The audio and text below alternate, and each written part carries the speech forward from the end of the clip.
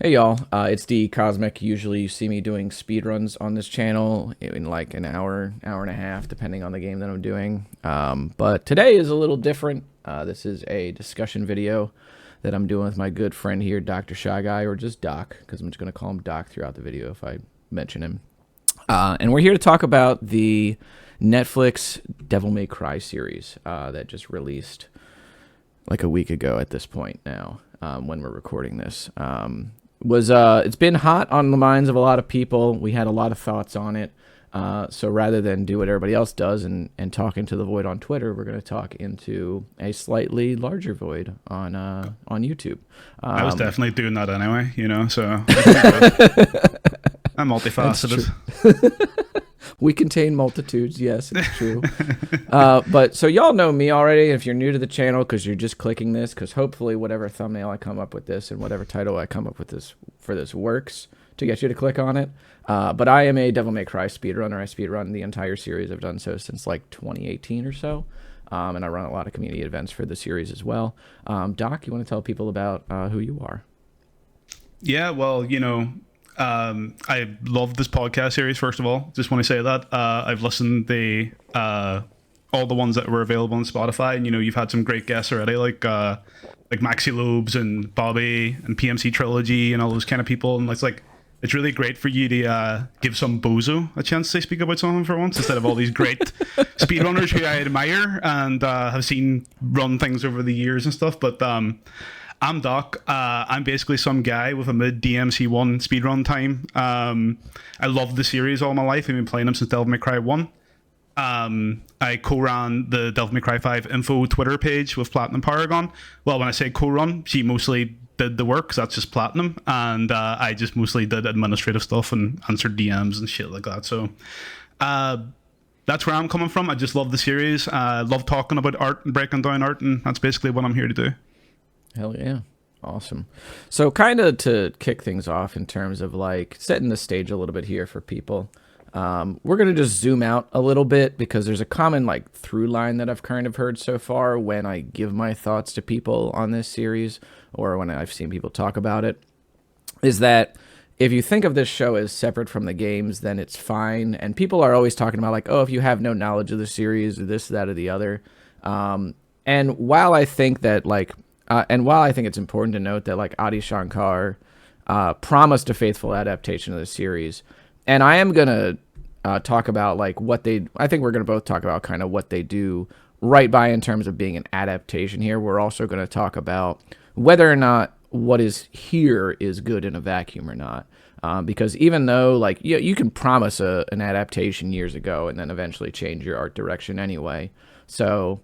It's like I don't want to rib too hard there, but I think that saying like, just dismissively or reductive, like oh, think of it as separate from the games. Like this anime directly makes nods to the games and directly like sort of like handshakes viewers that are familiar with the games. So I think you can't totally divorce an opinion of it from the games entirely. So I think a lot of people too are coming in with that perspective, because it's a Netflix show. There's going to be people coming in this that haven't played the games necessarily, and for them, yeah, I can see why they might be looking at this as in a complete vacuum, and seeing why this is good and valuable and just as good potentially as the games. And there's people who have played the games too who are able to separate it in that way. But I do think there's notable differences that are worth speaking about, and the mindset of Adi and the writers basically going into this is worth examining. Oh yeah, absolutely.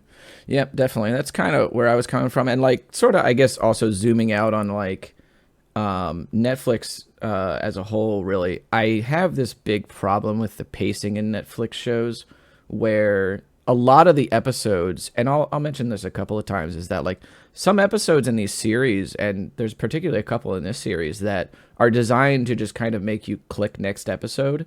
And this might as well be like, I sort of think of this series as it might as well be a 4-hour movie, and I know you're no Zack Snyder fan, and people give Zack Snyder flack for a 4-hour Justice League film, but they don't realize that like Netflix shows are effectively doing the same thing a lot of the time. They Like, are, yes.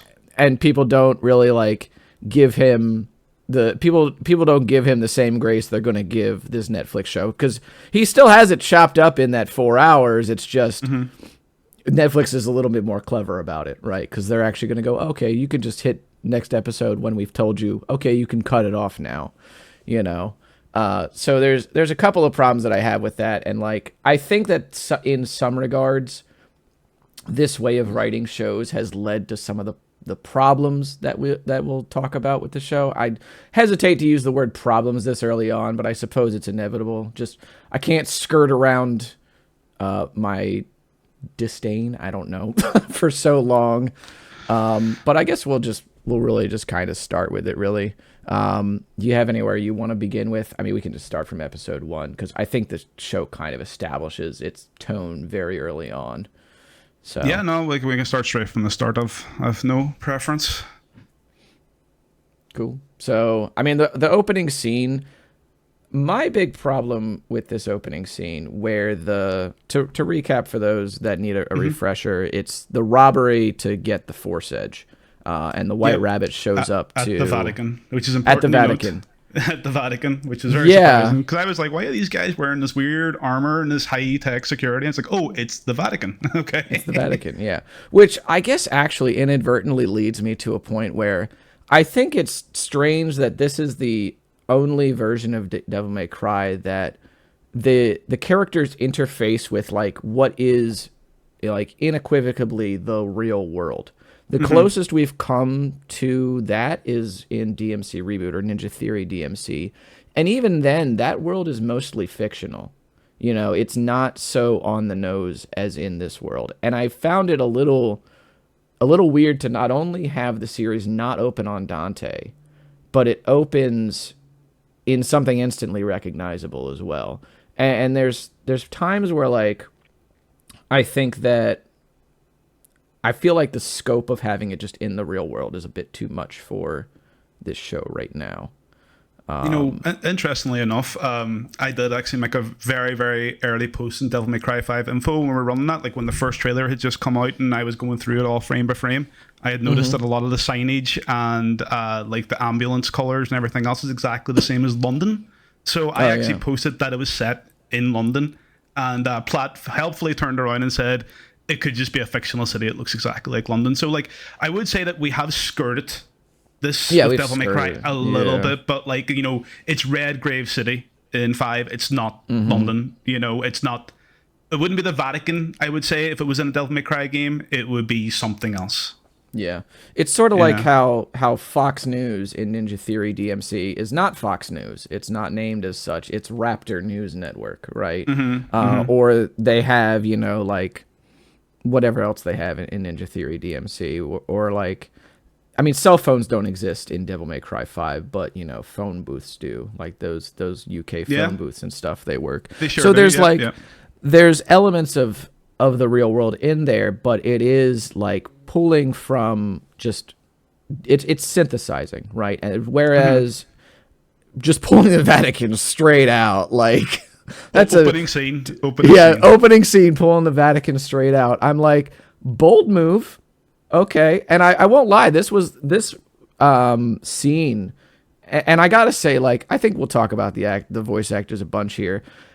A lot of these voice actors kind of killed it. No complaints with the voice acting. I think top to bottom with the material they were given across the board, pretty excellent. Yeah, and the White Rabbit, which appears in this opening scene, one of my faves, definitely. Oh yeah, he did great. Hoon Lee plays him. He's been in some stuff, a lot of stuff really. Definitely got a good resume. It's a lot of stuff I've never seen too, so don't feel bad about it. If he played Homefront, he's in there, people. I don't remember. Definitely. I think he's like Colonel Park. I've not played Homefront. I'm sure he's great in all of what he does, but it really sets the tone with how he sort of details in like layman's terms how the Force Edge. We've come to know the Force Edge to be the thing that like seals the demon world away from the human world, and it's such an interesting little like opening scene. I think that it is kind of what made me go like, oh, okay, maybe there's something really here. This is the scene that kind of hooked me. Like, if it had started off on a bit of a more of a stinker, I think I'd have been like, all right. I've been way less like intrigued to check out the rest of the series, but it is a little strange that they don't start on Dante, is what I'll say. Yeah, I don't mind the opening, the establishing lore kind of thing, because immediately they're showing you that, I guess, like elements like religion are very important in this world. The Vatican creates holy artifacts. So this sword does have some genuine importance and is demonstrated in the opening scene by the White Rabbit that, this is going to be a plot critical thing going forward. How is our hero going to deal with this one kind of thing? We're all waiting for Dante, obviously. It's almost like Addy knows, so he's just putting that off until that moment where he can do the big reveal. Yeah. I think the only thing that kind of strikes me as weird is that when they actually do the zoom in on like the amulet on the rabbit's chest, it tells you that it's important, but I feel like this is the scene kind of getting ahead of itself a little bit, because if you zoom in on it, obviously like people that are familiar with the games will recognize that's Virgil's amulet, like pretty much immediately from like jump, because it's blue, Yeah, I guess though, like, Virgil's amulet isn't blue in the games, so is it? Like it's half it's blue. Oh, is it blue in 3? Maybe I'm thinking about 1 again because of the two parts joining. In 1 it's both red on both sides. Yeah, but in okay, no, I actually did forget that also element. It's been a while since I watched those cutscenes, in fairness. And in Reboot, I believe it's also blue. Yeah. So, okay. Yeah. So That's I mean, even if I'm misremembering 3, which I might be as well, but in Reboot, it's definitely blue. So like you look at that and you go, oh, that's Virgil's amulet, and I'm like, this feels like an Easter egg really too early on for like people that are familiar with the series. But then like people that are not familiar with it are gonna go, okay, well, obviously this is of importance, but. Okay, I just know looked up this? very quick because I wanted they fact check this. Okay. In Devil May Cry 3, Virgil's amulet has a gold chain and a gold surrounding, but it's red, and Dante's is silver, interesting. and that's the difference. Yeah, so I was thinking, am I going crazy? Was it always blue? Okay, But so no, it's a DMC thing. I actually didn't know that. Okay. Yeah, DMC Devil May Cry. Yeah. Okay. Yeah, I must have retconned it in my head that his thing was blue in DMC 3 because of Reboot. Good grief. This is the thing when you're a fake fan, you can't keep every single fact about the series straight in your head at all times, and if you dare get one thing even a little bit wrong, you don't know what you're fucking talking about, bro. Yeah, either you don't know what you're talking about, or you're also a retrospective YouTuber, I guess. I don't know. You're one or the other. We could just literally go through the story and just tell you what happens instead of actually breaking it down, I guess. Yeah, I guess. True. All right, so after this, though, we actually get to see Dante for the first time, which I do want to talk about the boy JYB. If people take nothing else away from this series, I want them to take away that JYB as Dante 100% works. Yes, 100%. Like, I feel like if nothing else, this was his audition for the future games. Like, if there's going to be future games in the series, this is him like putting his chops to show people like, yeah, when my voice is attached to Dante instead of Nero, it still works. He's always good. I don't know if he'll ever not be good in whatever he chooses to do.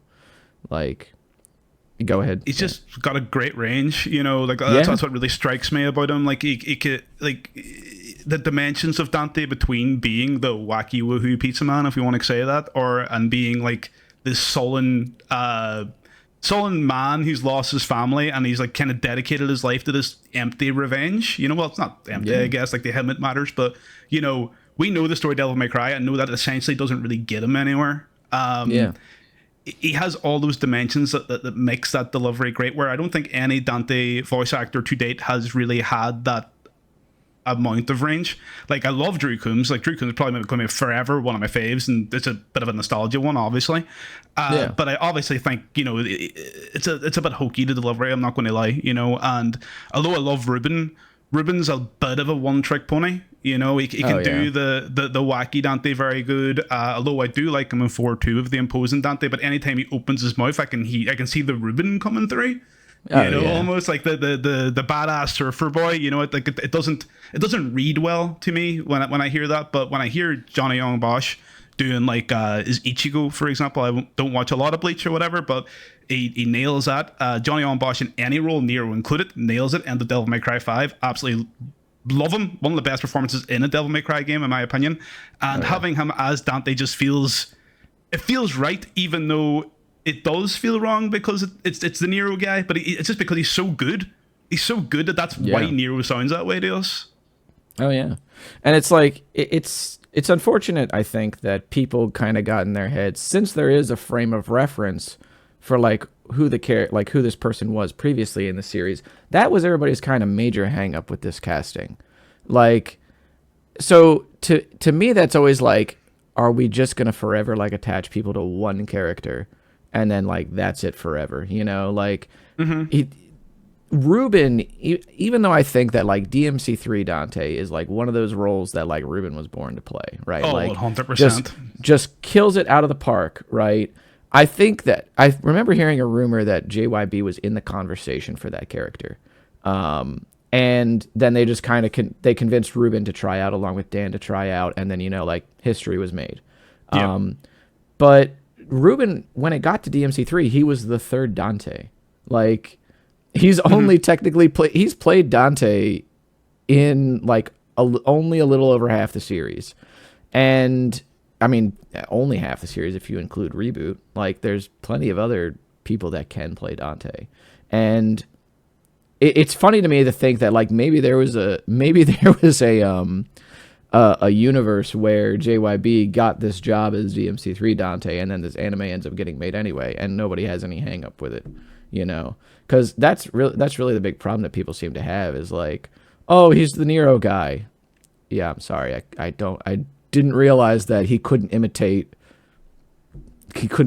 like Ruben, dude. Like, yeah, like, I think it's definitely there's room for different takes on Dante too. You know, it's like like Devil May Cry 1's is a lot more sullen. He's a bit of a goofball. Oh yeah. 2 is super sullen, obviously. Like, that's kind of almost the joke in the meme, is like, you know, he's so miserable, and that almost like carries over then to his appearance in Shin Megami Tensei 3 Nocturne, where like he says like, why would you rather end up in a coffin or a dumpster? So that's the energy we're coming at this with. In 3, that was like almost an inversion. And I remember at the time when 3 was starting to get advertised, everyone was like, oh, this is a younger Dante, so he's like quipping more and he's got like a younger attitude. But instead of that being like, that's the younger Dante, that just kind of became Dante from that point onwards. And I wanted the post Devil May Cry 2. I wanted Ruben to do the post Devil May Cry 2 Dante. Since we're retconning that anyway to be like before the events of 5, I wanted to see a more sullen Dante, but we don't get that. We just kind of get sort of depressed Ruben. There's scope for more. And I think JYB's take isn't really necessarily taking off Ruben or anyone else. I have a feeling that a lot of it is just a lot of his own ability, the voice act, that is just pushing this material through. Like, it's natural. It feels supernatural, and it doesn't feel derivative. I don't want Ruben to be Dante forever, nor should he be Dante forever. And I don't think JYB should be nailed down to one role, as you say, either, just because he's played a blinder with Nero before. He can also do the same thing with Dante, and I think he's proven that. Yeah, I mean, I think it's there was a similar conversation regarding how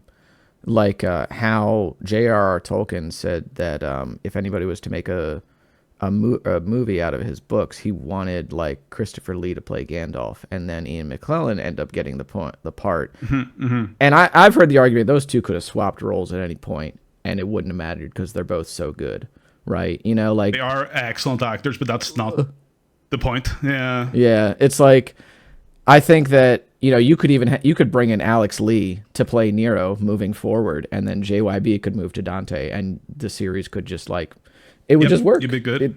They're just both good. I don't know if we'd get that sort of sullen Dante from JYB, and that's kind of where I think that if you're talking about older Dante, then that's maybe where I have a little bit more of a hang up with him. But for this Dante, like you said, great. So enough of us glazing JYB for now. Never, but okay, go on. As you were, So sir. in this first fight against the Reapers, we sort of like see a little bit of the precursor to the choreography later in the series. And for this first part, I think this was a good tastemaker, but something kind of seemed off from me from jump here. Number one, he's dressed like Ranger from DNF Duel. I'll never not see that. But he's only got his guns with him, and there doesn't seem to be a reason why he doesn't have his sword on him. This is never explained. He just picks it up later at the shop, doesn't even mention it. It's just strange for me to just strange, I think, to have the first couple of fights with him only using his guns, and he doesn't even, and it's not even a matter of like, oh, I have my sword on me, but I don't even think I need it. He just doesn't have it with him.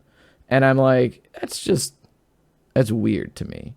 So a lot of the choreography in this is like this sort of like, it's cool, especially because of the way he like shoves the gun into one of the Reapers and like, blasts it with some bullets. We get the great jackpot climax to the scene.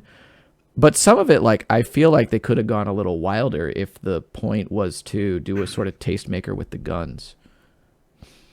Yeah, like, I think it's really tough. It's tough because you're competing with Yuji Shimomura, who directed the cutscenes for Devil May Cry 3, 4, 5, Bayonetta.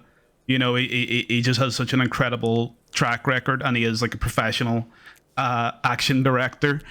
Compared to probably, like I guess you could argue that if Adi really, really wanted to adapt these kind of things properly, he would have got someone similarly as talented to handle how these action scenes are done. But looking at it purely from the point of view, Tully, first of all, I want to point out about the sword. You were saying, I didn't actually notice he didn't have the sword, so that's a very, very good point. And later on, Darkcom have a file on Dante, which I was pausing and reading all the details, and one of the main things it says about Dante is that he takes down demons using his giant sword and his 2 guns, so I'm not sure why the sword wasn't there. But from a purely utility point of view, I think you're introducing Dante to a new audience here. It's a Netflix show. You have people coming in cold, not knowing who the hell this guy is, maybe just see the red coat guy and think, okay, I watch Devilman and shit, I'll watch this thing. And what does Dante do? Okay, well, one of the first things Dante does is he has these 2 pistols and he just wrecks house with them. And I think from that perspective, it's fine.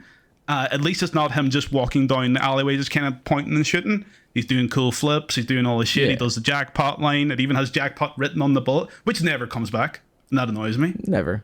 Yeah. Never. I don't know what the point of that is if it never comes back. I want to see a scene with him engraving jackpot on all his bullets, That would be sick. Never comes back or anything like that. But I think the scene's perfectly fine from a utility point of view. It's just like, yeah, Dante's got this off the wall fighting style. He's known for fighting with dual pistols, and it's just saying like, okay, here it is, set up for an audience going forward. Yeah, absolutely. I mean, we do get the unfortunate thing is that like as strong as this scene is, we do get a little bit of like lamp shading, a little bit like in the dialogue afterwards, where he does. Lot. I wouldn't even say it's a little. It is. Yeah, a lot. Yeah. It's a lot of lamp shading where he acts quite out of character, and I'm not really sure what the point of this is because this doesn't happen for the rest of the series. Yeah, I think Adi had pointed out that they had released that snippet and he didn't necessarily agree with showing that because over the course of the series, Dante is going to become more confident and stop lampshading his own one-liners. And one, he doesn't really stop. He always has kind of something they say before or after making a quip, like throughout the rest of the series. But specifically in this one, is we never see him grow. There's never any point along the way where you see him getting more confident with his one-liners and then just delivering it straight instead of not adding the extra bullshit. So not really sure what the point of it was, apart from it just being kind of sloppy writing. Yeah, and it's like, I mean, one of my buddies, he says, he like was quoting the Dante in his scene. And he's like, that certainly wasn't your best work. Where that's what Dante says. He's like, oh, sorry, it's not my best work. But if you cut out a lot of this, like, I hesitate to call it MCU wall breaking, but I mean, that's kind of what the trope is, right? But if you just cut it to man, Skeletor did not hold up since the 80s, While I think that making pop culture references is not really something that Dante does, and this is, I think, a byproduct of the fact that they're interfacing with the real world. Maybe a Dante that interfaces with the real world would make pop culture references. I feel like that's not too out of the conversation, but I mean, if you ask me, I wouldn't even have him interface with the real world. Like, it's just it's a little handholdy for reference points or whatever. Like, you could easily throw in something like, man, usually I have more time to think of something. Too bad they didn't last that long, or something like that. It's that's like something that's supremely Dante. I don't think the problem is just like, I'm fine with things, and this is another thing that people come up with, oh, things are allowed to be different and whatever. I'm totally fine with things being different. I just don't think this is very good. And I think the delivery of the lines of Dante in the original games when he's quipping and whatever else is corny, it's cheesy or whatever else, but it's usually straight to the point, usually very quotable.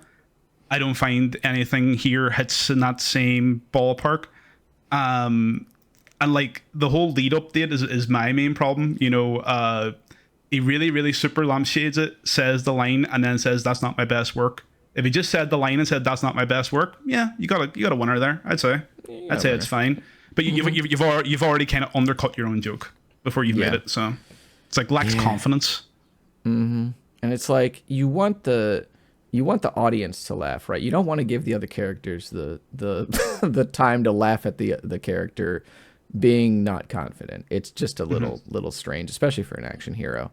But moving on from that, I think that this, in terms of setting the tone of this world too, I think that we run into this huge like midichlorian problem early on where they are explaining religious iconography or themes with science. And I forget the scientist's name, but Dr. Fisher. Okay, Dr. Fisher, yeah. So Dr. Fisher does a lot of this, like, sort of demystifying of what's happening with the demons by explaining, like, oh, their understanding of quantum mechanics is far beyond ours. And, like, even later, the Phantom guy, like Plasma says, oh, my ability works on quantum mirroring. And I'm like, yeah. oh, this is why, to some extent, the sort of, like, the sort of divine tone of the early Star Wars, for example, was so hard to recapture in the prequel trilogy is because they were trying to demystify some aspects of the Force. And I think that in terms of like setting the tone for a Devil May Cry game, because a lot of this series is shrouded in mystery a little bit, like the details of Sparta, whether or not, like, how long it took Dante to realize that he was half demon or whatever the heck. A lot of that is sort of just like, it doesn't really matter. Like, it's in the past. We don't need to know all the details. We don't need everything super explained. We don't need to know. We don't really even technically really know if there's a god in DMC's world. Nope. A lot of this stuff is very, I guess, like in medias res storytelling or minimalist storytelling for the purpose of like creative freedom in telling these stories. And when you over explain things or when you make it so that you have to adhere to a lot of rules for shonen anime, that tends to like lead you down a certain path. And I mean, obviously stuff like Hunter x Hunter or Hunter x Hunter, I guess, or Fairy Tail, or some other things that are like Bleach, they have rules to them. But that's also because there's a complex like power scale essentially that's going on there. So they have to establish some ground rules so that it's not just, well, the protagonist powered up and then everything was fine, And then he fired the laser at the dude. Yeah, like they're setting up basically, what the matchups in the entire shonen anime are going to run on. What did you say the rules? I think that's what's really important. So like all in Hunter x Hunter, there's like a specialist up against, I don't know, an enhancer. I don't even remember if that's two opposing things, but you kind of start to get an idea already of what that looks like, and you get an idea then from how the characters use that power of their personality. Where setting up the rules for scientific explanations for like the demon world and the human world, it doesn't really benefit anything. It's just sort of done, and like Addy kind of has this habit of doing this. Like it's something that I don't know if I've heard this, so if I've got any details wrong, I do apologize. I've not looked this up, but I heard in one of the Castlevania series, they talk about how vampires are scared of crosses, and the reason why, I think, like one of the Belmonts, Trevor probably says it, is they're scared of crosses because their eyes are like concaved in a certain way that right angles look awkward to them. And it's just fucking vampires, bro. You know, it's like we can just we can accept that vampires just don't like crosses or religious like iconography. It doesn't need to be explained. It doesn't need to be explained, and that's kind of how I feel. Like I'm fine with it. It's like it's fine. I'm watching the scene. I'm like, okay, quantum entanglement. You know, the demon realm and the human realm are separated by this Sparta amulet, and there's like a scientific explanation behind it. Fine, whatever. I guess that would be a thing that's told to the president of the United States, and not just it's magic, bro. But yeah. It does sort of feel like sort of pointless.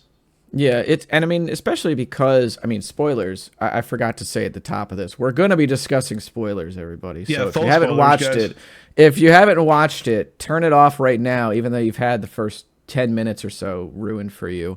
I don't apologize, but it's fine. But by episode 5 or whatever, Fisher is dead, and we're not talking about this shit anymore. You know, like, the fact that there are scientific explanations for everything, it doesn't matter. The series discards it halfway through the season, you know, which just... Like Fisher's exposition's done, so, you know, you just kill that guy. His purpose is served. His purpose is served. And it's just a little weird to me that, like, I think if you're going to do this whole intertwining of, like, religion and science, you really gotta just go in with it, and you really gotta, like, do some sort of like metaphysical twist with it in order to have it work in the context of especially a universe like this where so much happens in Devil May Cry by rule of cool usually. Right? You know, and I think that if you gotta really take the characters in a very different direction, or at least a more like metatextual or metaphysical direction to really make that work. You got to do something, in my opinion, on the level of like Control or Alan Wake if you're going to make this work, you know. And if you all haven't played Alan Wake 2, you need to. That's an aside, though. Facts. Total facts. So after this, also I want to say Kevin Conroy, rest in peace, man. One of the best to ever do it. Love him as VP Baines. Baines is great. Yeah. And I mean, halfway through, I think he's replaced by somebody else. And you can kind of hear the difference here in the voice. I forget the guy's name. I think it's Ian James Coblet or something like that. I've probably butchered that. I apologize if you somehow ended up on this video. Person that replaced Kevin Conroy. But they both did great. Unfortunately, this is probably the last we'll ever hear of Kevin Conroy. But Baines is good. I think it's a good, it's a good final role for him, because I like, you know, just anytime he starts spouting, you know, religious text, shit like the Lord will provide, you know, like that really, really suits his delivery by time. And it's like one of those things, it's like, you know, the character's fine, but it's more like the delivery, and every time he says something, like, ooh, you know what I mean? Like that's it's making me like the character more than I should. So that's just how good he is. And R.I.P. I actually forgot it was him while I was watching. Like, damn, this guy's good. Who is this guy? And I was like, oh, that's right, he's in this. I forgot, you know. Unfortunate. After this too, like, we see the sort of like, we see the setup to everything where, and we get like a bunch of these. This is kind of where I think they begin these, like Adi, and I don't know to what extent Greg Larson is involved in this script, or if most of it is Adi, but we start to get a lot of these point at the screen moments. And as the guy Orson Welles says, the most detestable thing in all media is the homage. And we get Lucia showing up, who is way too light-skinned to be Lucia. And real unfortunate again, yeah, and it's really just one of those, oh, I recognize her. If you see her, it's not going to mean anything. And if you don't know anything about the series, it's not going to mean anything. It's a throwaway scene, and it's like, why are they focusing on this character? She's supposed to be important, and then you never see her again. And we also get the Plasma showing up as Virgil. With I'm trying to figure out how to describe this. A Brussels sprouts and the mac and cheese version of Buried the Light, you know. And this actually comes from like a setup for a scene that I think is actually decent, because it has Dante walking into the bar and like doing his thing. And something that I do want to point out about this series is that they have a couple of moments where Dante, and this is kind of lacking in like superhero media right now, is scenes of the heroes saving people. And Yes. Yes. like, for what it's worth, there are like there's a handful of scenes where Dante is going out of his way to save people, and like the very first thing that he does in this scene is he grabs everybody, like he drops his strawberry sundae, which is another point of the screen moment. Fuck that shit. And he just like tosses them aside, like he grabs the waitress, is like running her to the back, and he's like, get everybody to safety, you know, like, and I'm like, yes, excellent. And it doesn't feel like they're putting these moments in, they're not putting this moment in just to be like, hey, look at what we did, because they do it repeatedly throughout the series, and it's stuff that sort of comes Dante's way, and then we have to see him deal with it. And I felt like this was a great sort of, again, a tastemaker. We've seen a tastemaker for his combat, and now we've seen a tastemaker for his decision making. You know, he is not concerned with his own safety. He's not concerned with the explosion in relation to himself. He just wants to save everybody. And I think that's a very strong characterization coming out of the gate. I think there has been like generally a kind of misconception on the kind of character Dante is from people who play the game sometimes, because you don't really get a lot of opportunity to see him do things like this. Yeah. And one of the parts of this series that I specifically loved, forget what episode it was. I think it might have been 4. But there's a rocket getting fired towards the school bus, like the White Rabbit, and there's all the kids on it. And Dante turns around and specifically runs towards it, turns around and reflects it, and all the kids cheer. And I was like, yeah, you know, like, that's great. You know, I want to see, like, Dante, his whole kind of deal is that, you know, he has this aloof personality, but he does have a heart of gold. And it's really, really good to see that element shining really brightly through. And that's one of the things he actually got super right about him, because, like, Dante's kind of cool in the way, like, you know, he's cool and he doesn't smoke. He's cool and he doesn't swear. Almost like in the kind of way like Will Smith rapping is cool, you know what I mean? Like that is Dante's brand, and if you're doing Dante like that, I think you've kind of nailed it. Oh yeah, absolutely. And it's also one of those things, I think, that with the season 2 kind of moving forward, it's one of the things that's probably going to very much separate him from Virgil, and make it very clear that, like, although they're it, there is a very big difference. There's a very big gap between the two of them and how they view it and engage with the world. So really, really awesome. Like, props to whoever wrote that scene. You know, really good. And then he has this fight with the plasma, and I really like specifically JYB's delivery on the line. Personally would have stuck with it being a creepy baby. It was working for you. And then he like just puts the guns like this right at the screen. And I love Gungrave. I love like gun kata stuff. Like this moment right here, when you do the cross, dude, like this, you're up my alley. And then you got it like backed with a good one-liner. I was like, all right, man. Okay, we're in.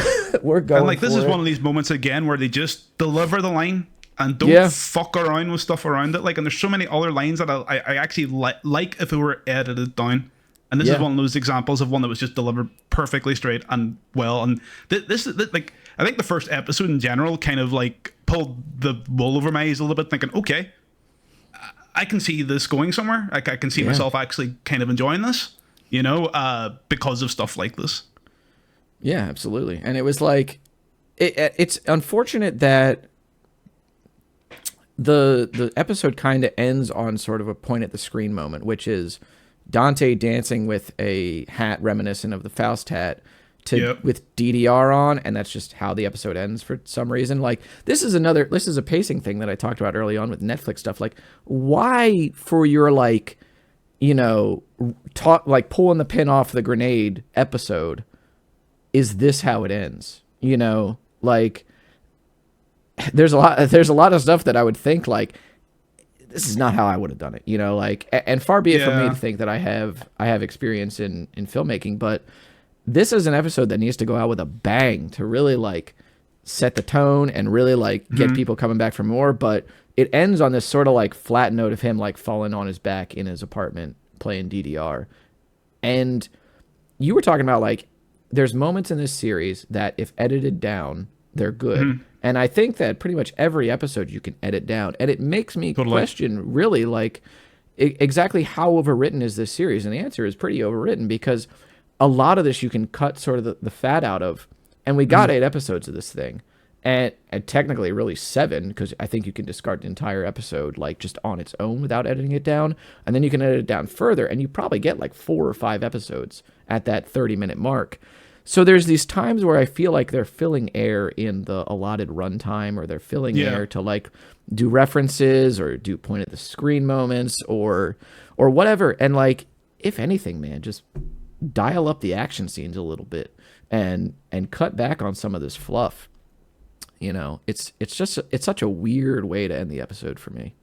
Yeah, it's placement for me. Like I think the scene is a little bit. It's very point at the screen.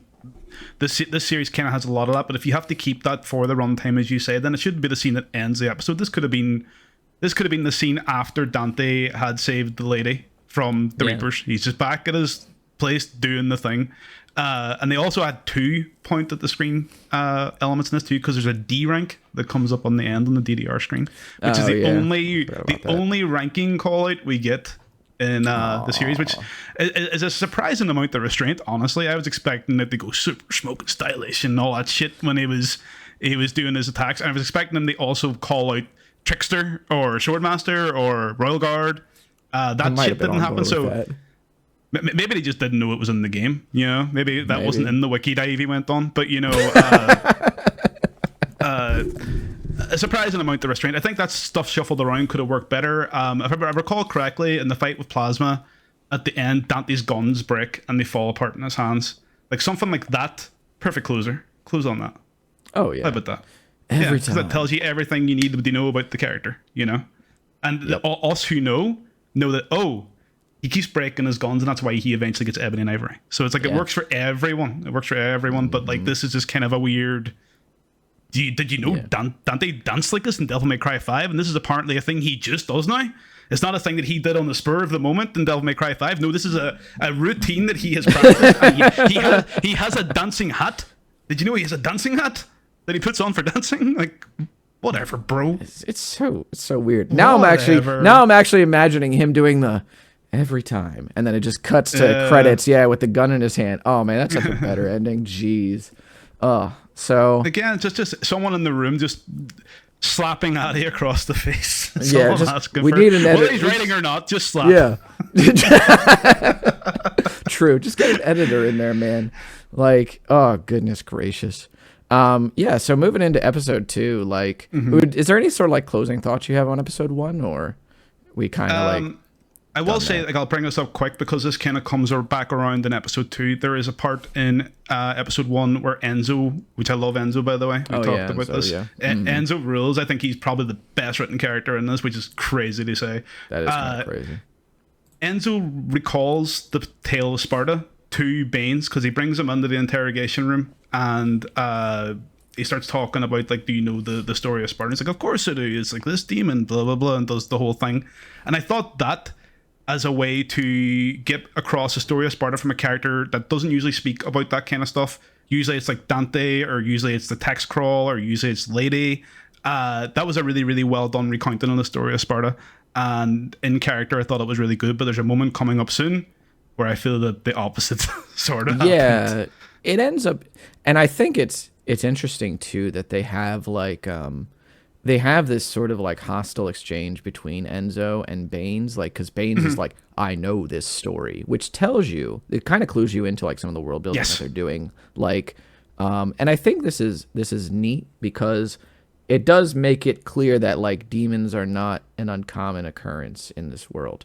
And like everybody knows who Sparta is. There's precedent kind of for what's happening right now. It's not like this just sort of happens out of the blue, which lends to the events of the series being a little bit more believable, I guess, or a little bit like more logical, or whatever you want to call it. You know, it's not just like, oh, humanity just found out about demons and now this stuff's going down. Like, no, there's been a long history of this. So it is sort of at odds with itself, though, because like I remember too in the scene when they're talking about the science of the realms and stuff, like one of the senators around the table with the president says, so let me get this straight, you're talking about hell is real. Oh yeah, that's true too. Yeah. Yeah, so like I guess it could be fairy tale. I guess you know, I mean, maybe people don't think demons are real, but lots of people know the story of Sparta because one of those things that get passed down through the ages. Makes That kind sense, of yeah. like does circle back around the Devil May Cry 3 where Lady says she thought it was a fairy tale. Maybe that's what is being referenced here. Not entirely clear, but yeah. It's a little weird. Yeah, I mean Dante even said himself even says Sparta's not real, you know, at some point in the series or whatever. That's why he doesn't think Sparta could be his dad. Yeah. One point too before we move on from here. Rollin' by Limp Bizkit is the opening credits Oh scene. yeah. So Yeah. oh yeah. This is I was gonna wait until the Guerrilla Radio thing to kind of get into the Okay. music for this, you know. We but can wait for that if you want. Yeah. well, I just want to say, I don't understand why people think that Roland does not fit, or like new metal in general does not fit Devil May Cry. It is like so clear to me that like as part of like 2000s Americana, like which Devil May Cry is such a sort of like a distillation of like sort of these different like aesthetics from that time. New metal, like the metalcore stuff, or like all this other crap like from the 2000s. DMC is so like it incorporates so much of that so heavily. Like Limp Bizkit just kind of fits in there, like to me. Totally. Yeah, like, and I get that. I get that Limp Bizkit is not everybody's favorite band, but like in a series that is based on like getting a combo or groove going, one of the grooviest genres of the 2000s is new metal, you know. And I've even had people tell like what I will say though is that like it was a little strange to me in the idea of like what was not used from the games. Okay. Yeah. Because I think that you can make the argument that if you're not going to use something like Rollin' or maybe something like I don't know, like a Linkin Park song or something, like you could maybe use like you could justify like Faint, right? Yeah, totally. But oh man, that would go hard. I was actually thinking just that would be fucking incredible. But I Should feel have like Dante and Virgil Faint playing. I mean, season 2, maybe season 2. maybe season 2, yeah, Maybe season 2. But I feel like to some degree you maybe do like a new metalish version of Taste the Blood, because if I'm Adi Shankar, okay, and I want to make sure that I like make this series that fans of Devil May Cry are going, oh my fucking god, look at that. I'm dialing up Shooty HG, and I'm dialing up a really talented rapper to do a new metal version of Taste the Blood. That's what I'm doing, dude. Like I'm having it transition from like the thing that everybody, or like from the new metal version maybe into like a more faithful version of Taste the Blood, and like have it end on that in the intro, or maybe have that be, you know, like a big climactic battle moment. The fact that Taste the Blood is not used in this at all, when that is like very much, I think when people think of Dante, there's two songs, right? There's Devils Never Cry and there's Taste the Blood. And the fact that one of those is relegated to a very slow like ballad version, kind of reminiscent of like Never Surrender, which is decent. You know, it's relegated, but it's relegated to the end credits. But we never see Taste the Blood in this. You know, I don't know if this is something, again, that they're waiting for season 2, but I have issues with the pacing there. Because, again, I think that a lot of my issues with this series are that they're not coming out hard enough from the gate. A lot of the pacing is very slow. It's very Netflixy. And I don't know if this is a byproduct of them maybe knowing from jump that they had a season 2 kind of in the works already. But that is a big sticking point for me, is that as much as I love Limp Bizkit, there is some lost potential here with like kind of just packing a punch right out of the gate.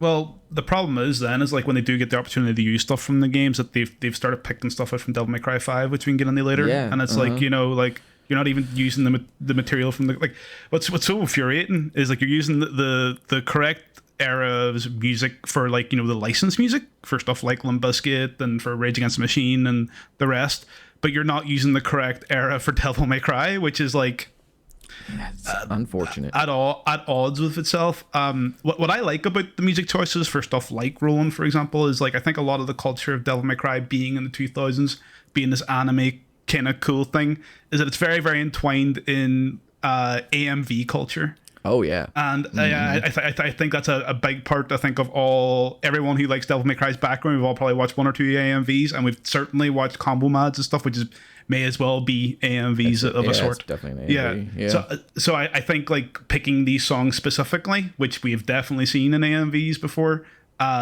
it works really well. It actually does work remarkably well. I think people saying it doesn't fit don't understand what Addy's kind of going for with the vibe of setting this in the 2000s, trying to bring that through. And that is actually one thing I do think he hit on correctly. Yeah, I think that it also probably helps that at the time that he came to America, it was post 9/11, so he came around the time that Devil May Cry was happening, and a lot of this stuff was like a lot of that iconography that we see in this series is probably some of his like first memories of America, like firsthand. And I think that he probably really tapped into that idea that like, this is, you know, what I remember from America. I don't want to ascribe too much intent since I don't know the guy, right? But I would think that's a logical thing. If you come to a new country and you're as young as he was, a lot of that stuff is probably going to stick with you to some extent, and you're going to want to incorporate it into what you're going to do later. You know, especially I think on maybe the first series, except for maybe Captain Laserhawk, that he's credited as a writer. So it makes sense to me that he ends up using a lot of this stuff, and I think that it was a benefit for him to, you know, for that to be some of his first memories of America, at least firsthand, as far as I'm aware, anyway. I think both the good and the bad of the series mostly come from what Addy brings from his own experiences into it. I think actually some of the weakest materials and stuff adapted from Devil May Cry directly. Absolutely. Yeah. I have to. I mean, that's you hit the nail on the head. I got no yes and to that, honestly. Yes, and I agree. I agree, and here's why. What was I gonna say? Right. Episode 2, 1 hour, and hell yeah. Oh yeah. I mean, 8 hour podcast. Let's there go. There is a lot of. Well, I'll say this is that. I don't want to be reductive, but I feel like the further we get into this series, we're gonna be less detailed. But yeah, 100%. I think there's a lot of groundwork you need to set up first. You got to set the scene a little bit, and then we can get on we both know what topics we're going towards. Oh yeah, exactly. Yeah. So there is one thing that I kind of want to touch on here is that, I mean, blanket statement. I think they character assassinated Lady. I think that this is a complete misunderstanding of the character in this series. I think that even if you know nothing about DMC, it's very clear that this is a shallow character, you know, and it's very clear that this is a character that should have evolved more than she did. But they are so intent on keeping her this like two-dimensional, like cop versus the outlaw type shit going on. And Baines even says in the last episode, oh, she's more of an attack dog than a person. And unfortunately, that sort of surmises Lady's character a little bit too well. But the thing that strikes me kind of the worst as like as setting up who she is that she kind of goes on this like pseudo phrenology adjacent rant to the demon that's like masquerading as a demon hunter. Specifically the line she says, you know, like when she's talking about how she recognizes demons among humans or demons that are disguised as humans. It's in the proportions. The arms or legs will be a little too long. Facial features too far apart. Now, I am no expert in anatomy, you know, but I know racist rhetoric when I see it. Like I know scientific racism. The skull, you know, yes, that sort of shit. Different sizes. Like, and it's just like, you know. It's one of those things you see in horror writing a lot. Okay, I actually do read a lot of amateur horror stuff, like on places like Reddit and stuff, which is like the only thing I use Reddit for. That's fair. And a lot of it is like, you know, oh, their arms are just slightly too long, and like, you know, like that's kind of a creepy demonic entity thing in general. But the problem is that Addy recontextualizes what this means later. Yeah, and we have to look at it and go, right, Addy, where's the line? Yeah, exactly. It's like taking a perfectly sort of like explanation of like demons and then making it entirely something else, which making it weird. And maybe that's the point, that it's supposed to be a double thing, but I don't like, again, we'll get into this element later, but I don't feel that this is the appropriate way to handle that. No, not at all. I will say quickly that you're saying about Lady's character assassination. I was talking with Platinum about this, and she said that you remember when the Cookie Monster said that cookies are okay in moderation? that was less of a character assassination than Lady is. Well, I was actually going to compare it to Taskmaster in the MCU, because in the MCU, Taskmaster is taken from like, you know, another sort of Merc with the Mouth character to like an assassin of like the Black Widow organization, and Okay, like just right. completely remade. But that character is it is basically only Taskmaster in name, right? And they barely use the lightness of Taskmaster, and it's a totally different origin that like. Even though I think you've totally misused this character. Again, still less of a character assassination than Lady, because it's like you're not even trying something new. You're just doing the character, but worse. Much worse. It's something entirely different. I think you could Yeah. argue better, worse versions of Lady. Like, I think if you slapped another name on this character, Oh, yeah. and another persona, then you get a character who is basically just a very straightforward merc type character or a cop type character, and that's like, I'm fine with things in Devil May Cry being explored like that. Like, what does an army person's life look like in the Devil May Cry universe with all the crazy shit that's happening? That could have been a way better angle for this, but like almost like, again, pointing right at the audience. We need you to know that Lady is in this, and this is Lady, even though everything about it would tell you that it isn't Lady. Apart Yeah, from some exactly. very choice scenes where like they'll show you some of her backstory and they'll show you the Queen Anne and shit like that. Everything else may as well be a different character, and I think it would have actually benefited greatly to be a different character. I think it would have actually been better if it was a different character. I feel like the woman that was I think her name was Ninja. She looks basically like like Lady Nightwing. I feel like she would have been perfect for this role.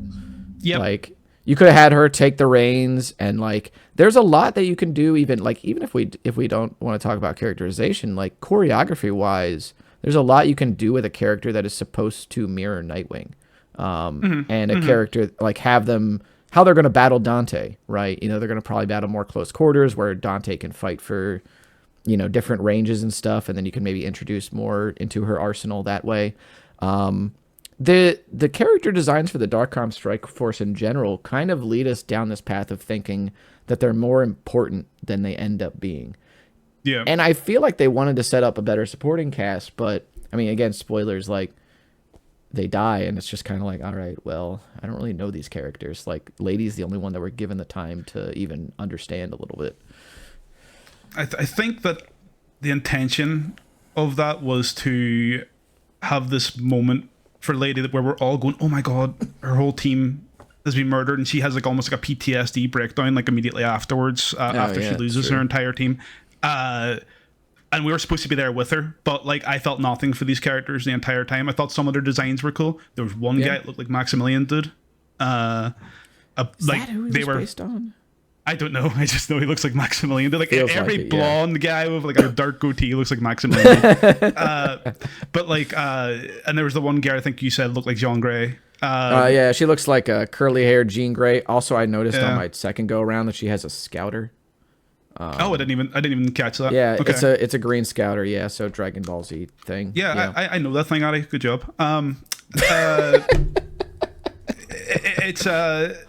It's a whatever thing. Like the characters aren't very good. They don't have much screen time. They don't really have much development. We learn about some of their relationships. In my notes, I started thinking, oh, maybe I should like go through and get their names down and what their things are. And it's just like, you know what? This actually doesn't matter.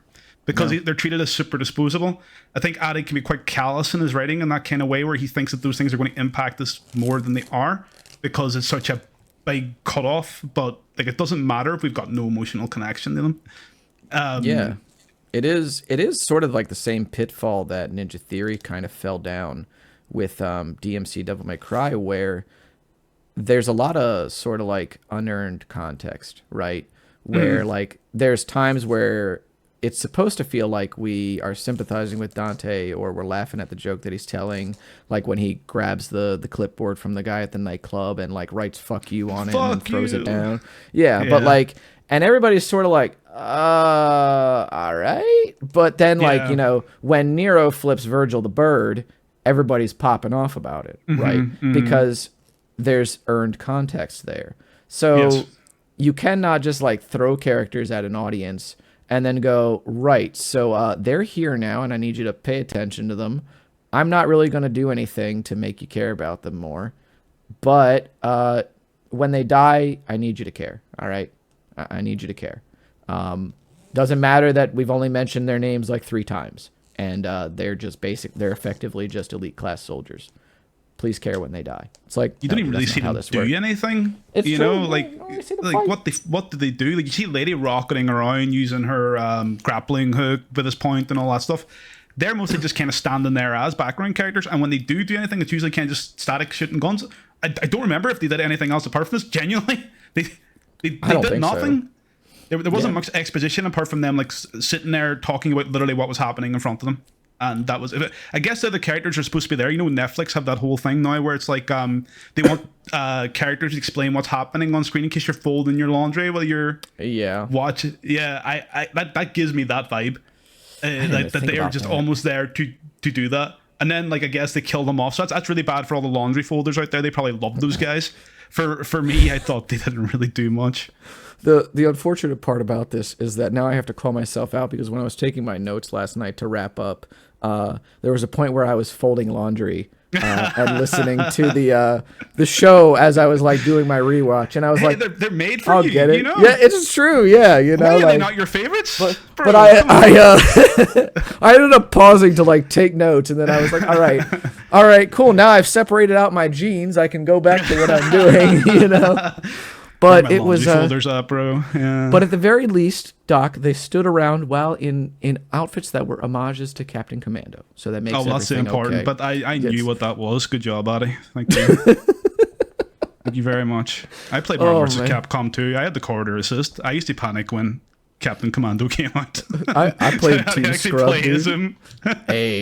I played Team Scrub, and then I discovered Blackheart, and now I play Blackheart Cable Sentinel instead of Cable Sentinel Captain Commando. I'm surprised you didn't play the Blackheart Ken team. That's a pretty cool team too. Blackheart Ken? It's a Blackheart Ken something else. I forget what the third is. I'm not a big Marvel 2 player, but yeah. That was one of the early top tier teams anyway. Probably mid tier at this point. Oh, interesting. Yeah, it's probably all right. Yeah. Speaking of Ken, there's this. We get to the scene here in the in Dante's apartment where he's talking to Enzo. They have like this callback to the Shoryuken thing when he does the fight. Did you want to talk about this scene with Enzo? Because I know Enzo's your boy. I felt like this was actually a pretty decent. This scene, right? It's pretty decent. Yeah. Sets up the dynamic between Enzo and Dante. You know, it's like Enzo's like a slime bag.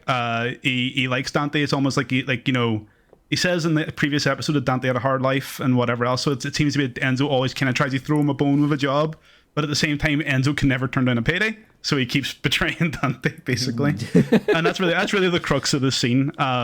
There's not really much more to go on there, but I just think Enzo is just a fun character to have around and interact with Dante. You know, Dante gets those moments where he gets to play it more straight, and Enzo kind of is like the goofball, you know. Yeah. So I do enjoy anytime Enzo is in the scene. I think that too, like there is unfortunately this thing that a lot of more serious shows do where they sort of like undercut a lot of serious moments by way of having like a character do their own comic relief. But Enzo actually taking up that mantle to be the guy that doesn't necessarily understand the gravity of the situation sometimes, right? Just wants a payday, bro. Yeah. Wear the green.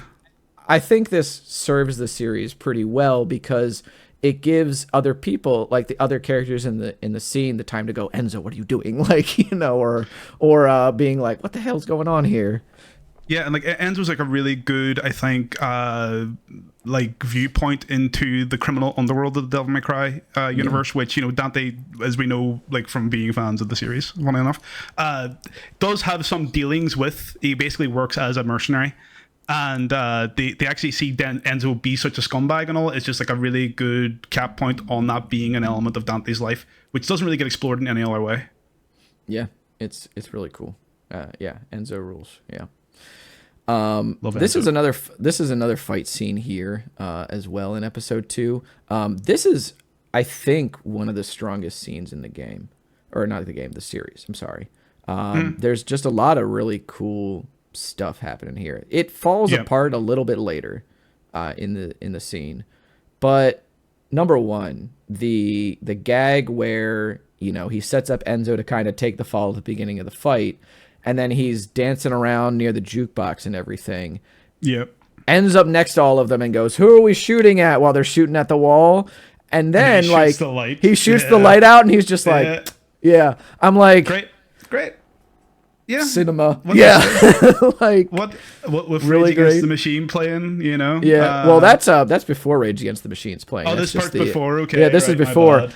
And at the very end of like this part before Rage Against the Machine plays, he like puts his jacket back on while he's like kicking this dude around. And I really do like that we get to see Dante fight barehanded. Like, Yes. whoever wrote these scenes didn't feel the need to give him a gauntlet weapon before we see him fight barehanded.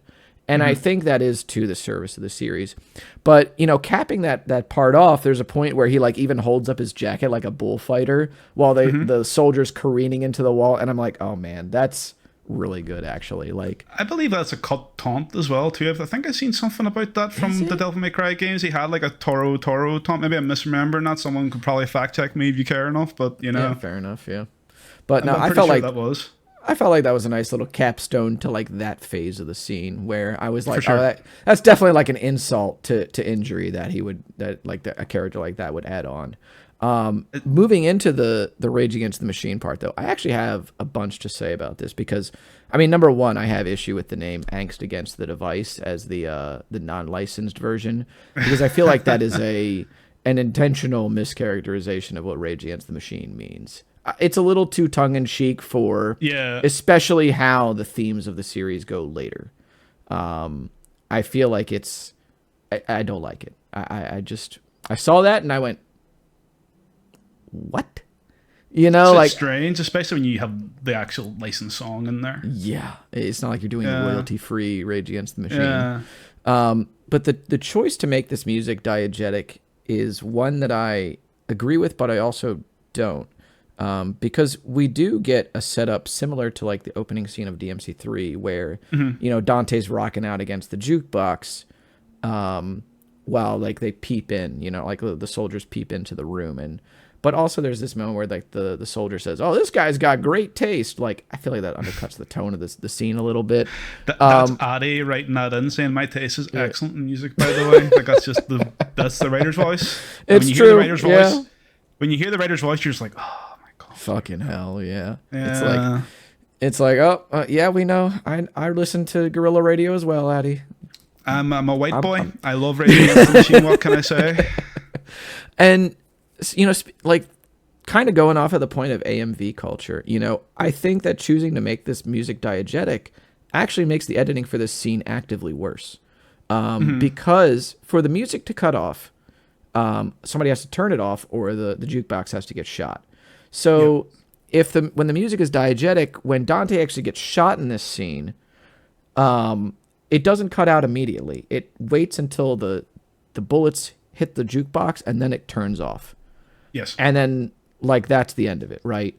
But I think to properly actually climax this scene, the music needs to be outside of the universe so that when he actually gets shot, boom, it's gone. Because there's this lingering sort of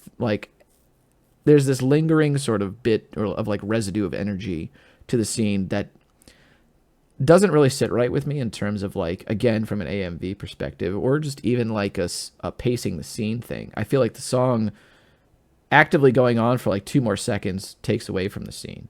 And then we get this really weird like Deadpool monologue from Dante where he like makes the "your mom" joke. And like your mom jokes are fine for like you and me to tell, but like or Hideki Kamiya, yeah. But like this is not Dante. Like him calling himself a superhero as well. Like this is the thing with this game, with this series, and with Reboot is that Dante does not seem to have a good reason for not knowing he's a demon. Reboot kind of gets around this a little bit more gracefully by just sort of skirting a lot of the earlier years. But like Dante, we find out later, has memories of his brother and of his mother, and pretty vivid ones too. So there's not really a reason that he should not know that he's a demon. I mean, Eva doesn't really explain it to him, one to one, but I feel like this character is at least a little smart enough to put the pieces together with what his body does and the through lines of demonology that's been established.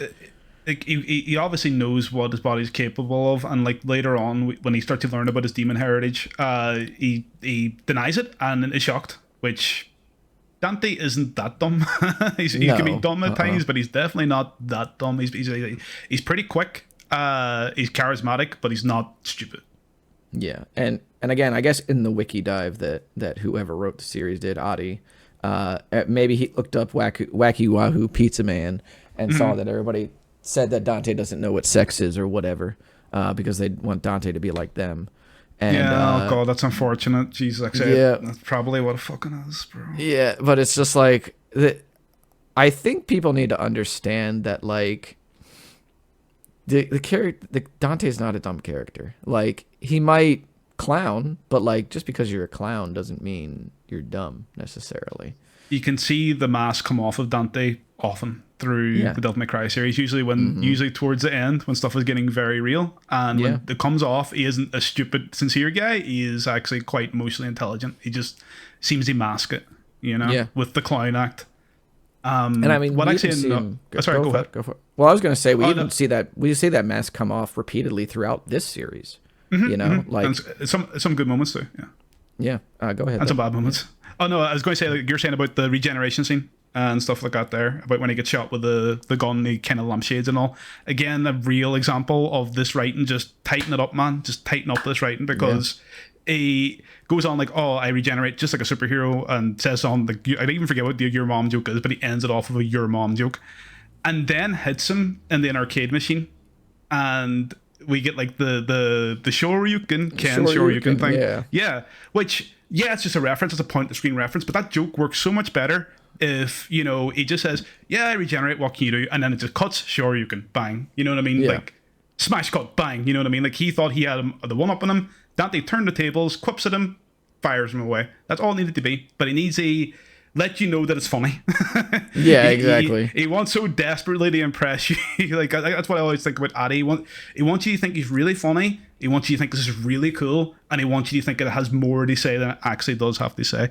That might not be the case with this specific line with having something to say, but he definitely wants you to think it's cool and funny, which kind of falls flat for me, bro.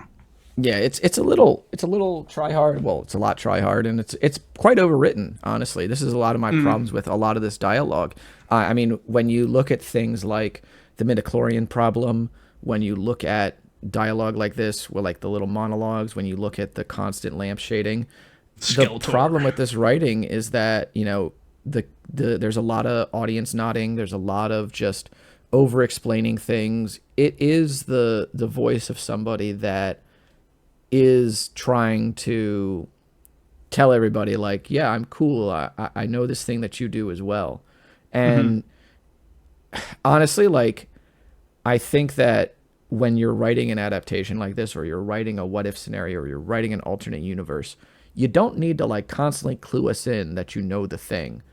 Just write your story and write something cohesive and have something like good to say in these moments, and just show us that don't tell us. This is a problem with Reboot as well. This is a pitfall of Reboot where or I should just say Ninja Theory DMC for those unfamiliar, is that game is very concerned with telling you but not showing you, where Dante at some point in that game says, I have trouble trusting people, and then proceeds to trust every person that he meets throughout the course of that game, while also trying to prove how like cool and aloof he is, and it's not so on the nose as to being the writer's voice. I think this was Ninja Theory maybe trying to veer too hard with the direction that they were given from Capcom, whereas Adi and Greg Larson had the freedom to do whatever they wanted. They were not told you need to be one-to-one, you need to be wildly different. They could be whatever they wanted, and they chose this really strange voice in the writing of just being like, yeah, we got it, we understood, and by doing that, you show us that you don't really understand. Because like when you look at the the basic same idea, executed in both Devil May Cry 1 and 3 is the ones I'll go towards. It's the first time we learn Dante has regenerative powers in 1 is when he gets stabbed by Alistair, which is one of the best scenes in that game. Oh yeah. And what happens? Does he say anything? Nope. He just literally goes up, touches the sword flies off the wall, impales him to the ground, and he painfully and Slides painstakingly pulls his whole body right up through the sword hilt. Probably the most painful way he could do it. Like, he could have just pulled it out and went, ugh, you know what I mean? But he does it the most painful way possible, turns around and claims the sword as his own. And it's like, got it. No dialogue, nothing needed, no lampshading joke afterwards. Like, ow, that hurts. You know, like, no, just pulls the sword, puts it into the air, that's it. And the similar way then in Devil May Cry 3, since we know that's already an ability that Dante has and whatever else, is when the demons storm his office at the start of 3, they all put their shives into him. Yeah. And he kind of just walks away. Yep. Got it. We know what's up. Yeah. It's just like, we don't need to be constantly clued in. But again, you know, laundry folders like myself probably love stuff like this, I guess. Like, you heard a gunshot, you're like, what the fuck? You know what I mean? Like, oh, well, I regenerate. And you're like, oh, okay, socks. All right. Socks, underwear. I can go back to preparing my dinner while I watch DMC. Probably the optimal way to watch this, in fairness. Yeah, maybe, yeah, because at least then you're not hungry while you're watching it. That's true. So, kind of just wrapping up episode 2. You have anything to kind of go with here, or? Yeah, just to come back around on The Legend of Sparta, but this time the Lady Edition. That's right. This is the Lady Edition. Yeah. Mm-hmm. Awful. Like, first of all, again, another lampshading joke. There's the Darkcom guys. There's one of the only Darkcom guys dialogue I've noted down. Is that they say about the legendary Dark Knight Sparta, and someone in one of the other Darkcom guys says, "What does an ancient Greek city-state have to do with this?" I forgot about this line. And I watched this yesterday, too. They go, not Sparta. And, like, this is one of those things, again, that it's half a good joke, right? All you had to do was basically just not make it as wordy and on the nose. You could have just said, do you mean the ancient Greek Sparta? Is that what you're talking about?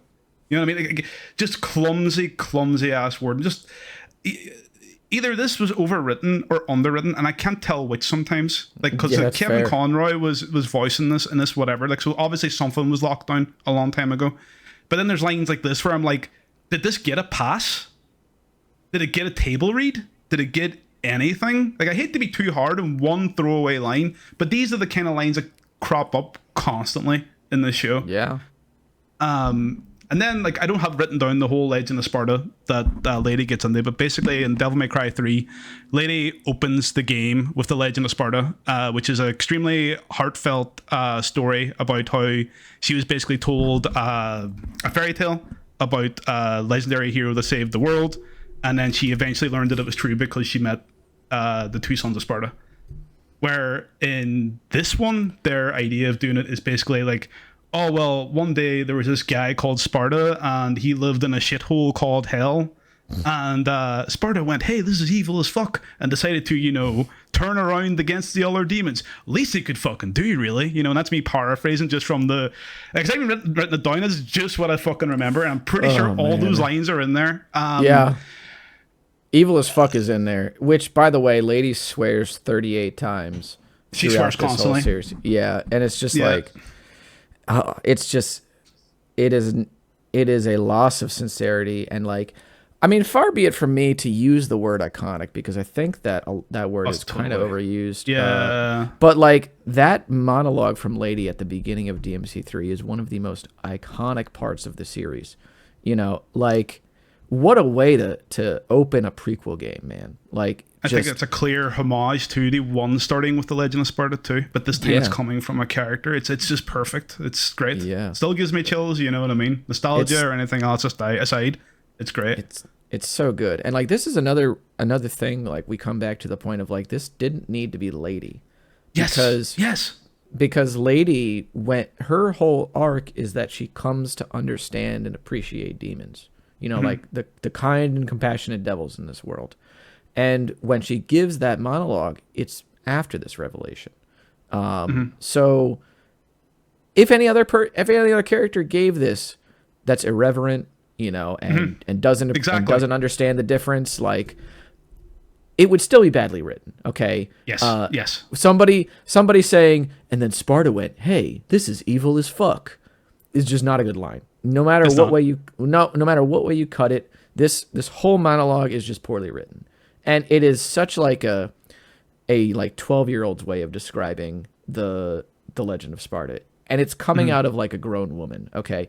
Never mind that this isn't Lady. This is coming out of a grown woman character. You know, like, why are we like infantilizing the way that grown characters like tell these stories? You know, it's so annoying, especially for a story that is supposed to garner some sort of sympathy from the audience, because it's supposed to set up so many things later on in terms of how people feel about demons. And the other thing too is that Enzo already told this story and told it with sincerity, you know, It was great. and he told it in a way that wasn't ham-fisted. By having Lady tell it, they're reiterating the point to the audience in case you missed it the first time, in case you went to the bathroom the first time that Enzo told the story and you left the show on. It's this redundancy that just kind of just fucking kills me, man. Like, it's unfortunate. I do think from any other character, as you say, irreverent, that if this was a different character, it would work as a really great inversion of the Lady thing. But yeah, like it's again, we're once again here in the Legend of Sparta. That is some more animation and all. Granted, it's not just the same thing as the Enzo one, but it is twice really just hammering home. Yes, we know, and we got it. And even if it was different characters, you say the writing's not great. Yeah, it's just not good. And Lady in general, like another line about Lady is like at the end of this episode, Dante chases Lady into the back of a van and he shouts jackpot, which I think I tried to take down every instance of jackpot. There appeared to be one jackpot per episode and they stopped doing it. Maybe I just fell asleep at certain points or something during episodes. Right. Yeah, and like I think they start doing it towards the end again, which is like, oh, we're going to get a jackpot moment every episode. That's kind of interesting because that happens at the end of every Devil May Cry. But like, no, they kind of just abandoned that fucking idea. But whatever. But he chases her in the back of the van, does the jackpot thing. She traps him in the van, and what she then says to Dante is, "Usually we don't bother taking members of your species prisoner." And again, this is one of these things that gets retextualized later. Whereas if we were looking at this like as Lady demon hunting, then we could be like, yes, okay, I understand what you're saying here. But now again, Addy, I gotta ask where the line is, because what does she mean by that? Yeah, it's weird too, because like she even, and it's like monolithic, because if you take into account her saying like, oh, you're a hybrid, you know, like, oh, you're part demon, she's making into a monolith his DNA, because at first she acknowledges, oh, you're also part human, but then she just says, she lumps into the category of just pure demons as well. So it is monolithic in nature for her to say something like this, and it is indicative of, like you said, where's the line? Like, we're just discarding like how she established, oh, there's a difference between human, like part human, part demon people. But then she goes, actually, no, there's not really. It's just all demons in the end. And it's like, what, dude? Yeah, that's the next episode. Actually, she's like, one drop of demon blood is enough to make them a demon. Which again, like given, like we're going to get into it later. Like there's no point in getting into at the top of the discussion about this. But like the reason why we're talking about this so much, because anyway, everyone's wondering why I'm saying where's the line, is because Addy makes some political statements towards the end of this anime. And it does recontextualize a lot of this stuff, whether he intended it to or not. And you don't get to just draw the line and say, oh no, that's just that stuff later because that's where I want it to be. It's like, no, like if you want to make these statements, you have to make them completely clearly. And right now, it's like a very clear message about a cop, basically, that doesn't usually give people due process, which you can take whatever way you want. But yeah, and I don't think take what you want from that is really the attitude to come into with what is essentially, you said shonen. It definitely is shonen. I would say it's also very tokusatsu. Like, you know, like Power Rangers, that kind of shit. And they all very, very sincere, simple stories made for young men. And you're coming into this now with this really muddy political message. I'm fine with getting political, just to be perfectly clear. I think there's definitely room in Devil May Cry to have politics, and people have said, "Why is there politics in Devil May Cry?" And whatever, man. You know, people can do different. Here's the thing: I like different things. I would love someone to come into this and do this well, but this ain't it, bro. This ain't it. I mean, in terms of politics, like an overarching theme in Devil May Cry is like the overthrowing of a tyrant, right? Like the Legend of Sparta is about a knight like killing a king, essentially, or stealing away a king. You know, the idea that not one person should rule over all, you know, and it's like, you can say what you will about like the demons in the series and how they attack people or whatever, but like the Legend of Sparta comes from, at its roots, a sort of political message, you know, and the idea of like Virgil reoccurring in this series as well is that Virgil wants to rule the humans, or Arkham wanted to rule the humans, and Dante is constantly stopping these people that do not understand that this form of absolute power is wrong, you know, and that is something that we see through like in so many points in political history, is that people just constantly taking more and more power, and like as the saying goes, absolute power corrupts absolutely, you know. So there's definitely room for more political messages in Devil May Cry, and I think that even if they're on the nose, if they're decently written, then like they can be good still. They should be straightforward for the type of story this is. It should be absolutely. Very clear. 100% clear. Yeah. Especially if you're marketing to young men as well. So, because there's enough pipelines on the internet for that. Oh, yeah, for sure. I'll say quickly, I think it was, I think this might have been part of the thread that Time had made, Time Thief on Twitter, shout outs, about the meaning of like demons and humans in Devil May Cry. And like basically the crux of it is like Devil May Cry is a story about humans being demons and demons being human. That's true. Yeah. Absolutely. And like there's a sincerity and a heart to that you could definitely infuse with some sort of politics and message and whatever else. And I just think that that's something that's very, very missing overall. Yeah. I mean, if you look at, I mean, DMC4 especially, right? It is a like religious group of humans that have been experimenting with demon blood and have been, once it's revealed that they're actually demons, like almost in totality, like they were humans at some point, and they decided that like, well, this is what I need to be more powerful, and then they just started like fusing themselves with demon blood, and it's like, it's very clear like what's going on, because like the person that's actually a demon, Dante, is the one that's stopping them and going, no, maybe don't do this. Like, and as we know, there's nothing political about religious organizations whatsoever. So definitely not. Yeah. Nothing. No, they would never do something entirely different. Like the fact that Dante shoots the Pope at the start of that game is entirely. I don't know. You're talking about politics in Devil May Cry. Get the fuck out of here. Just not saying it's a theme that definitely should be the forefront, but I'm saying like, you know, it's not something that is. It's not new. It's a through line. Yeah, it's not a stranger. In the series. And I mean, again, Reboot too. I mean, I'm gonna constantly compare this to Reboot, because I feel like it's an inevitability, because people will always just be like, well, how does this compare to the writing in DMC Reboot? Are we gonna? I feel like DMC Reboot's writing is underrated compared to this. No, they're equally kind of just bad, dude. But like, you know, like I feel Bob like Barker. Sorry, go ahead. Bob Barbas is like a direct. You know, like metaphor or like comparison to Bill O'Reilly in America, you know, like, and Raptor News, again, like I said at the top, Fox News Network, you know, like it's Raptor News. It's just right there, dude. Like, and they make it very clear who the bad guys are from jump. Yeah, no, for sure. Yep. Go ahead. I've lost it. That's fine. Oh, that's fair. Yeah. It wasn't important anyway. That was just me, man. Episode 3, though, this is the one where you were saying that, like, she talks about having, like, one drop of demon blood making somebody a demon. I just want to say that her hating demons from birth, like, again, this is another just facet of the character assassination, because this is just kind of what surmises her as an attack dog. And by making this part of her as a kid, you don't give way for her to learn from anything that happens with her dad.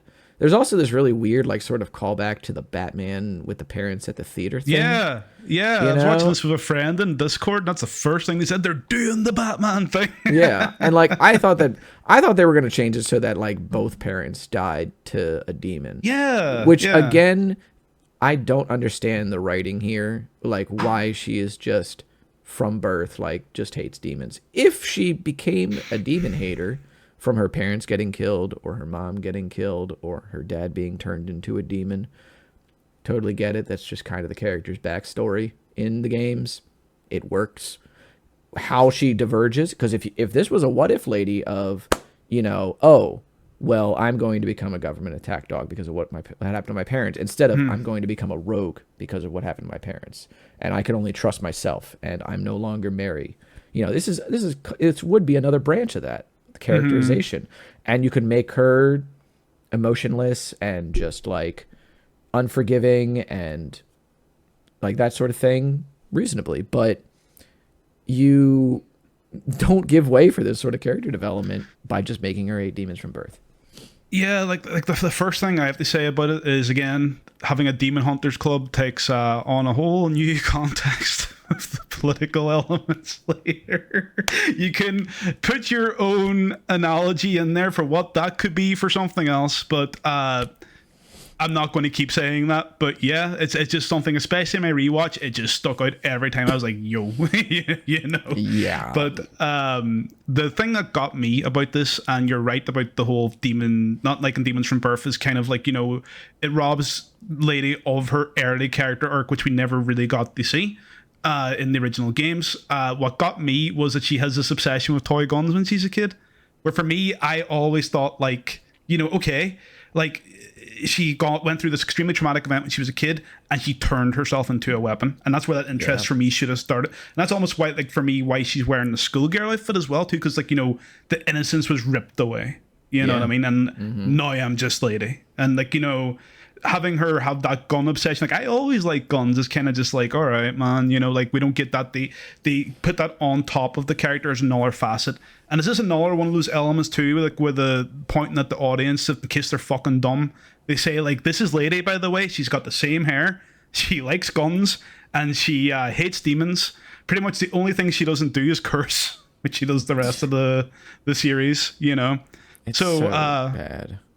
I just think this falls flat. Like, for Ade apparently had said too, I think, that he had read the unreleased Lady manga or novelization Lady or whatever it's called. Yeah, which went through Lady's backstory, and he knows it. And I would encourage him to actually use that next time instead of whatever this is, because I'm pretty sure it wasn't this. I love the flex that he gives at some point on Twitter where he says, "Oh, I've read stuff that's not been, affirmed in any Devil May Cry media so far." Okay, so it's not canon. So there's nothing to flex about here, dude. Like, you cannot be privy to information that is not relevant. Like, it's just like saying, I data mine shit from the game, and now I know this. It's like, right, well, if it wasn't something that was put in front of you intentionally by the creators, then it's not canonical. It's as simple as that. It's one of those things where, like, I could say, Sony let me know that they were going to release a rainbow colored DualSense. Have they released a rainbow colored DualSense? No. So what does it matter, dude? Like, it's sort of like, again, I bring up Star Wars, where people like try and draw from like the early transcripts of Star Wars, where it was originally Luke's Starkiller, and the original like way that the Force was like thought about there. People will try and bring that up in discussions about Star Wars, and then I'll go, okay, so what happened in the movies?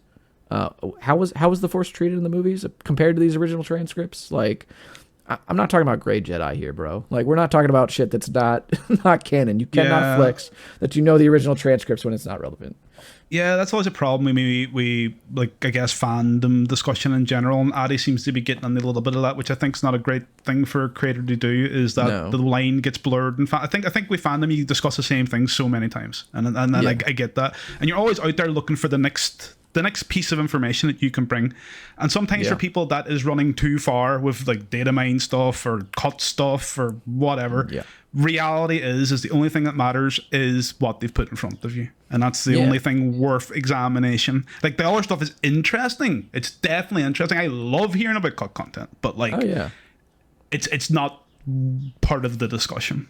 No. And like, again, if I'm Adi, you know, like I brought up earlier, if I'm Adi, I'm dialing up shooty HG.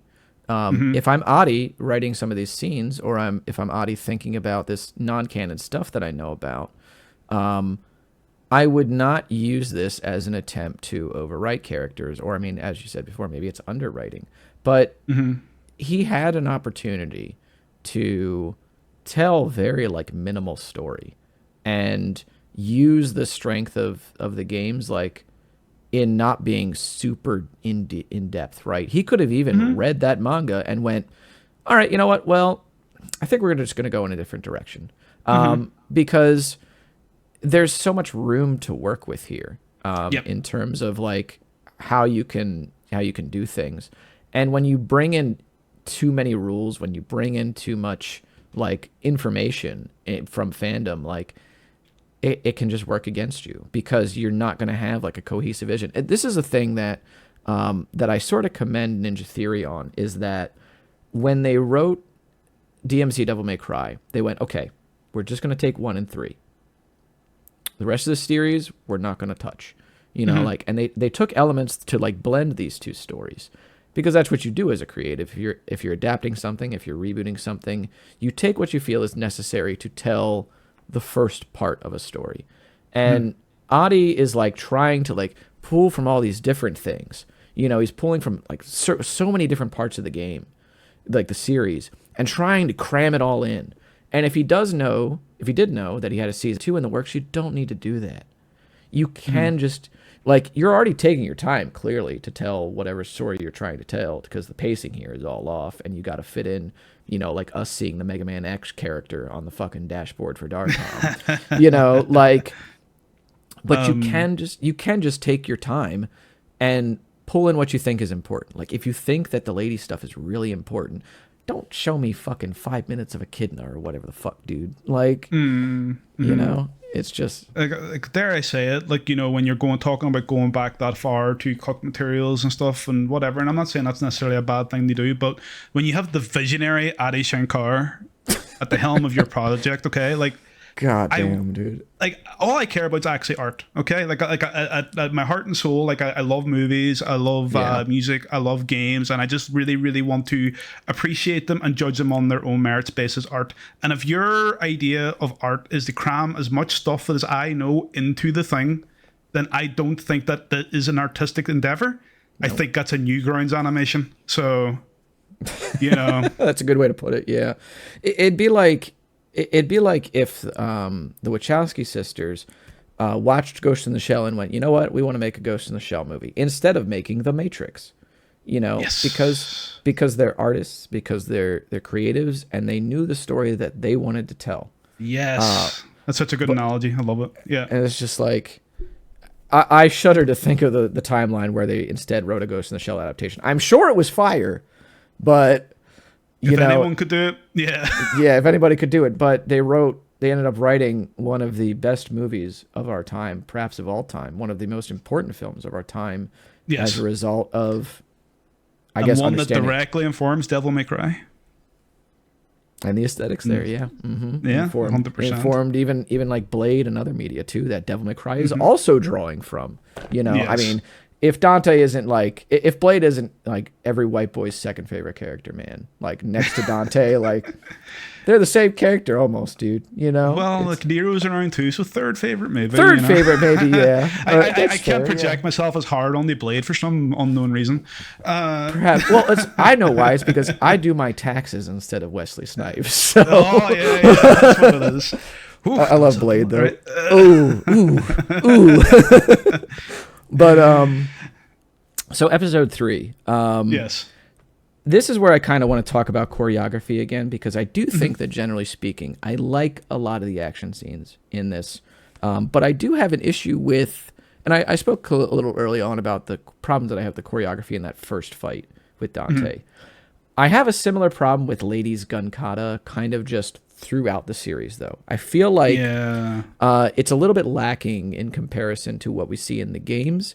And this, you could argue that as a cop, she's been taught to fight a certain way, as opposed to turning herself into a weapon, as you noted.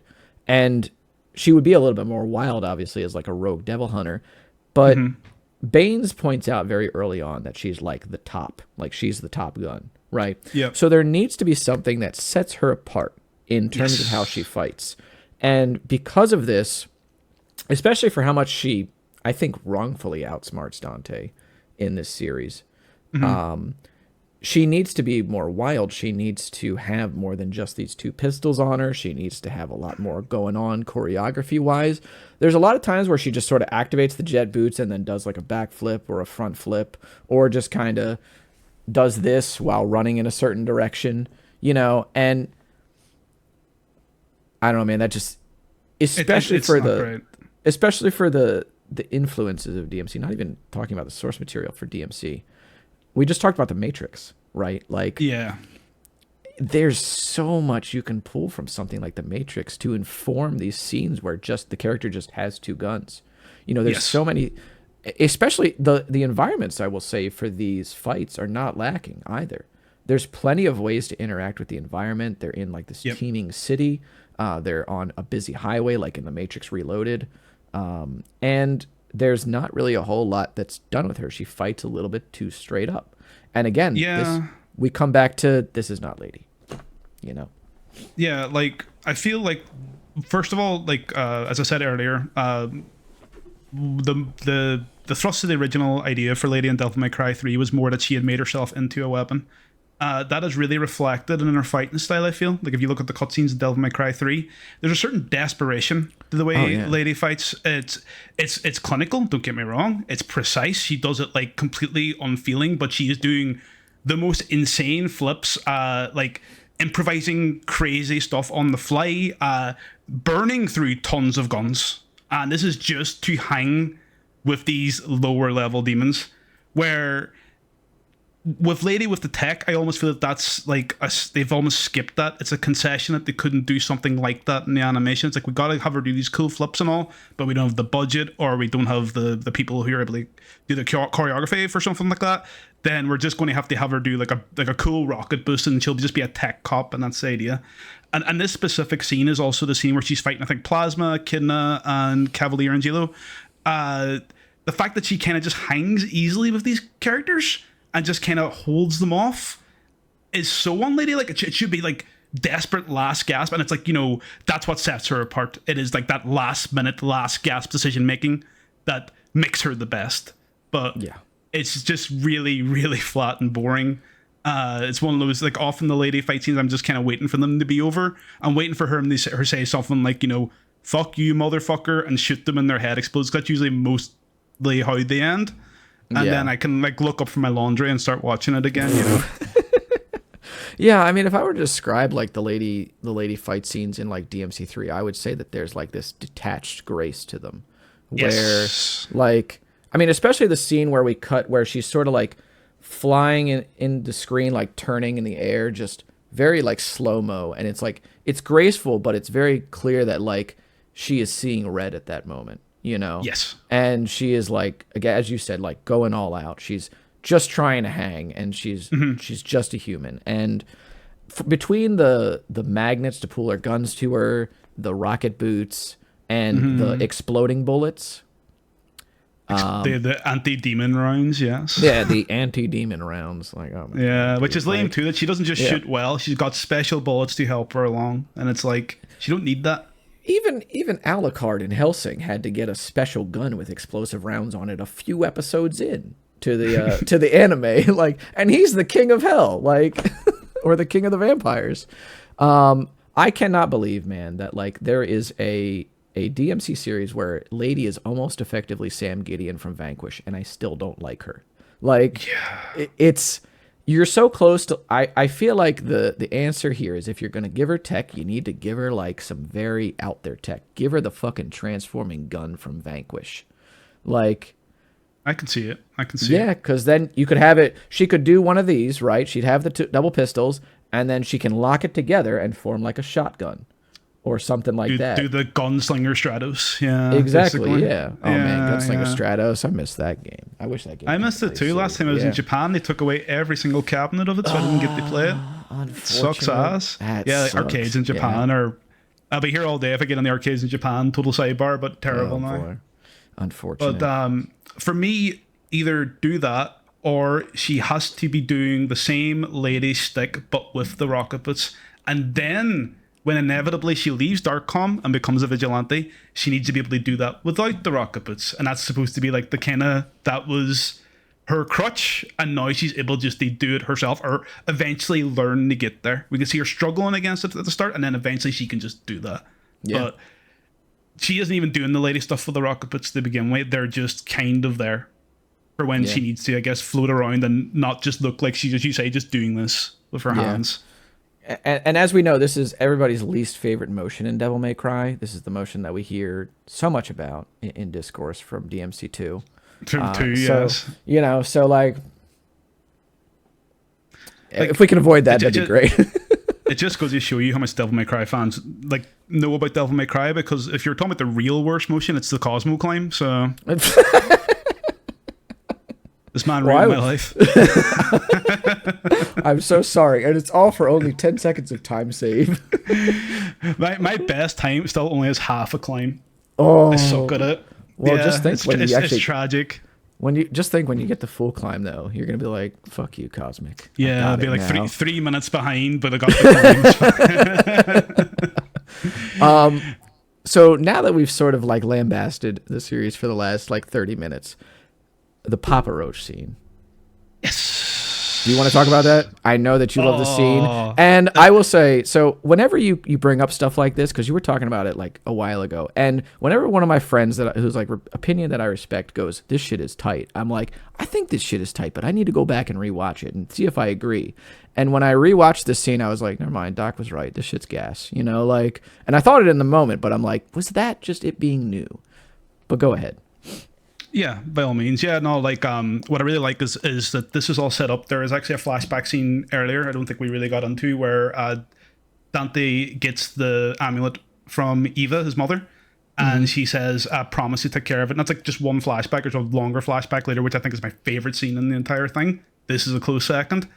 There's that whole fight scene with Lady, that shit all goes down, and it kind of pans over to Dante, and Dante's sitting on the bike solemnly going, I'm going to get it back, Mom. I promise, and revs it up. And as he revs it up, cut my life into pieces.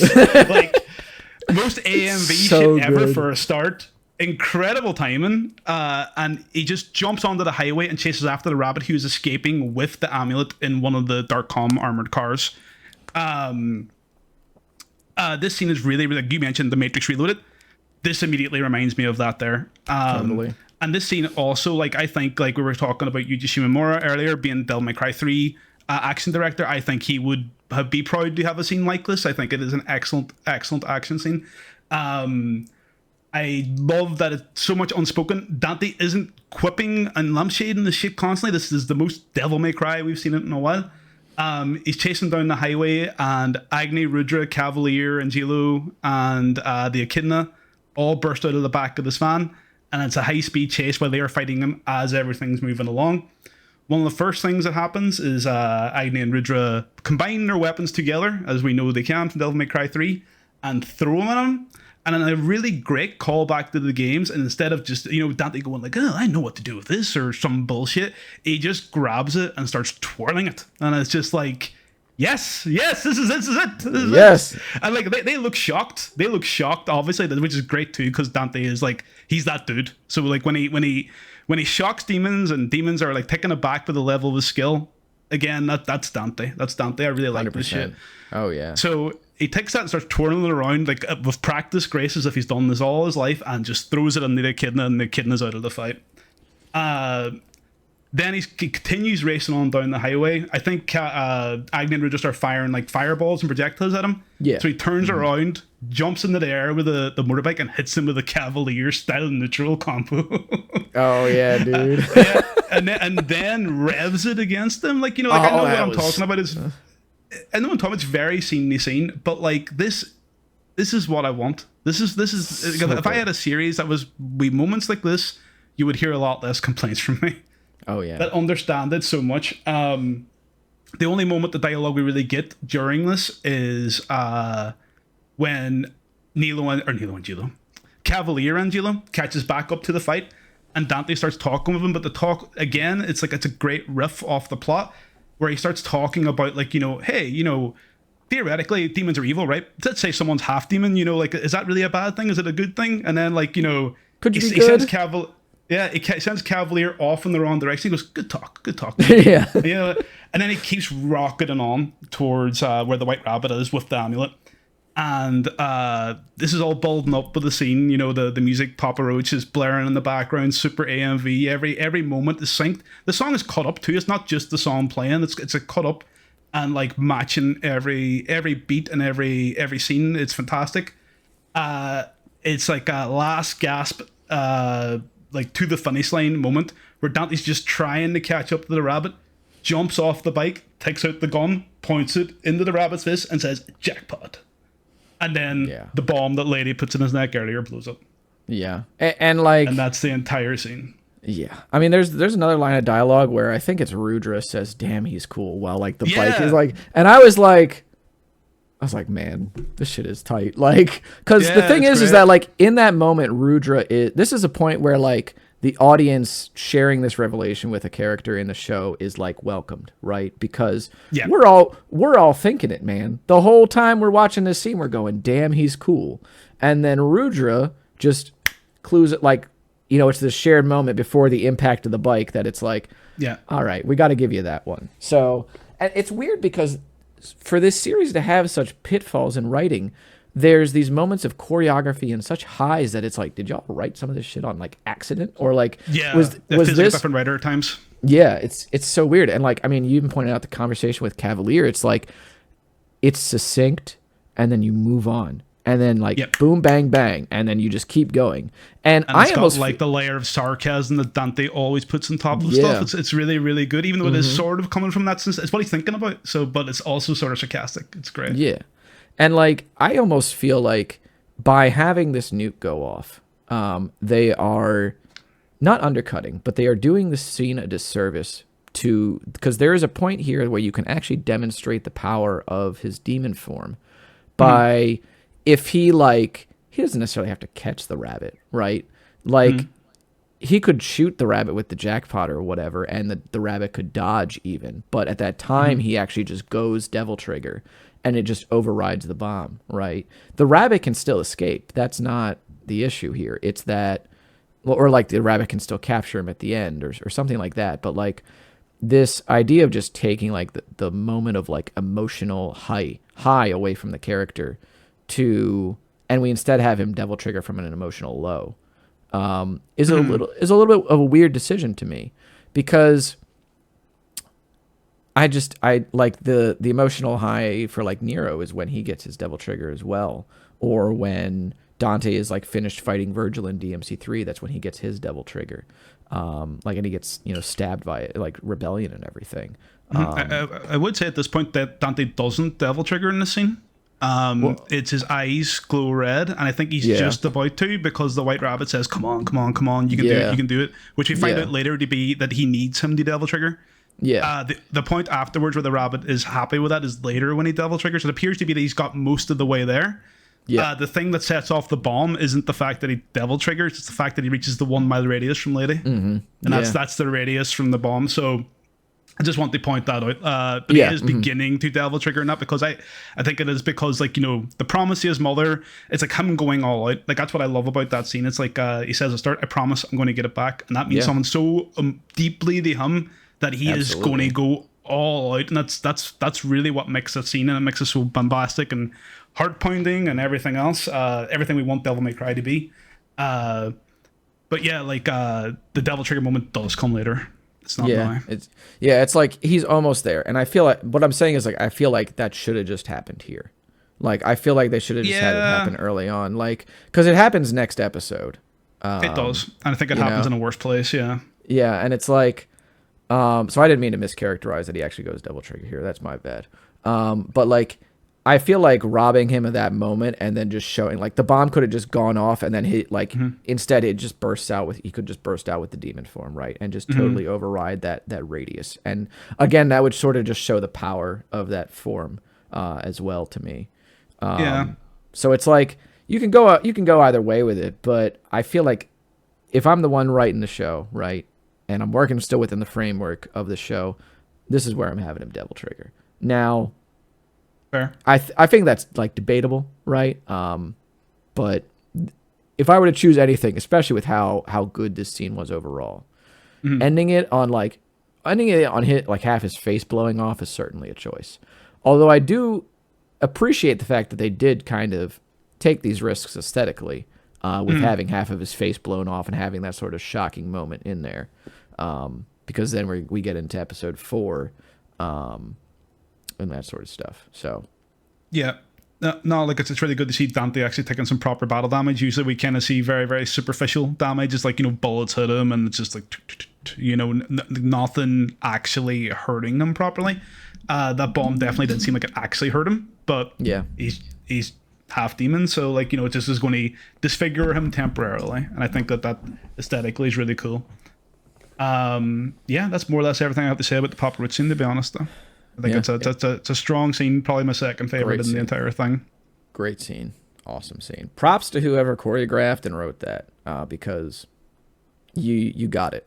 You nailed it.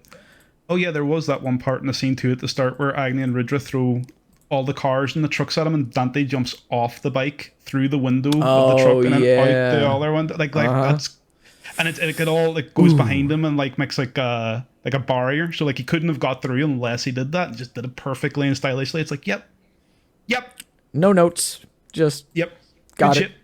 Mm-hmm. Yep. Nailed it. No complaints Nailed there. See, everybody, we can talk well about the series too. Just there's stuff I like in here. We gotta wade through some of the bullshit too. This is how discussion goes. Episode 4. The only thing that I have really from the lady scenes in this, I think, are carrot munching motherfucker. Which, look, man, I know insults for a rabbit character are sort of a dime a dozen. Okay. But I feel like carrot munching motherfucker is a little bit scraping the bottom of the barrel here. I feel like all our places I could have went. Yeah.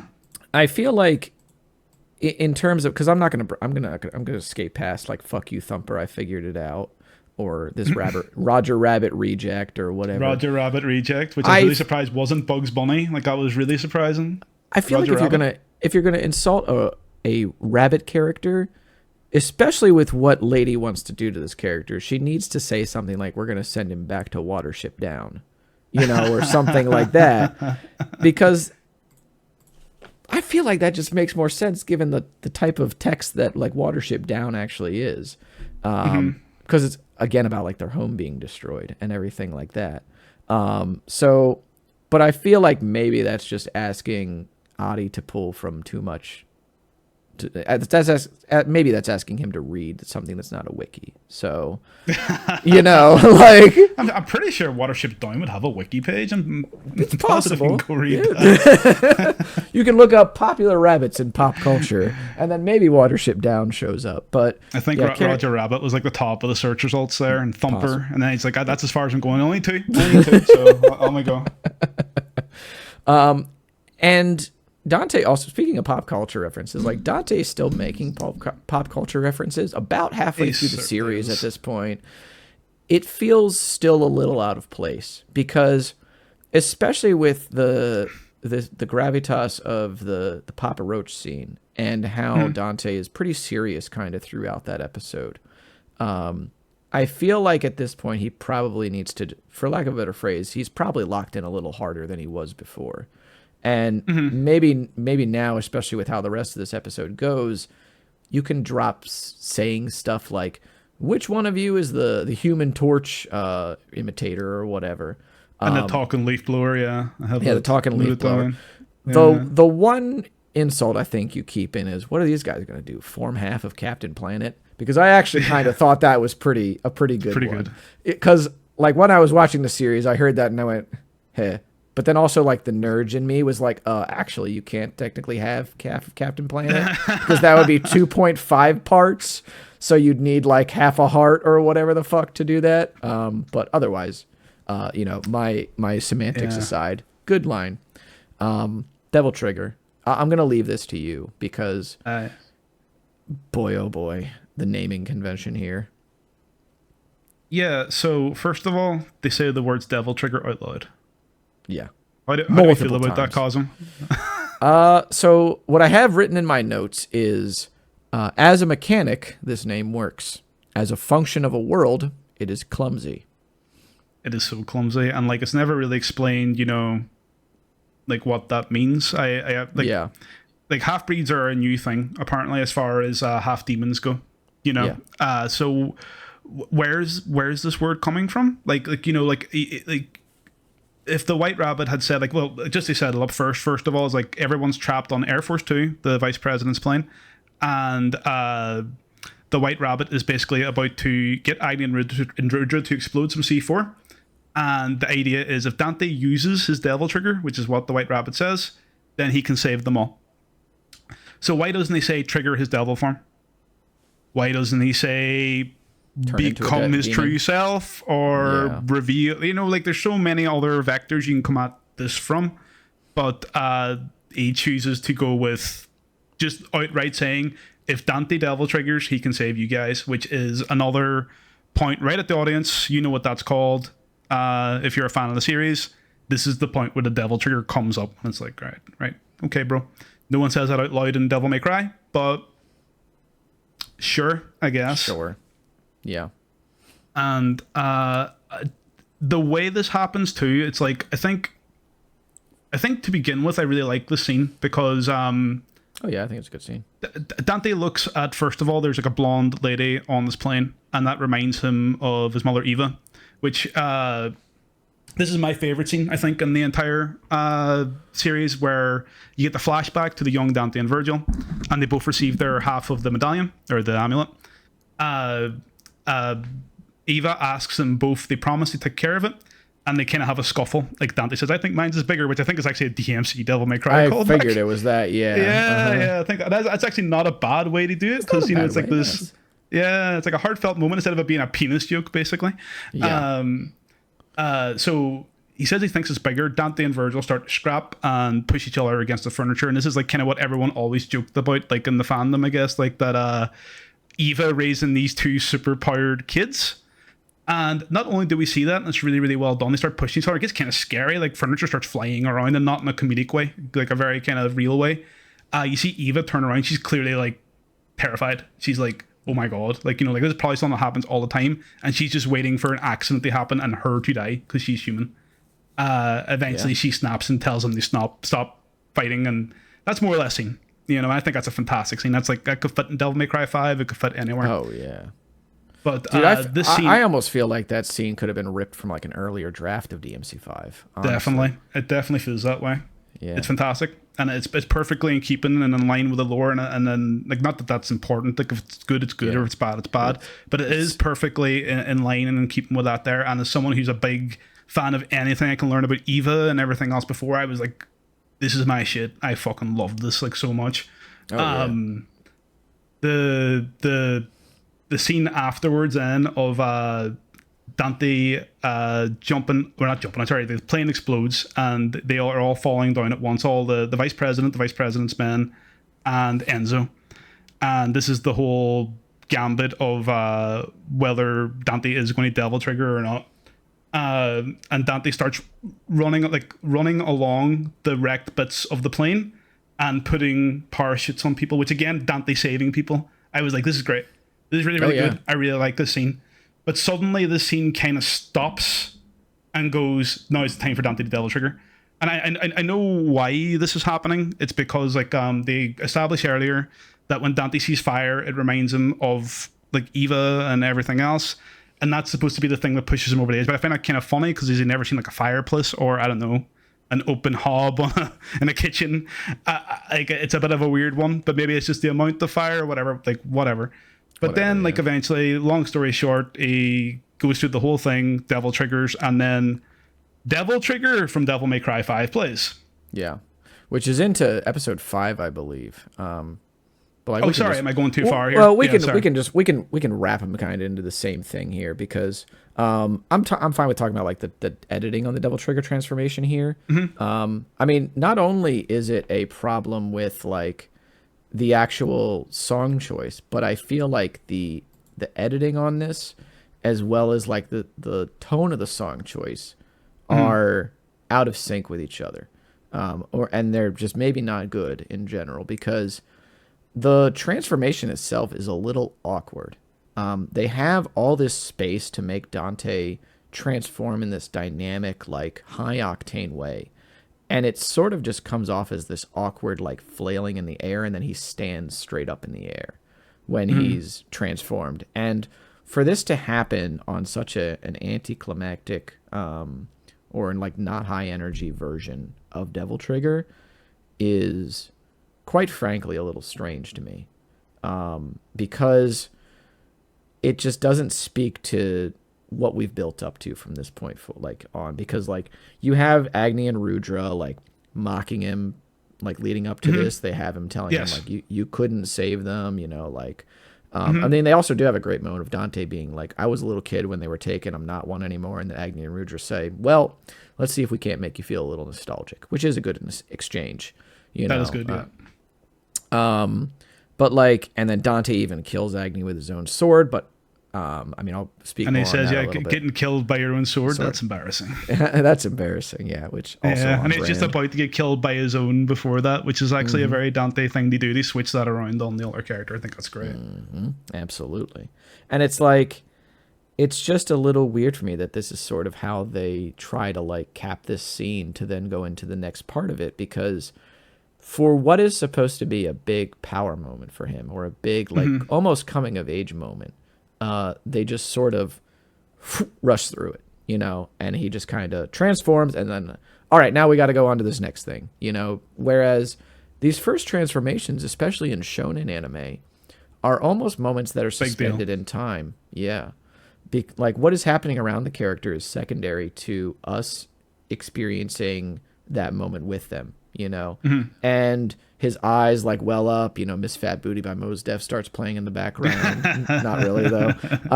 But you know, like all of this build up happens and then it's just like, it's over in like 2 seconds. And I'm like, again, if I'm writing this series, like, is this the direction I want to go in? Probably not. I want this to hang a little bit. I want to like savor a little bit. I want it to be a little more dynamic. And then we can move into like him rescuing everybody on the plane. Yeah, you know? And as usual, then like Dante, like the first time he starts to Devil Trigger. Sorry, I got a little bit ahead of everything there, but no worries. Yeah, the first time he starts to Devil Trigger, he looks at his arm and he says, "I think this is the Devil Trigger. Also, I'm the son of Sparta." And it's like, you know, it's not the cool, like, you know, like this is supposed to be like a shonen kind of thing. These things exist essentially to be like a power fantasy, you know, like, you know, you as you say, you're there in the shoes of the character, you're there with the character, and you're there every moment of that power up. It's usually something very, very emotional. And I think like I was listening to Castle Super Beast, the podcast, and Gene Park, the journalist from the Washington Post, was in there. He made the great point of like how this is handled in Devil May Cry 3, where it's all this huge build up to this moment. Like, you know, you already have fought a few bosses, you know, I mean, you've established that Dante is like a very powerful, very, very capable person. It feels like almost nothing can stand in his way in this world. But then you fight Virgil, and even if you do beat his ass, as speedrunners tend to do, he will in the cutscene afterwards then defeat Dante and say to Dante that he doesn't have enough power to even stand here with him, and leaves him for dead. And it's at that point where he's been left for dead, when the rain is falling down, it's nighttime, everything else, that his Devil Trigger is activated. And it's the moment where the music starts pumping and everything's going. And like, what's funny about this too, this one is undercut with a joke, but it's done in a fantastic way. It's like where he jumps off and starts running down the side of the and then the Leviathan just goes, oh, then eats him. And it's like, you know, you ain't all that, bro. but you're getting there. You're getting there. You know, and that's great. And Dante has to fight his way like almost from that low point back up with his new ability. And like the other obvious one then is like Goku turning Super Saiyan on Planet Namek and Dragon Ball Z. Yeah, it's like at that moment when that happens to Goku, Frieza is just being a total asshole. They tried to beat this guy like 20 times. He's gained several different forms. He's killed half the crew. And the thing that is the breaking point for Goku is he grabs his best friend since like the first original Dragon Ball series, Krillin, lifts him into the air with telekinetics, and he screams the name of his best friend as he's exploded. And for him, that's it. That's the crack moment that I can't hold back against this guy anymore. Mm-hmm. For this, it's kind of just like, Dante, do your devil trigger, and he goes, okay, I guess. All right, yeah. Yeah, I mean, he has like, Eva flashbacks and stuff, but it's just not. That's like it should be stuff that maybe gets him kind of close. But he's like, oh, I can feel something. I can feel something, but it's just not quite there yet, you know? Mm-hmm. There's like no real emotional resonance with that, yeah. Yeah, and like the Super Saiyan transformation is like the shonen transformation scene. Oh, yeah. Like, yeah. 100%. And the thing I think, too, that's important as well is that, like, Goku, after he screams Krillin's name and he starts transforming, he says to Frieza, like, I will make you suffer, you know? Mm-hmm. And, like, we get Dante, and I saw this in your notes, too, we get him being a little more mean while he's in Devil Trigger. And I think that's an important distinction to note that they also talk about in the series, too. They explain kind of why he's like this. But it's a little bit too, like you said, he just sort of goes, okay, I guess I'll transform into Devil Trigger, and then it's like business as usual from then on out. It's just that he's kind of meaner, but now he's super powered and can fly, I guess.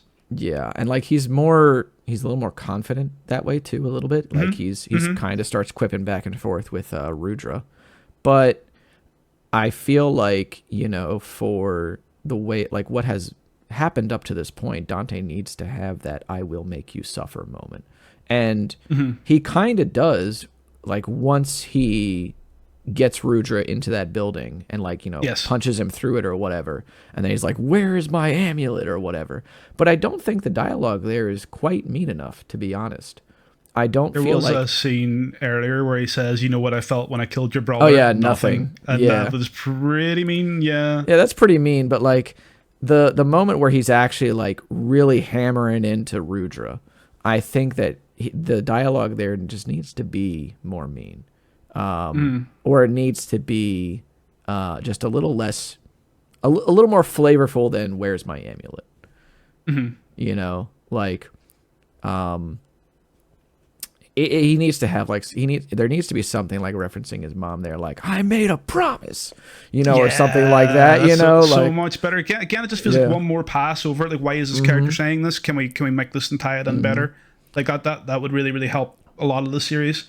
Another note too, just quickly about Devil Trigger playing, is that they changed the lyrics of Devil Trigger in the scene. Yeah, they do. Where instead of frustration, it's getting bigger. It changes to shine, shine, shine. It's getting bigger. Now, not necessarily that I have a problem with this, but I wonder if you had to change the lyrics to begin with to fit the song, then why was this the song that you picked, or the song you picked to fit the scene, rather?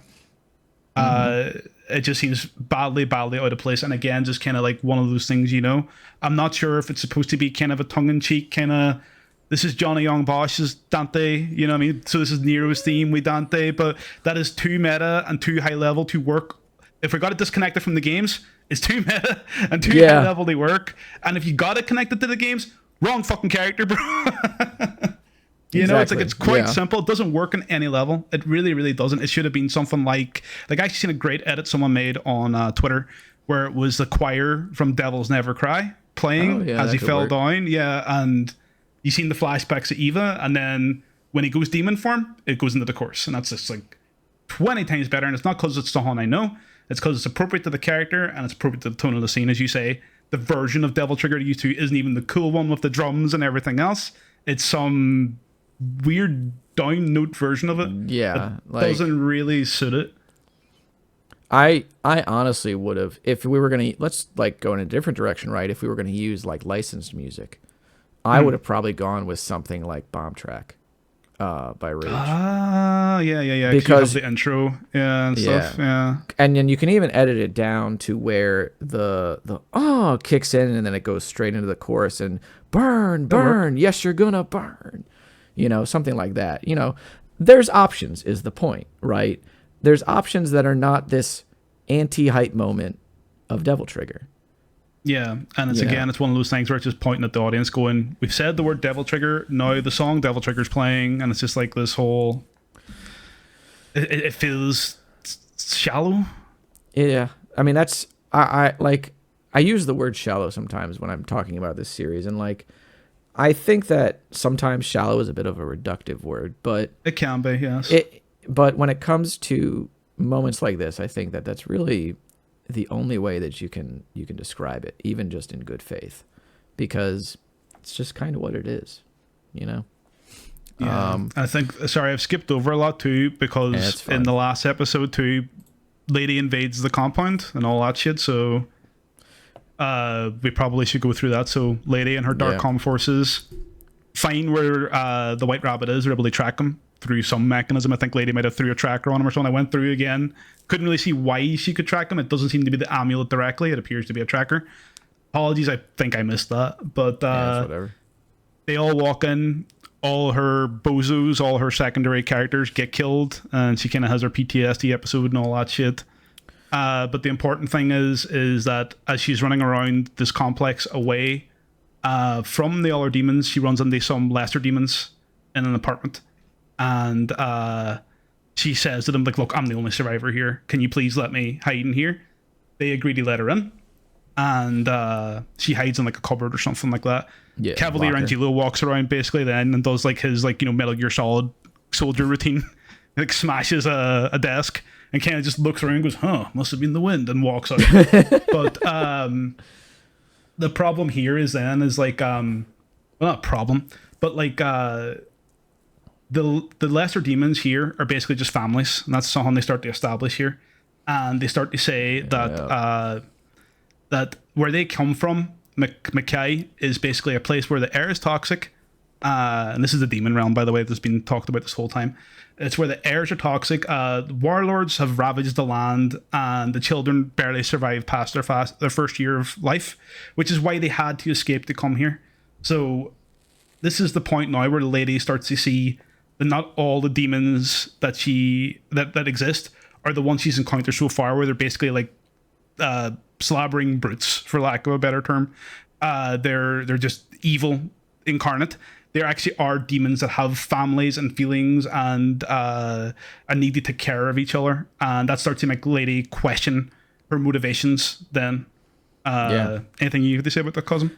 I mean, she even says, "Maybe I don't actually know shit," to one of them. I mean, she sort of freaks out on them when she learns that once she learns that they're demons, which I feel is mostly an overreaction on her part, although we can kind of forgive it because she's still having her little PTSD episode that doesn't actually end up affecting her, because I guess in the writer's room they forgot that, character development is a thing.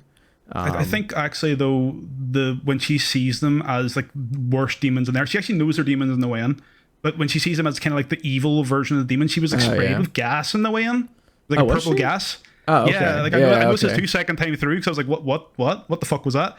But then she starts having these hallucinations, so I'm going to assume that that's maybe an echidna toxin or some shit. Oh yeah, that probably is causing her, because she sees their dead colleagues and stuff too, separate to this PTSD thing, but she sees them physically in front of her, So I think she's wavering between seeing them as the demons she's been fighting all along and seeing them as more like people who are asking for essentially to just leave us alone, because we've been through hell literally already, and we don't need you pointing guns at us, lady, even though we just saved your life. Yeah.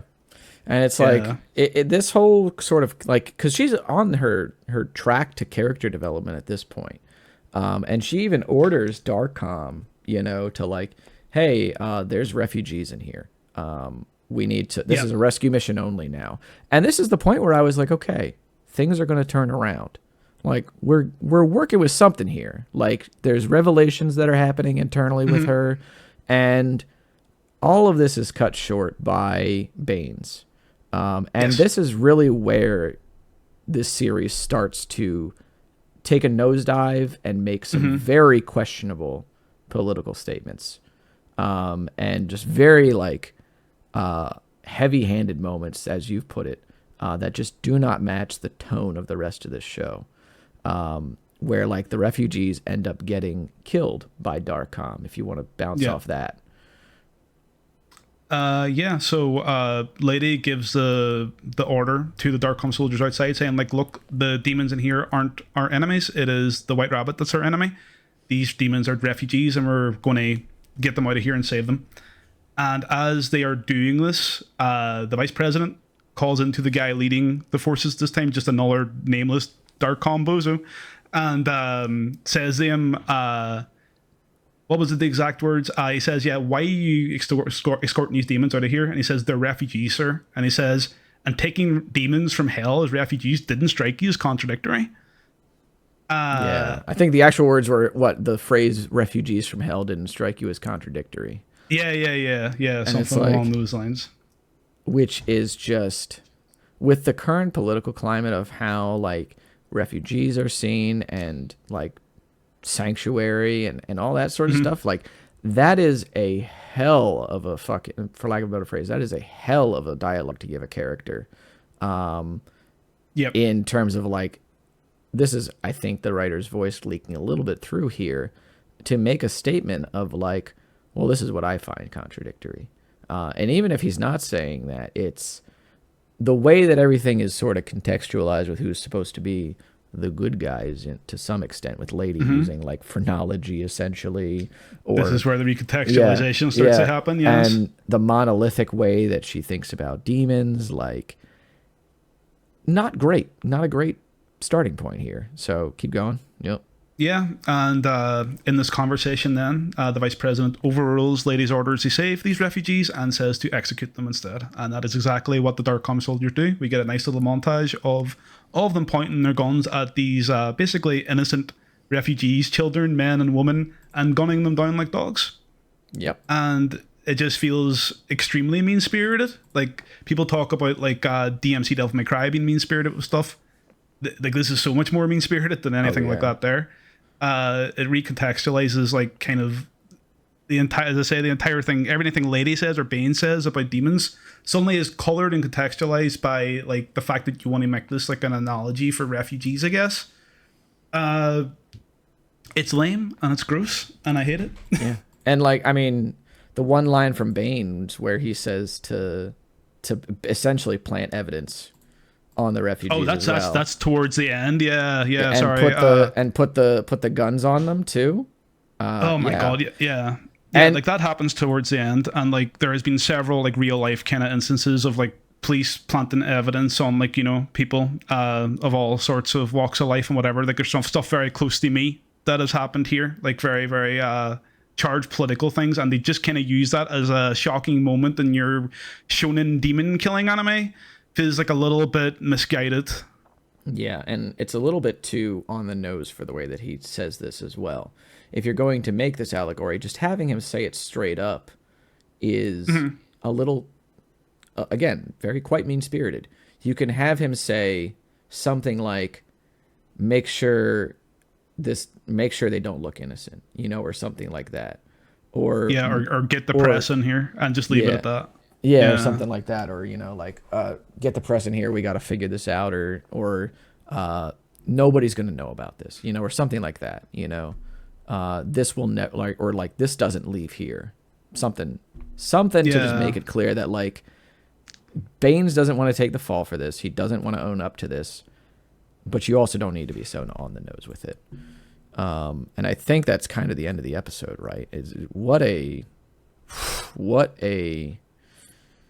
moment, dude. Like, I think it's like there's the plasma or whatever slaughtering the demons on a security Darkcom feed. guys, like he takes his revenge after seeing that, and it's kind of, I guess, is supposed to be like the through line of the demons kind of having a camaraderie with each other and actually caring about each other. Like, he takes exception to seeing all his brethren basically being slaughtered and blows up the building with the rest of the Darkcom forces in it, taking revenge. It just feels in this point that like Addy's trying to shock us and trying to make us make us feel something about this, but like it Yeah. is so heavy-handed and it's so devoid of actual message at all that it's kind of hard to feel anyway about it. In my opinion, it's kind of hard to know how to take it. Especially with how things go later. Like the planting of the gunsling actually happens, I think, in episode eight or 7 or something like that. It happens later on. Okay, yeah. Yeah, these things just start piling up. This is bad enough at this point. I was like, okay, where is this demon refugee going? But like, it doesn't go anywhere good, really. No, not at all. Yeah, it's quite a way to go about things, because I mean it's setting up this sort of like, it's setting up there to be like some sort of gray morality where there is not meant to be any. And there's certainly, I don't even think that like with like, if you do any sort of research or you look into how like immigrants are treated and like what they bring to, you know, the countries that they are part of, this is not how you characterize immigrants. You know, this is I mean, the myth of the criminal immigrant, which is an article from the Marshall Project. It details, you know, a collaboration between like 4 universities in America that make it very clear that, you know, wow, this is a bright window. Anyway, Got the ring light on, yeah. Yeah, right. That's my ring light is just a Wikipedia page sometimes, you know. But the myth of the criminal immigrant is just that. You know, like this is something that's in the imaginations of people that are currently living in their country. And by and large, refugees and immigrants are not the problem. You know, this is Adi trying to create a conflict or a let's see the other side of the table thing where we don't need to do that. You know, even if you want to say this is a shonen anime and you need to have a good versus evil type thing, you know, or, oh, this is a grittier shonen anime and I want to do gray morality. This is not how you do it, because it's just misinformation at the end of the day, you know? Yeah, it's kind of like everyone's a hero in their own story kind of narrative, you know? But I think it's to a certain extent that's okay if you're not going to bring this real life political element into it, especially in the climate we're currently in with it. Yeah. Especially with the climate we're in, like if you're going to do it, you're going to be super clear.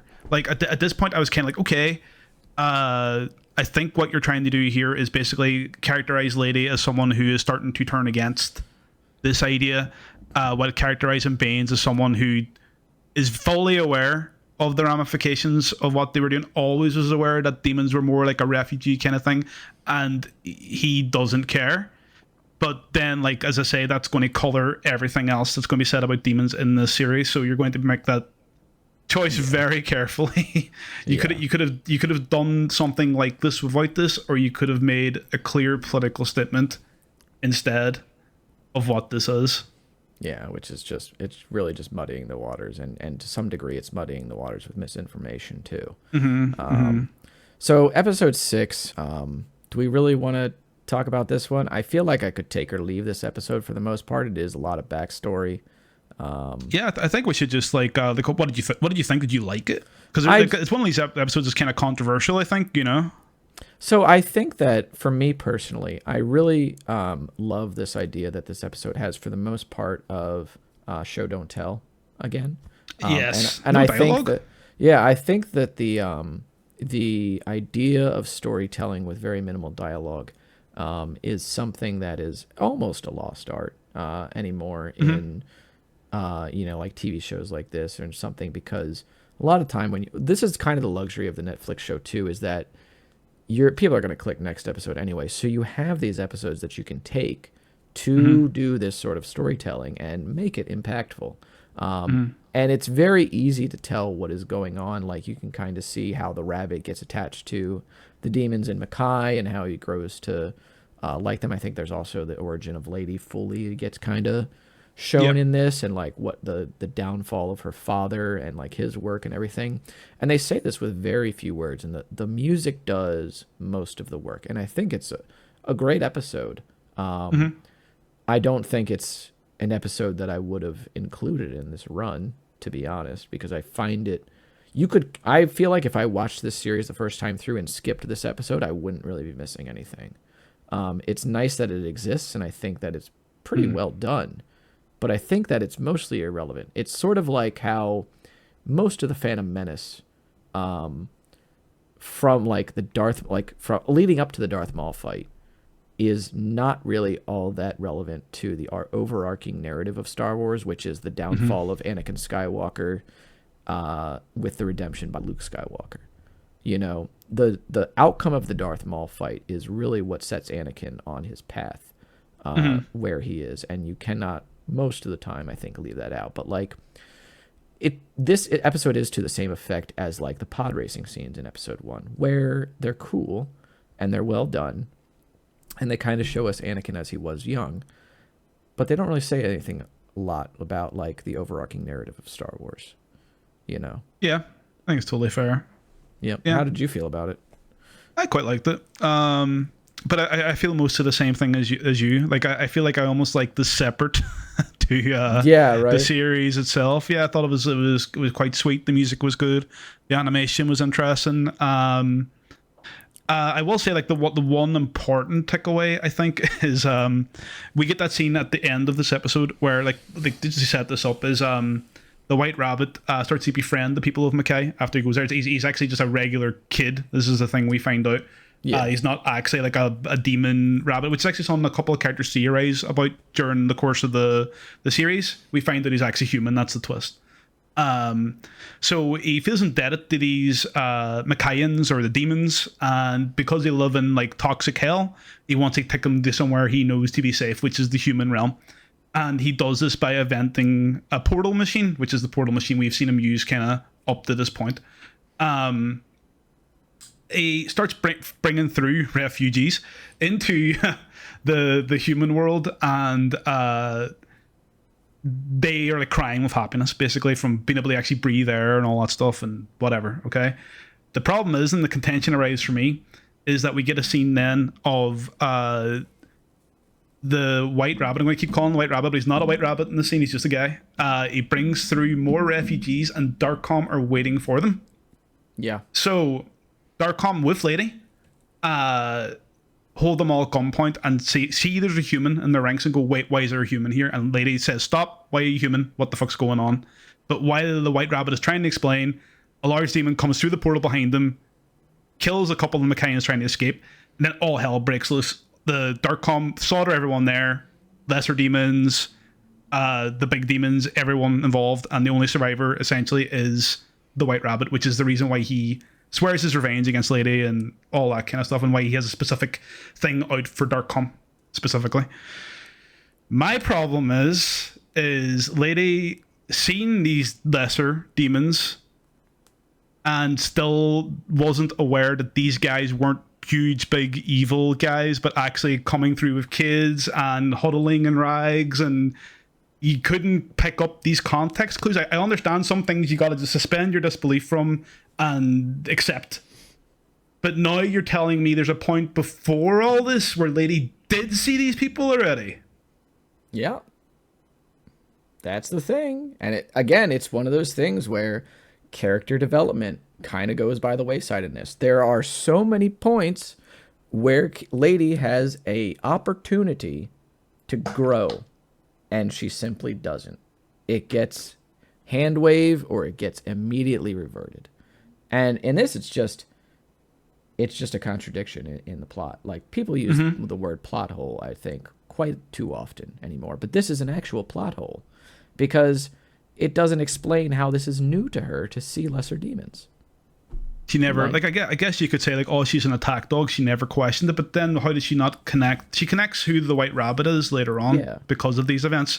But she doesn't connect that I keep calling them lesser demons. I have no better word for them until we find out they're Mackayans. You know, like, they're the weaker demons, essentially. You know, the weaker, regular-looking dudes. But she never connected that those people were kind of the same as the people she saw in the compound and needed kind of explained to her, like, what was happening there. I just find it very odd. Very, very odd. It's odd and it's poorly written.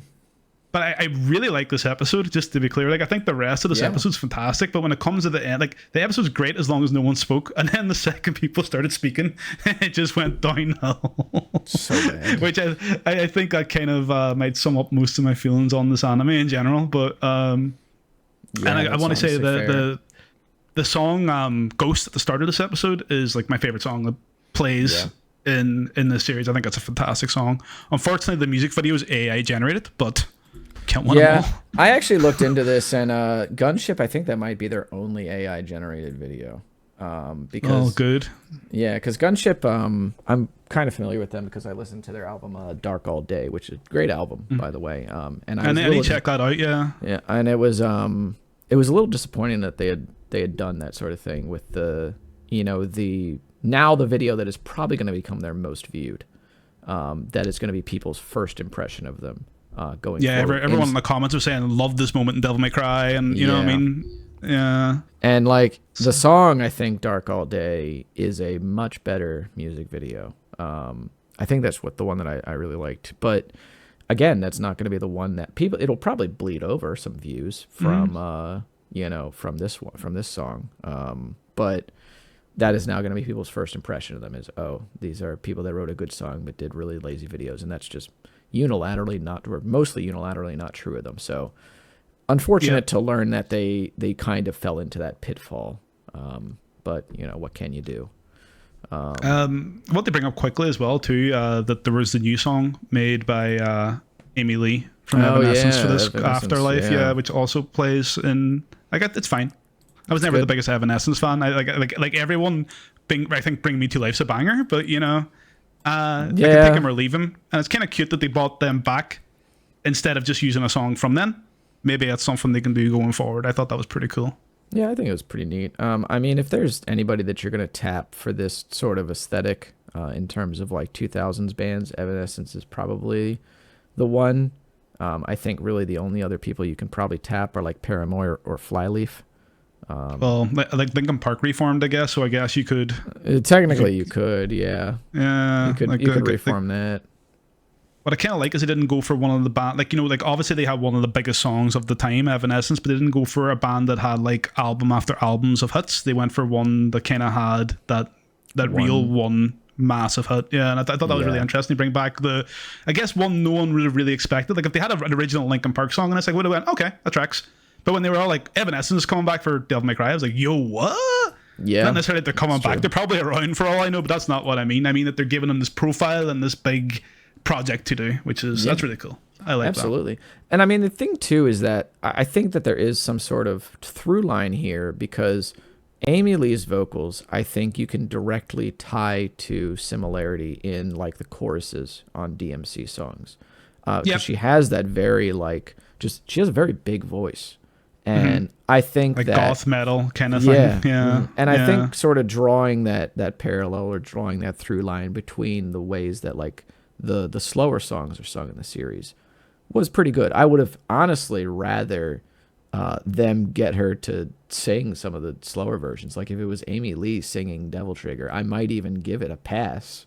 Yeah, totally. Because her voice is big enough to carry a song like that.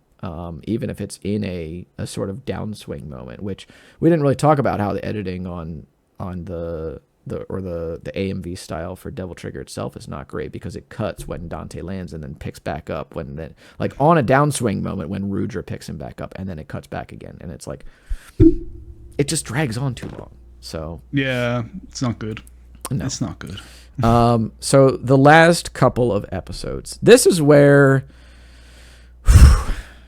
boy oh boy, when I was doing my rewatch, it was a little hard to make it through these. So I'm gonna let you take the wheel on the first part of episode 7 here.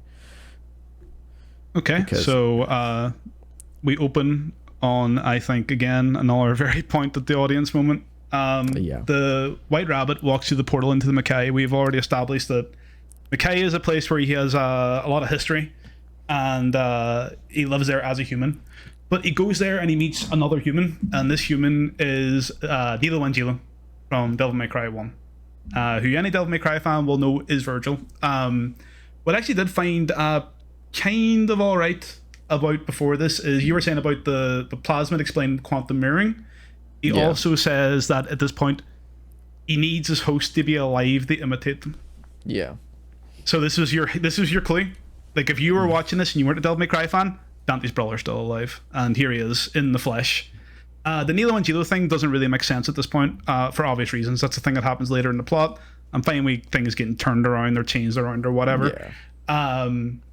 It's revealed that the White Rabbit has the blue half of the amulet because Virgil, Nilo and Gilo give it to him, and he also now gives him some of his blood, which is one of the keys to unlock the amulet. Do you have any feelings about the Nilo and Gilo scene, Cosm?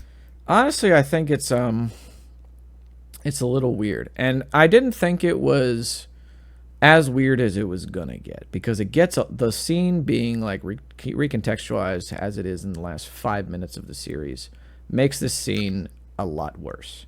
Yeah, and it's like when he started talking, I was like, oh boy, something's off, because Nilo Angelo doesn't talk in DMC. He doesn't.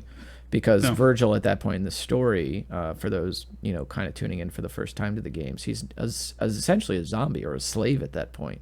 He's brainwashed, yeah. Yeah, and I thought maybe they were taking more of a more of just kind of like a liberty with the character in terms of it felt that way. Just making it so that he could talk and he could just kind of clue us into what was going on a little more. I mean, you could probably piece together what's going on, but I feel like in and of itself, Nilo Angelo talking wasn't like a terrible thing to do. I think it's a little bit of a creative liberty, and I'm not sure it's one that I agree with, but it's not in and of itself terrible. The way that it gets recontextualized later is pretty bad, but I'm not really a big fan of how tame his appearance is now. I think that's really the big thing for me, is that he does not look as imposing, and his face not being fully covered anymore is also a little weird to me. I think that him turning around and us sort of seeing that he's similar to Dante and how he looks is kind of the clue there. But I think that big reveal should have been left for him actually handing the blood to the White Rabbit. Because then we can infer as the audience that this is Virgil.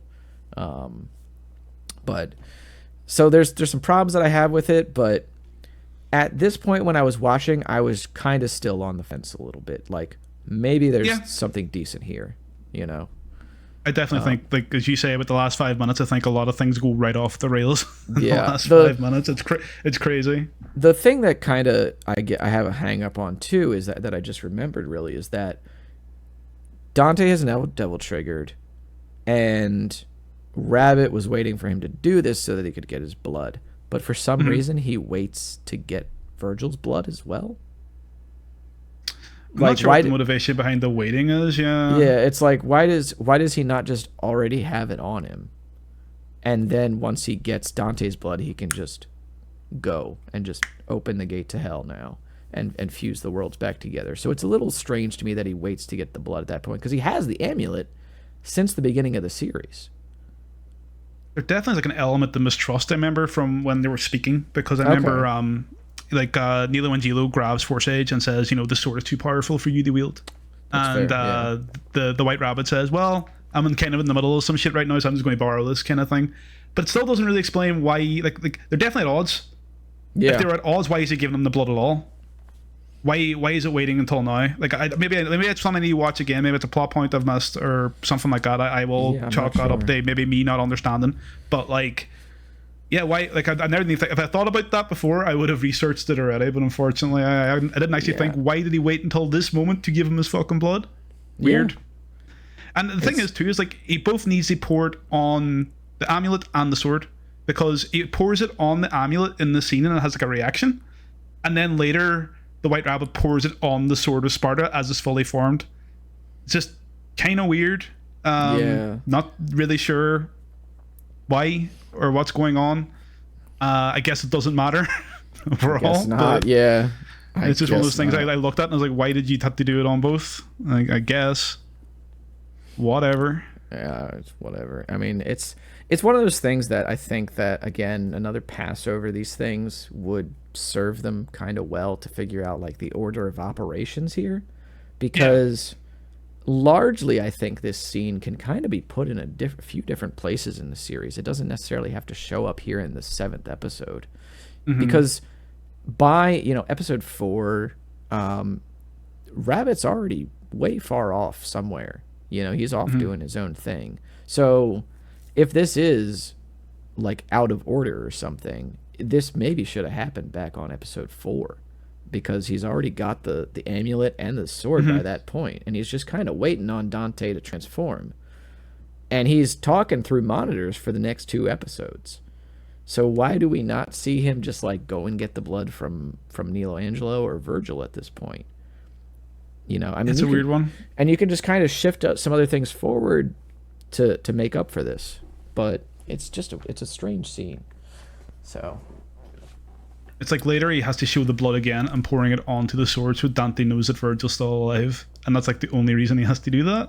I guess they wrote that earlier and went, fuck. Oh, fuck. Yeah. I do feel like shit.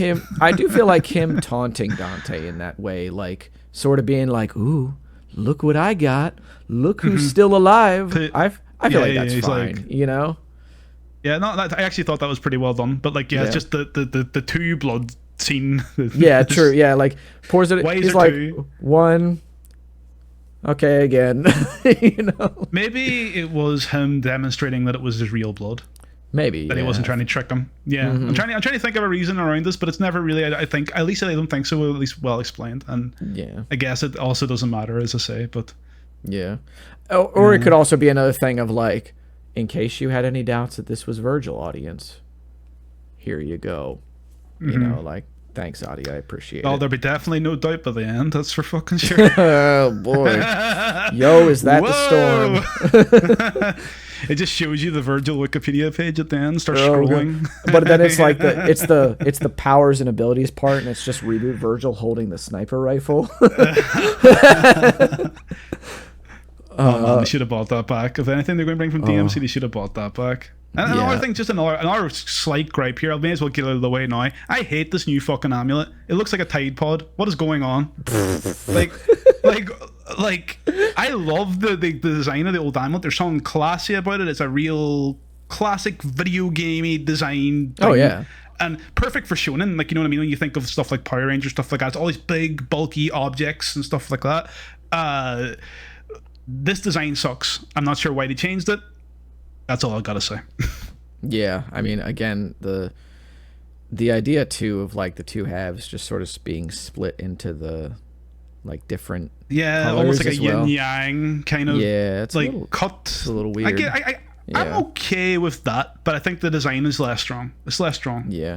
It's a little bit too rebooty. It's a little bit too Ninja Theory. A wee bit too rebooty and a wee bit too hobbycrafty for my liking. True, it doesn't look like the artifact of the legendary Dark Knight Sparta. Yeah, it's a little too pedestrian. Yep, a little too DIY. Let me see here. The next scene too. I feel like this is sort of like a whatever scene. Honestly, yeah. I feel like we can probably skip past that, where like they collect the KA briefcase and all that, which is another sort of like, if you know what this is, the Kalina Ann, like, okay, here it is. They had to put KA on the briefcase. On the box. Yeah. On it. Yeah. Right on it.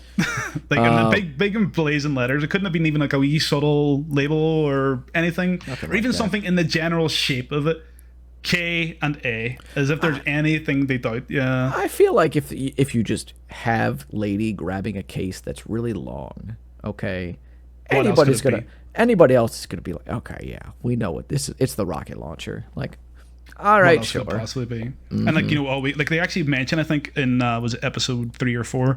We got this like other prototype weapon over here, and they point to it, and like that's already the setup for that. And another thing that's important to note is that they said that these weapons that Darkcom made, including the Kleina Ann, were made by Goldstein in R&D. True. Yeah, so Goldstein now, and this Nell Goldstein, assumedly if this is the same character, isn't an independent gunsmith. It's someone who works for Darkcom, or it's an independent gunsmith that has contracted with Darkcom, but it appears like to be working on this scale and level that she would be part of their organization, surely. Which is also a little weird to make a character like that not independent, because Especially then when like you're going to have to eventually get Dante getting ebony and ivory. yeah, and like an artisan doing what they do for ebony and ivory makes total sense. But a like weapons manufacturer, it'll make less sense. So that's a little weird to me. This Yeah, it's a odd detail, just a little bit, a little more than odd, but I mean, we push onward. yeah. You want to take the next one, or it's like yes. So a lot of this episode is a little weird sorry, to me. This episode is just a little weird to me, honestly. Yeah, it's kind of like penultimate episodes kind of can be like this sometimes, because it's like setting up the stakes for like the very last big bombastic thing that's going to happen. But it I don't know. Like a lot of the ideas in this episode feel like ideas they've had all along, and they just kind of wanted to throw them in here while they had a chance. Like like basically, lady hijacks a car, and like before this too, Butterfly by Crazy Town is playing, which the main chorus is like "Lady, come, my lady," which I assume Addy was sitting there, heard that one. That's Lady's kind of theme. That's what I want. That's what I'm going for, right? Because he's as subtle as a fucking brick. Yeah, literally has the words just "lady" and okay. So then she steals the car and races towards where the White Rabbit is. Before the scene, it's actually her and Dante discussing which of them is going to go get it, because the White Rabbit lays down an ultimatum that they need to come and get it off him, or he's going to unleash hell on Earth. So it ends up being the Lady traps Dante away, and Lady races towards this location in the stolen car now. She jumps on top of the building where the White Rabbit is with all his cronies, and she shoots a demon called Bloodstrike, which is one of the only named demons, I guess, you're going to get, and his name is Bloodstrike. She shoots this Bloodstrike guy, and he falls off the roof. She lands on the roof and says, "Who did you expect? Some dickhead in a musty leather trench coat." Which, lampshading. I don't know. Yeah, I don't know. I think like if Lady wasn't dropping F-bombs every other line, that this would be fine, because they're kind of expecting Dante, and that's the kind of idea, and she's acting irreverent to Dante. Like I can almost see Lady now saying that in Devil May Cry now, because she always has this irreverence to Dante, like you know what I mean. Yeah, but like because of like the radiation from everything else, the rippling effects of the other dialogue, definitely. It definitely comes across as lampshading, yeah. So she says the White Rabbit, because as we know, the White Rabbit needs blood from both Virgil and Dante to activate the portal, or the deactivate, the barrier keeping the demon realm and the human realm apart. She has Dante trapped in a truck, and she says, "If you don't hand me the amulet now, I'm going to incinerate him, and you won't be able to get any DNA from him, and you'll never be able to break down the barrier, period." So kind of seeing he's in a checkmate situation, he kind of begrudgingly throws the amulet her way. And when he does this, then she says, "Oh yeah, like basically it was all a bluff." Presses the button, and it's the control for the car she was just in, and once again it plays Butterfly by Crazy Town, and it goes, "Come my lady, come my lady." I feel like this is just something, as I say, he wanted to do, and like this is like an idea he had early on, and it's like this is getting in there by hook or by crook. It's kind of just is kind of weird. And a little bit, yeah. I don't know. Like, do stereos in cars usually have remotes? Usually, you're at the stereo. Yeah, you're usually at it. Like, you don't really need a remote. I assume maybe you can get some fancy cars. Maybe when you're going to like a car show where you're kind of sitting outside and you can kind of. But like, yeah. Like, I mean, if you have an auto start on your car, then maybe. But like. So you listen to music from the car while you're on the way I don't think there's anything like that. Certainly nothing that I've heard of. Right? That's the first. I was like, wait, this is a remote for a car stereo? Like what? like what is going on here? But so Lady gets in a fight then with the demons once they're kind of outraged and realize they've been tricked.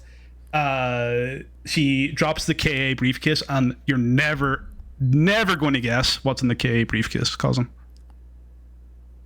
Clean a fucking on. I know what that thing is. Good job, buddy. I thought it was a Monster Energy, a 6-pack of them. I wish it was a six-pack of Monster Energy. Can you imagine if she just like double fisted them, like after cracking them together and just did the Stone Cold? she gets like it's in a Futurama where Fry drinks 100 cups of coffee and he gets like super speed. Like, oh my god. That's the real equalizer. She doesn't need the text. She just needs like a six-pack of Monster, you know. And she would be so here we go. She would be holding one that's green and one that's red. Because of her eyes, you know, and then she's like, we know what's going on. You know what? Oh my god, we're giving Addy ideas because there's already the Virgil monster meme. True, yeah, and the Dante one with the Ultra Monster Zero. Take down notes for season 3.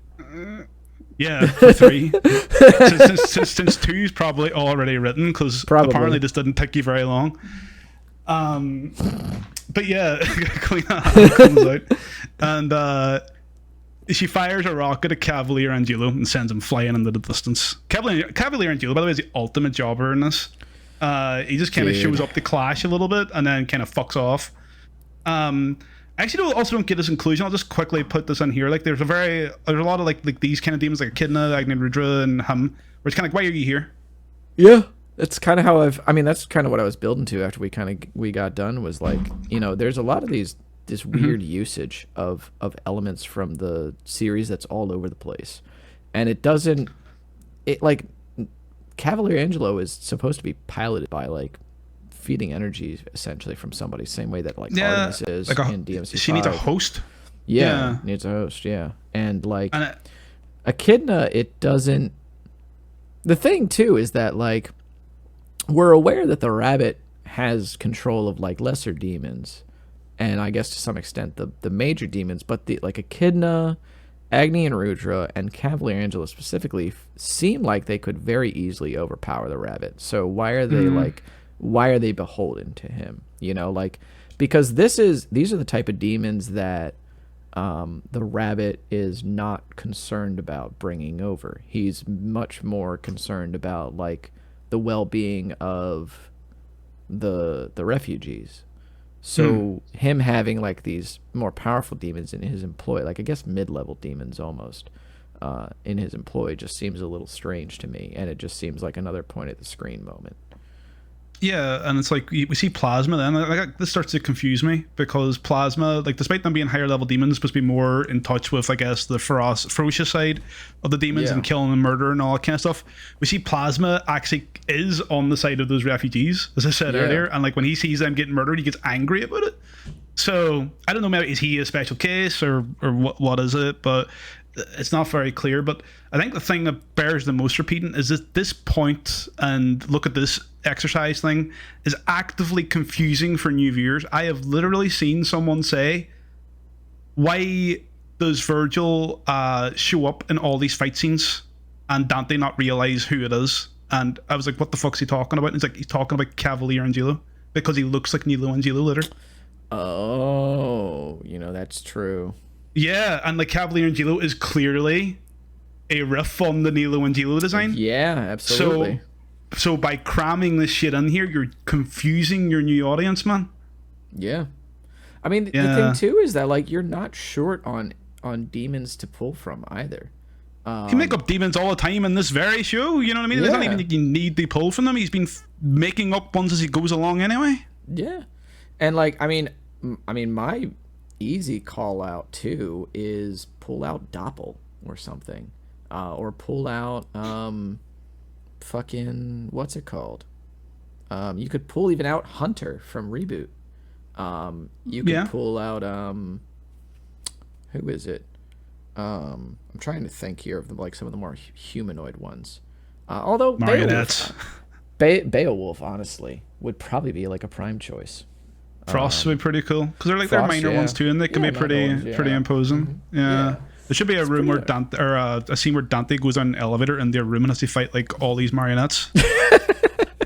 And he just sits there shooting them, and he says, "This is just like Devil May Cry 2."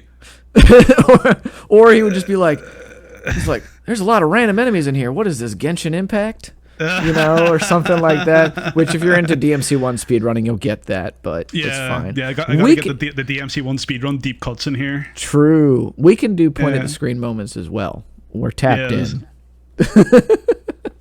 So anyway, back to the plot. I've noted down here she cocks the rocket launcher at this point. I don't know. I'm not a gun guy. All right, I'm an Irish dude. We aren't legally allowed guns because we don't get the option to overthrow our government. Apparently, you need those to do that. It's unfortunate. We never did, but fair enough. But like she cocks like the rocket launcher, says who's next. I'm not sure if it's a thing rocket launchers do. I assume you kind of load shit in. So one of those video game elements I kind of think get muddled up when you start to adapt. Yeah. I mean, it's sort of like how shotguns in real life actually hit pretty far from long range. Mm-hmm. Yeah, they're not like spread right in front of you. Yeah. Mm-hmm. Yeah. But I think that was a thing that was done in video games to sort of differentiate them from rifles. But like, I mean, honestly, a lot of my gun knowledge comes out of necessity from living in where I do. I mean, I live in a pretty like not like I live in a pretty like progressive state for the most part. So like gun culture isn't a huge thing here, but obviously with the way that like things are currently in the world, it's very like easy to pick up on some gun knowledge. And I can tell you I've never heard of a rocket launcher cocking. It's just, I mean, what I will say is that it's kind of cool, to just to do this thing, I never went back and checked in Devil May Cry if that's a thing that maybe Dante does with the clean on, but in this moment during an art, if that's not video gamey, it's just like it's a thing. I went like, what are you doing? I mean, what is the that? only thing that I can think is that there's a thing on Kalina Ann that lady holds on to. Yeah, she holds it. Yeah, she I just remember holds that. it, but it's not the actual lever. Like there's no mechanism there. It's just a thing to stabilize the gun when you use it. And of course, Dante just kind of does one of these, and just lifts it over his shoulder. So he does all sorts of crazy shit with it. Yeah, what a great character. He's fantastic. Yeah, but it's like I don't think that's a thing. I'm gonna say as an American that has very little knowledge of guns in the grand scheme of things, that's probably not a thing that rocket launchers do. If you know more about guns in the comments, just let us know. Do you know more about custom-made rocket launchers? Hit me up. I could do one of those, man. Could do with a couple of them. I feel like the FDA's got a couple of those kicking around, probably. So she cocks a rocket launcher and she fights the rest of the demons with Kleena. And a demon slashes her in the arm, and what's immediately apparent then is that they've coated their blades with the echidna's poison because she becomes paralyzed and unable to move. And just about as a demon is about to hit a lady with the finishing blow, gunshots ring out, the blade gets destroyed, and Dante's here to save the day. And this ends up kind of culminating in these couple of scenes then where the rabbit talks to Dante about Mackay, the demon realm, and offers to show Dante through the portal to the demon realm, which is his father's home. So Dante, with all these new revelations and everything else, it's quite a genuinely intoxicating thing they offer someone. Like, do you want to see where your dad came from? Here, it's right over here, bro. Absolutely. That's fine. Yeah. That not really. I don't really have a problem with that or anything. Same. Yeah. He says the rabbits. They start to actually. There's a kind of not a flashback. I guess it's kind of like a flash somewhere else. What would you even call it? A cut? But he's I guess like it's the a rabbits. cut. Yeah, the rabbit's talking and saying that like Mundus basically took advantage of the rift between the human and demon realm when Sparta sealed it, and him and his warlords took over. And we actually get a scene of Mundus in the throne room, very similar to Devil May Cry 1, but he's got like a purple energy thing going on. Don't know what that is. Yeah, purple eyes, purple energy thing. I just think it's a stylization of the thing, but like noted it down because it's a direct callback, and I knew that thing, and I went, Addy, I know that thing. It's Mundus there. It's Mundus. I think that's too right after where I go, my Cosmo claim fucked up, and I'm gonna fight this asshole. I think too, kind of, it's it might be a nod to the colorization of V in 5, because I think V uses a bunch of purple. Like when he DTs the demons, there's purple going around. There's a lot of purple particles and everything. And it's like a demon energy kind of thing, yeah. Yeah, that sort of thing. And like it's also like that, I guess, the idea of the Crimson Cloud. Because I've long theorized that in early versions, like V was supposed to be like a humanized Mundus, which would make sense for like the Crimson Cloud lyrics and everything. So I felt like it was a nod to that a little bit, whether or not it's intentional. It does sort of just lend itself to the interpretation of like these two things are kind of tied together, and V does to an extent command Mundus's forces. So he does, yes. So there's that. Yeah, that's and probably a little bit too like overthinking of a through line, but whatever, you know.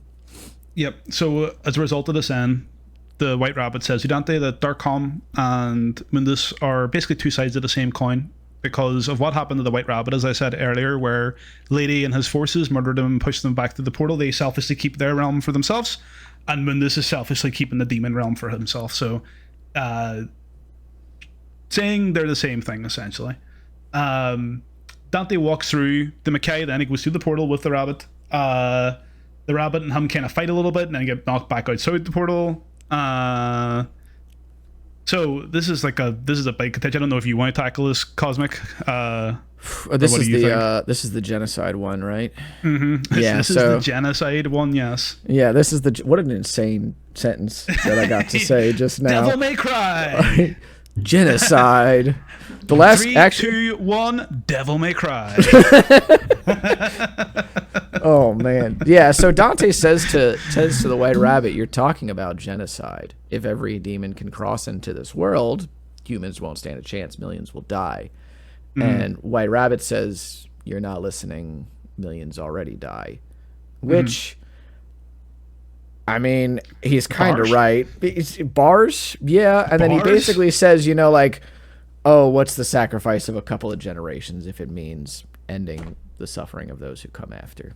You know, like, and then he tries to say that Dante can right his father's injustice, which I feel like this is a really weird way to like try and like hack down or knock down a peg the Legend of Sparta. And I have a problem with like the politicizing of this Legend of Sparta in this way, because I think it's just not very well done. But again, we get into this problem that we see again in this, like again and again in this anime, where things are over-explained and things are demystified. I think that is the key element here, is that you are trying to demystify the Legend of Sparta. And this goes back to problems in fandom where people want a Sparta game. You know, they want a DMC 0, as if Resident Evil 0 did not prove enough that Capcom should not do zeros. You know, but it's like the midichlorian problem of over-explaining demon phenomenon or iconography with like religious themes and boiling it down to science. This is not really a legend that's supposed to be picked apart like this, number one. Number two, I think that it's a little weird to call, like, you know, for Rabbit to say, because here's the other end point, is that Rabbit's saying, oh, the other big demons are going to come through too. Okay. And, but the lesser demons will have somewhere to live now. No, they won't. Not if the bigger demons are here. Yep. Just as big as a problem in that realm. You know what I mean? You'll be back to square one. There's literally no solution here. Like, you're just talking about genocide. Lady might think of a solution, but I'll not get on to that. Yeah. I mean, it's just like, and then he just tries to convince Dante that like, this is, there's no difference here, and it's like, I don't know, man. Like, so this is where it starts to rub up against you've touched on this basically, but it's where it starts to rub up against a story that's been established in Devil May Cry and not work, because Sparta and the Legend of Sparta is that he woke up to justice. Like that's so important, and that's such an iconic kind of part. And I'm not saying iconic stuff shouldn't be torn down or questioned or whatever, but yeah, I think it really matters. And it's been simple shonen tokusatsu themes. He woke up to justice. He saved the world.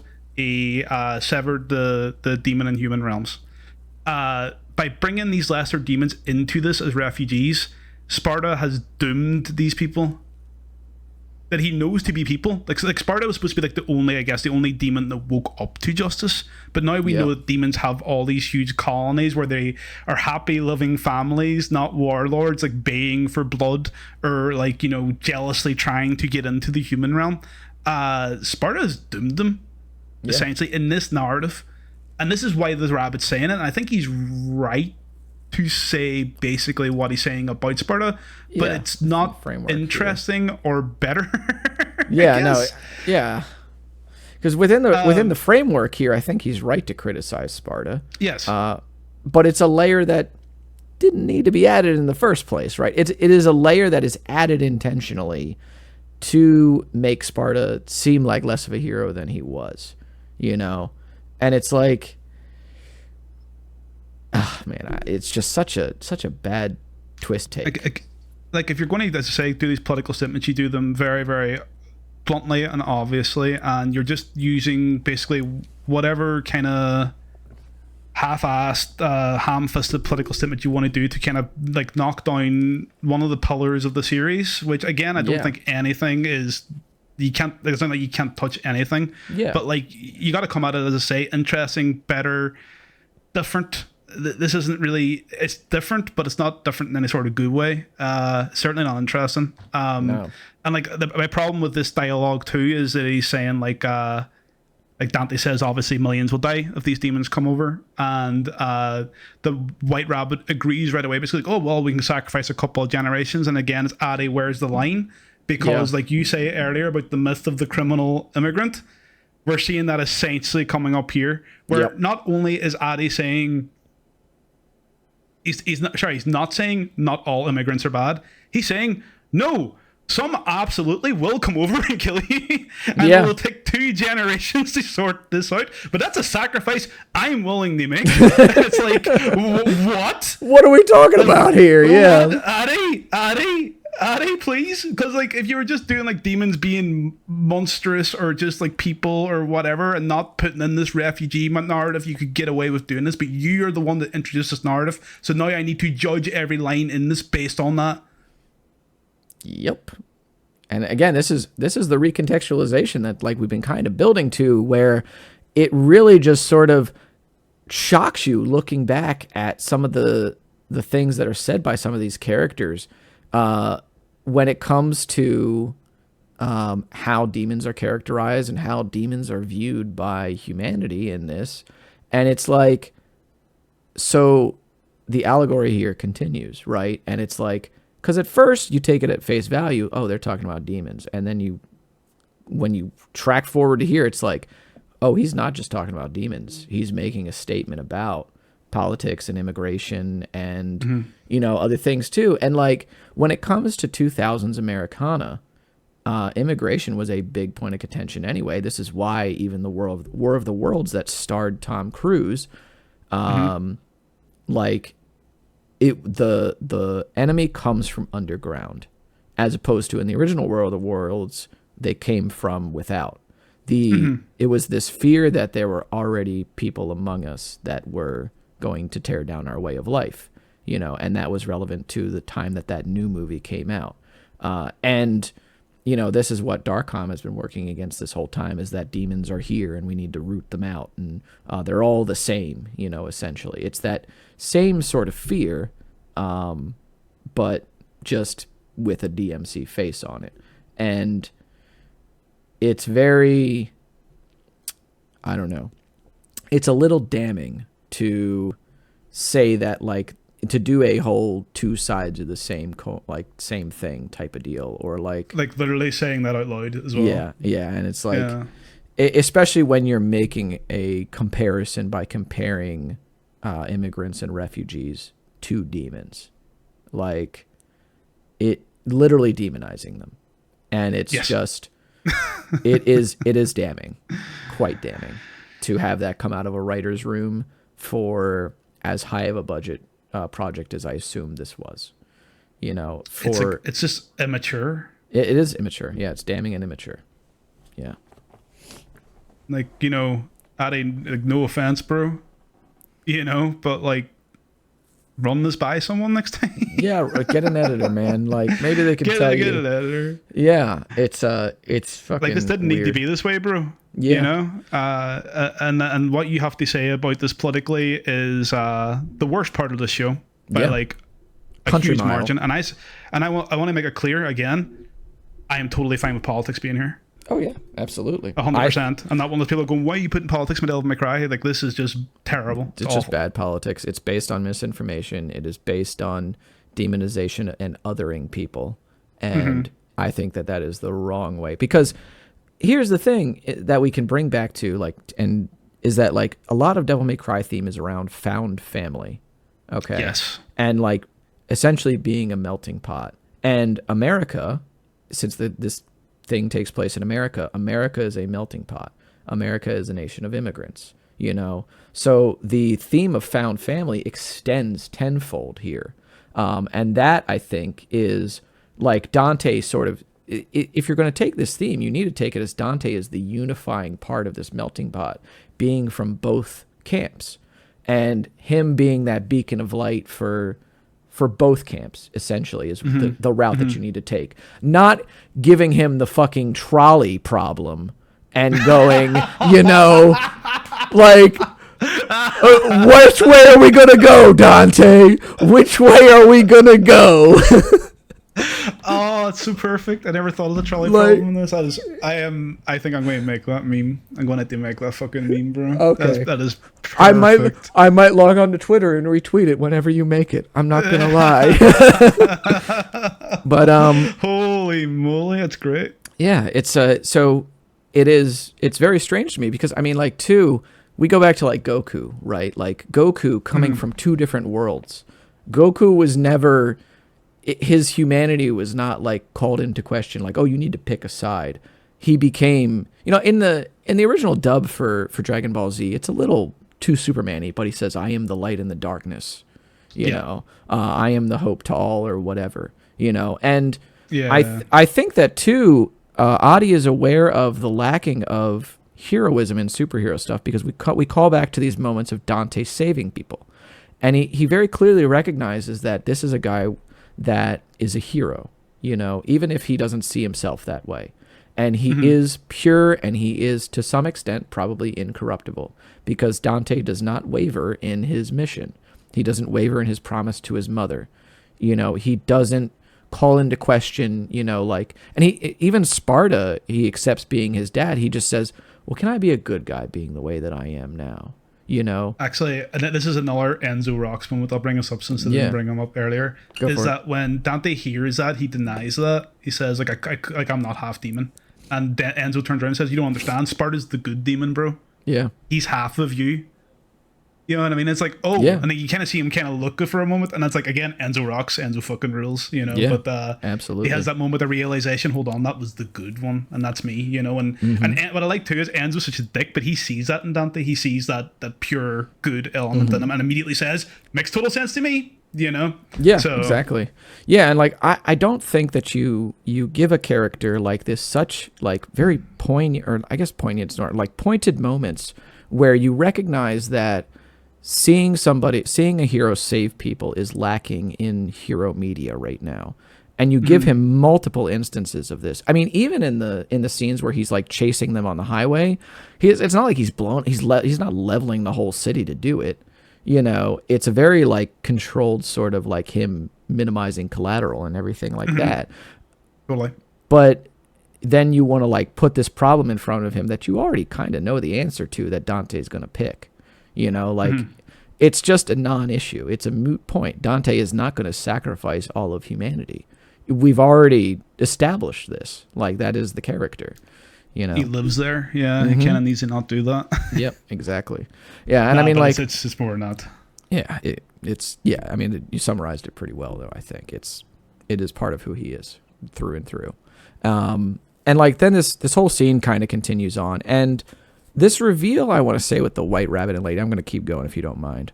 You go right ahead, bro. And so this is actually where I would have actually revised the series quite a bit.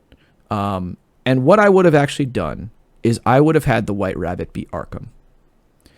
And I think that this is how you actually cut out episode 6, right? Is because then it's no longer this random guy. Or you can actually just change episode 6 to be Arkham, who lady thinks has died in the fire, but found a way to the demon realm, grew up among, or like, you know, found a home among them. And now his daughter and this would explain why he's injured as well, because the white rabbit turns into basically a Resident Evil boss at some point, and reveals like his heart monitor that he needs like constant demon blood or whatever to stay alive. Yeah. A severely burned demon would have that happen too. He would probably need constant demon blood through a machine here, which again, this is sort of the midichlorians problem coming back to a lesser extent, but it's also doing the Resident Evil weak point thing. But anyway. Glowing weak point. Yeah. Yeah, glowing weak point. But this is where I would have fused the White Rabbit and Arkham together. Because, again, Arkham, in those not aware, in DMC3, he has an alter ego called Jester.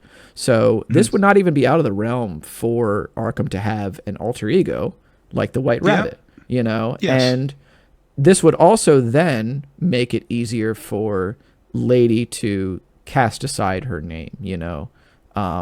Because then she would go, oh, look what my dad's turned into. And, you know, in season 2, you could have her cast it off easier. But that's so far in the past now, and we've already established that Arkham's dead. And, like, this reveal almost rings a little hollow. She reacts to it because that's how the show's written. But for who this rabbit is just a dude that I think even goes unnamed through the series. Yeah, I don't believe there is a name for him. It would mean so much more to that character and to like the overall like weight of the show for her to have this like this big reveal moment where she got like this father that she thought she had moved on from, that she had stopped from, you know, like killing her. He is now who's responsible for who has killed her comrades in arms, the person that has nearly killed her dozens of times, the person that is about to kill millions of people. You know, and she could then have a moment where she would say, Dad, I thought we were supposed to stop the demons, not become one. Yeah, you know? Yeah. And that's bringing that whole past arc right back around. Yeah, exactly. Great. Yeah. So even if you're going to delay the character development of her casting off her name, this is a nice way to tie the bow on that. But it just being separate characters, I think, rings a little hollow there. Yeah, I think I want the White Rabbit a lot more than what he brings to the table, because I think the voice acting's so strong, the dialogue's really good, the fight scenes where he's not the big Resident Evil boss in the next episode are really cool. Where he doesn't look like a Yu-Gi-Oh card. I actually do think I agree that it would work a lot better. It would work a lot better, and it could have been one of those things where Lady has Arkham at gunpoint and it's supposed to be like, you know, Mary, don't do this, like, I'm not Mary anymore, I'm Lady. And like Lady's been getting called that by Dante this entire thing, and she's like, you know, it's like almost dismissively Lady, and she's calling herself Mary, which is, we've been saying Lady this whole time, but it's important to point out she isn't Lady at this point, she's Mary still, and doesn't refer to herself as Lady. She is at this point, prior to that point of changing her name. So if you got to shove the thing in there, I know that would have been a good way to do it. Yeah, Addy. Of course, what she would have said is, the name's Lady. Mary died a long fucking time ago. That's what she would have said. Name's Lady, motherfucker. Oh, there you go. Okay, like that's literally, yeah. Yeah, there you go. And they go, whoa, literally. Literally though. But that's sort of my my capstone to episode 7. I think that there's more that kind of trails off here. Did you had something I think you wanted to touch on? Oh, you have Old Boy style. Oh yeah, I forgot about this in the notes. Old Boy style. Yeah, no, like he grabs like the rabbit off the edge of a roof and he's wearing an amulet and he grabs him. Like similar if you ever seen the movie Old Boy. Yeah. Excellent Korean movie. Yeah, like where he grabs him by the tie. Yeah, he grabs him by the amulet. I think that's a callback, you know. Probably. He seems to like all that media, and like that was of that time, I believe too. So I think so. So it seems like a clear callback. So before we move on to episode 8, you got anything for 7 left, or you pretty good on that? Nah. Dante had a pretty cool line towards the end where Nilo, or I did it again. I'm getting confused now too. Cavalier Angelo was killed by the portal closing in his head, and he said, "That was crazy. Too bad your eyes weren't here to see it." Yeah, that's a good line. And yeah, and it's like, you know, I used to know this guy with like 2 eyes as well, and he couldn't see very. Like it would have been like, if we had the lines earlier and it was made the same way, it would have went way longer and not been as punchy. That's great. That's Dante. No notes. Good. Yep. Good to go. All right. So let's see here. This is the point where things kind of go off the rails to episode 8. The White Rabbit transforms into like a Resident Evil 6 monster, essentially. He also looks like a Yu-Gi-Oh card too. There's like a specific Yu-Gi-Oh card that I'm trying to think of that looks almost like Berserker Hercules from Fate Stay Night. Right, okay. But I forget the actual name for it. I think this is also like the least interesting thing they could have done with this character. It's true. Yeah, I thought that if anything, he was just gonna get super strong in the rabbit form and just use like Sparta against them, or something like that. I don't know. I know but Arkham changes into like the big goo form at the end too, yeah, but like this is as you say almost like Resident Evil. It kind of becomes almost like the other demons that are already there, and I guess yeah, like they don't want him to be that much more powerful. But like again, it's just one of those things where it's just not very interesting, and I'm just kind of like, all right, I guess now he's a big monster, and that's fine. yeah. The demon designs outside of what's pulled from Devil May Cry are a little generic as well, which is sort of to the detriment. I mean, we have Yeah. some cool like standout elements of characters, like we noted, like Lady Nightwing earlier, and like the Hmm. chick with the scouter and everything. There's even the guy that has Yeah. like the visor and the double like eskrima or whatever. Oh yeah, Uh, yeah, yeah. and I mean, there's some standout elements of characters too, and even Enzo has like the cool Hawaiian shirt with like the bleach blonde hair and everything. Yep. There's some very striking elements of a lot of these characters. Hmm. Even Anderson, who's the surviving, like the only one to survive a couple of attacks from the rabbit, gains that Yep. like identifying mark of the scar and everything. So these humans Hmm. obviously have a lot of like identifying factors to them, but not so much the demons. A lot of the demons that are not pulled from Devil May Cry are pretty blobby. Like generally speaking, they're very like simplified. They're very much like color blocks, and it's not great looking.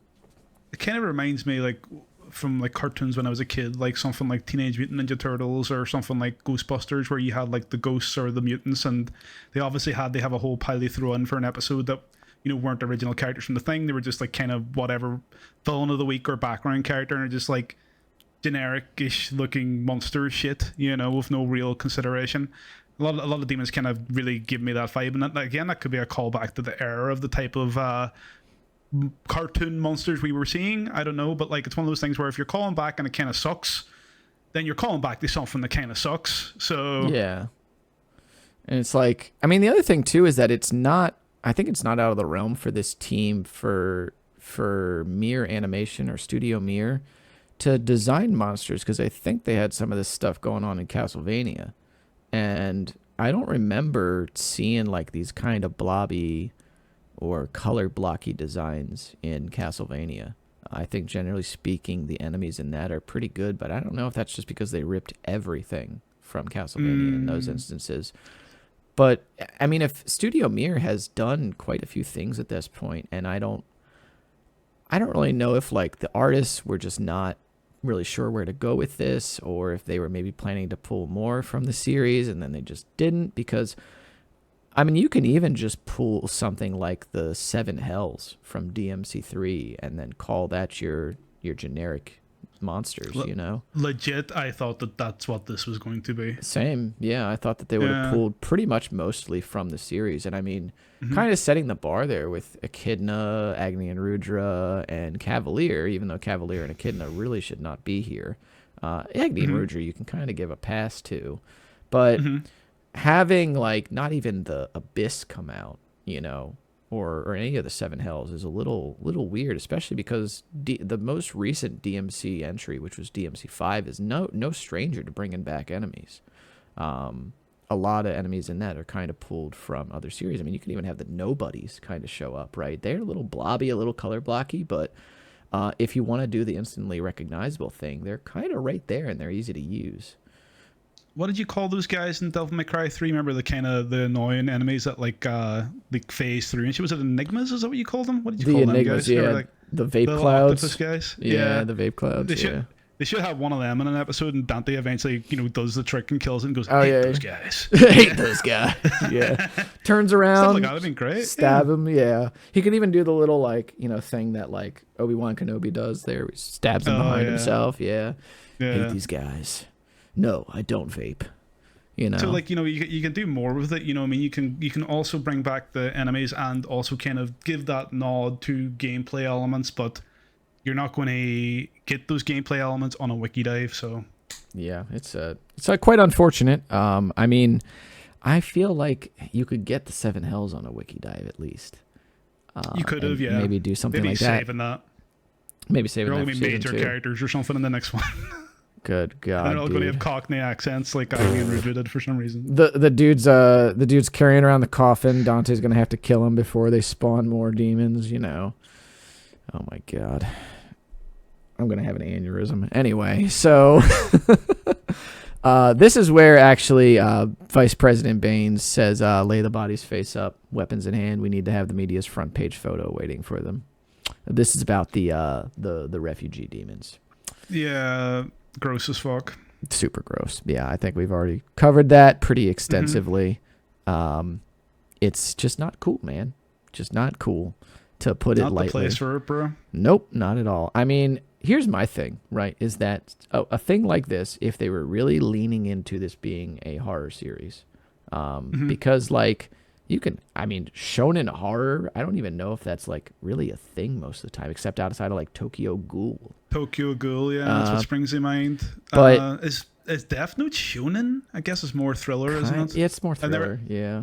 I've never read that. Yeah, I'm trying to think of popular horror stuff. There isn't a lot, true. Yeah. Like Hellsing, maybe, right? Hellsing is the closest, really. Yeah. But even then, would you even call that shonen? I guess. I mean, kind of, but like Sort of. Alucard is always stronger, right? There's no power scaling that goes on there. He's just always the strongest.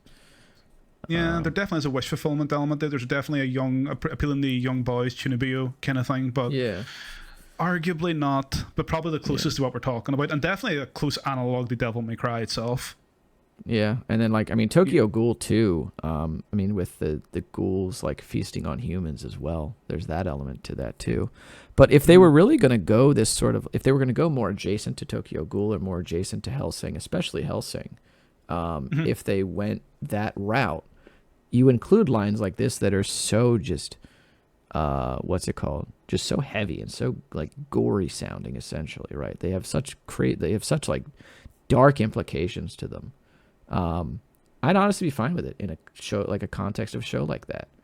If it was just very much from jump, bloody, gory, dark, a lot more hell imagery, a lot just bleaker, right? If this was just a bleaker in general series, this line probably fits that. But it is still an actiony, fun-timey sort of thing. And slamming this on people kind of at the end is just really not the tone that they've set throughout the rest of the series. Like, this is kind of the point where I went, oh no.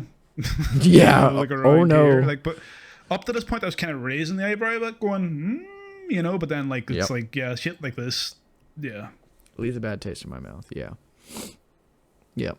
So go ahead. Yeah, I think you've been chomping at the bit a little bit, so.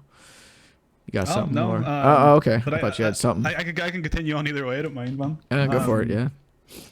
Okay, so where are we Because here? we're kind of just like, I think we're both skirting to like a halt here because we know what's coming. Yeah. Which is the last 5 minutes, yeah. Oh, man. So, yeah, like the scene with President Baines, or Vice President Baines happens where he says he posed the guns on the demons for the press. And then Lady and Dante start to argue about where the amulet would be most safe. Lady thinks it's with her because obviously the implications of having this amulet that will break down the barrier between the demon realms. And Dante says, well, I promised my mom I'd keep it, so it's mine. So that's the end of the story. Dante starts to say, do you think it's going to be more safe with like Baines? And Lady says, Baines is hard because he has to be, and he cares about his people. And again, that's one of those lines when you say his people, Addy, where's the line? That's all I'm going to say. Where's the line? Yeah. Where's the line? Addy? So they continue to fight over the amulet, and then Enzo jumps in and says, like, oh, I sense like a captor, you know what I mean? Relationship going on here between you guys, And Enzo's always really good at diffusing that tension. I always like that. Good old Enzo. Yeah. So Baines comes up, the lady then asks for the Force Age, and Lady says the rabbit took it, and she apologizes for leading the team she had to their death.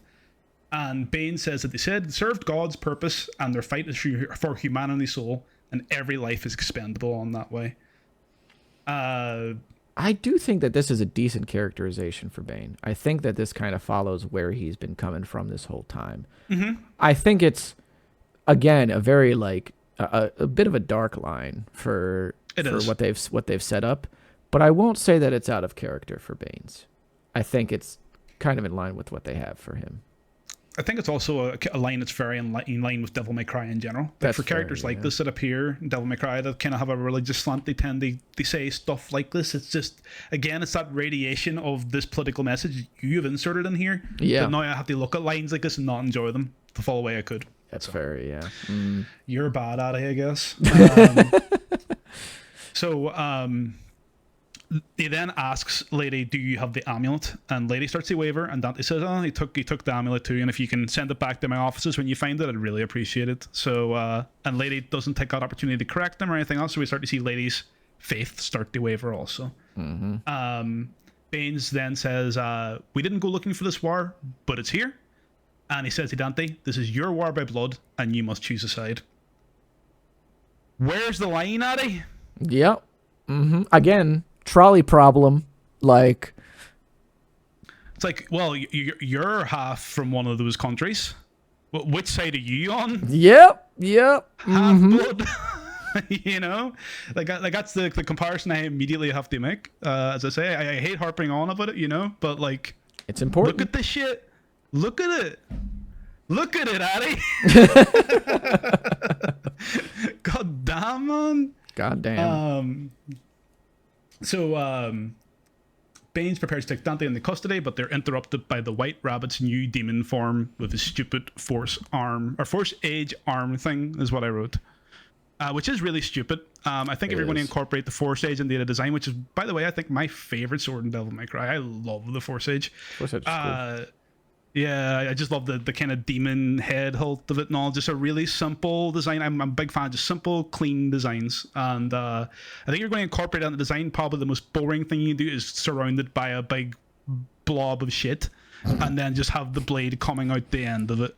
Like, all right, cool. Again, it's one of those things you could have done something cool here, but instead you did something sort of lame. That's all I'm going to say about that. So the White Rabbit begins to fight with the Dark Column's forces, and the president makes his escape. Anders gets onto the chopper along with the portal device that the rabbit was using. That was like left behind in the fight before. Oh, yeah. So now Anders has that and is now taking it to the vice president, essentially. So they all make their escape together. Lady gives Dante one of her guns, which, and this is one of the better action scenes too. Like when we see Lady and Dante with a gun each and doing their thing. That's cool. And there's a bit of dodging and weaving and jumping and like choreographing with each other.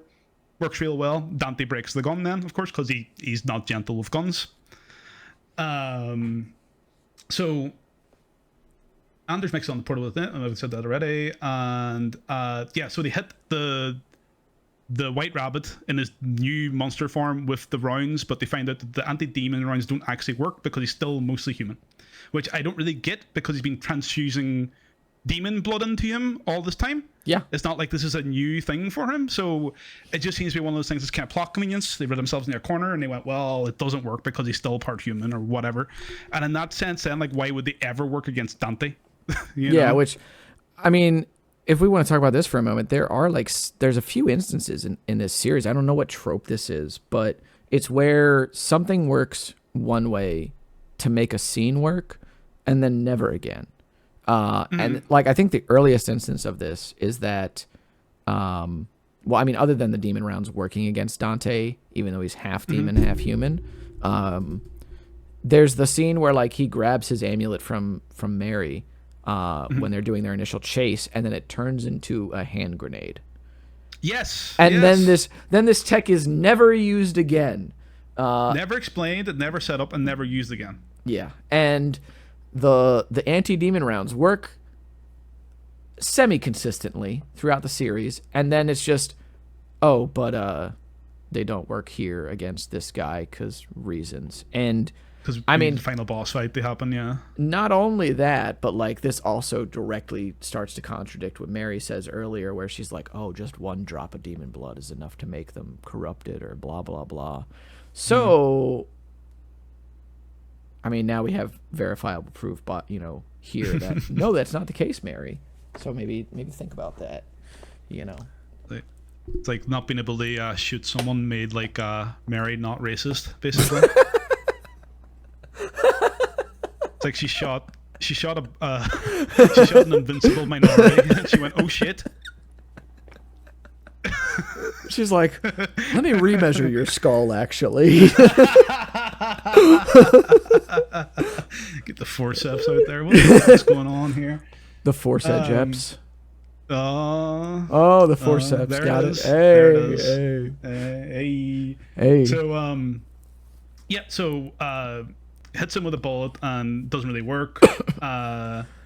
The helicopter's surrounding the White Rabbit, and he's destroying them with his big demon arms or whatever, and that gives Lady and Dante a chance to escape.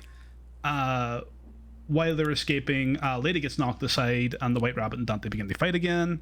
And during this fight, Enzo's kind of sitting there wondering what to do, being the kind of cowardly side character, but he's now going to have his arc where he has a change of heart, and he's going to stand up and fight. He turns around and he sees the Kleina Ann, and picks up the Kleina Ann and attempts to stab the White Rabbit with it, but immediately gets stabbed himself by the Force Sage and dies. Which is so unfortunate because, especially knowing we're getting a season 2, Yeah. this is one of the only good characters in it. And I said the other one was the White Rabbit, and he don't survive this. No, he don't. Spoilers. Yeah, spoilers. So 2 of the coolest characters are already gone from season 2. it's really, man, real unfortunate. Yeah, I do appreciate in this scene that they don't let this drag. It just kind of immediately happens to Enzo, and Yep. I think that sort of shows, like, oh, this is serious, and no, we're not gonna let Enzo play hero. He is just dead, and I think that's a good, like, very serious moment to happen, and again, it just sort of shows that Enzo, like, does think of Dante kind of as a surrogate son, the self-sacrificing point there. Yeah, and I think it too. It shows really clearly what happens when humans go up against demons in this world, which is what made Lady so interesting to begin with in 3. That isn't really present here with, like, Lady with tech and stuff. There's a direct comparison to be had there. But, like, it doesn't really exist because she is already operating on a level above them because she has, like, an advantage essentially. Yeah, absolutely. Going on there, yep. So Dante his eyes begin to glow again. He begins a devil trigger, I guess, and he gets knocked through a building.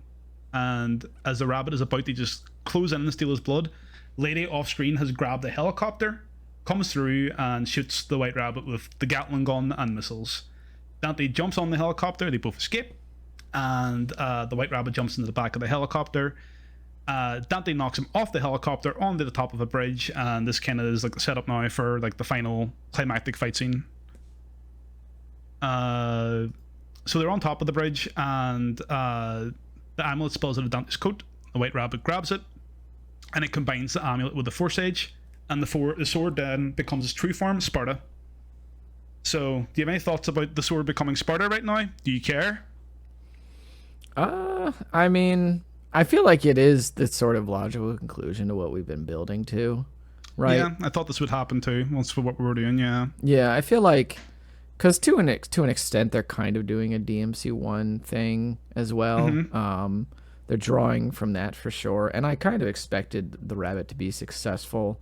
I think this was probably a better move than just having him fall flat in his goals. He does succeed to an extent, so we do sort of get this, like, Armageddon is nigh type fight scene.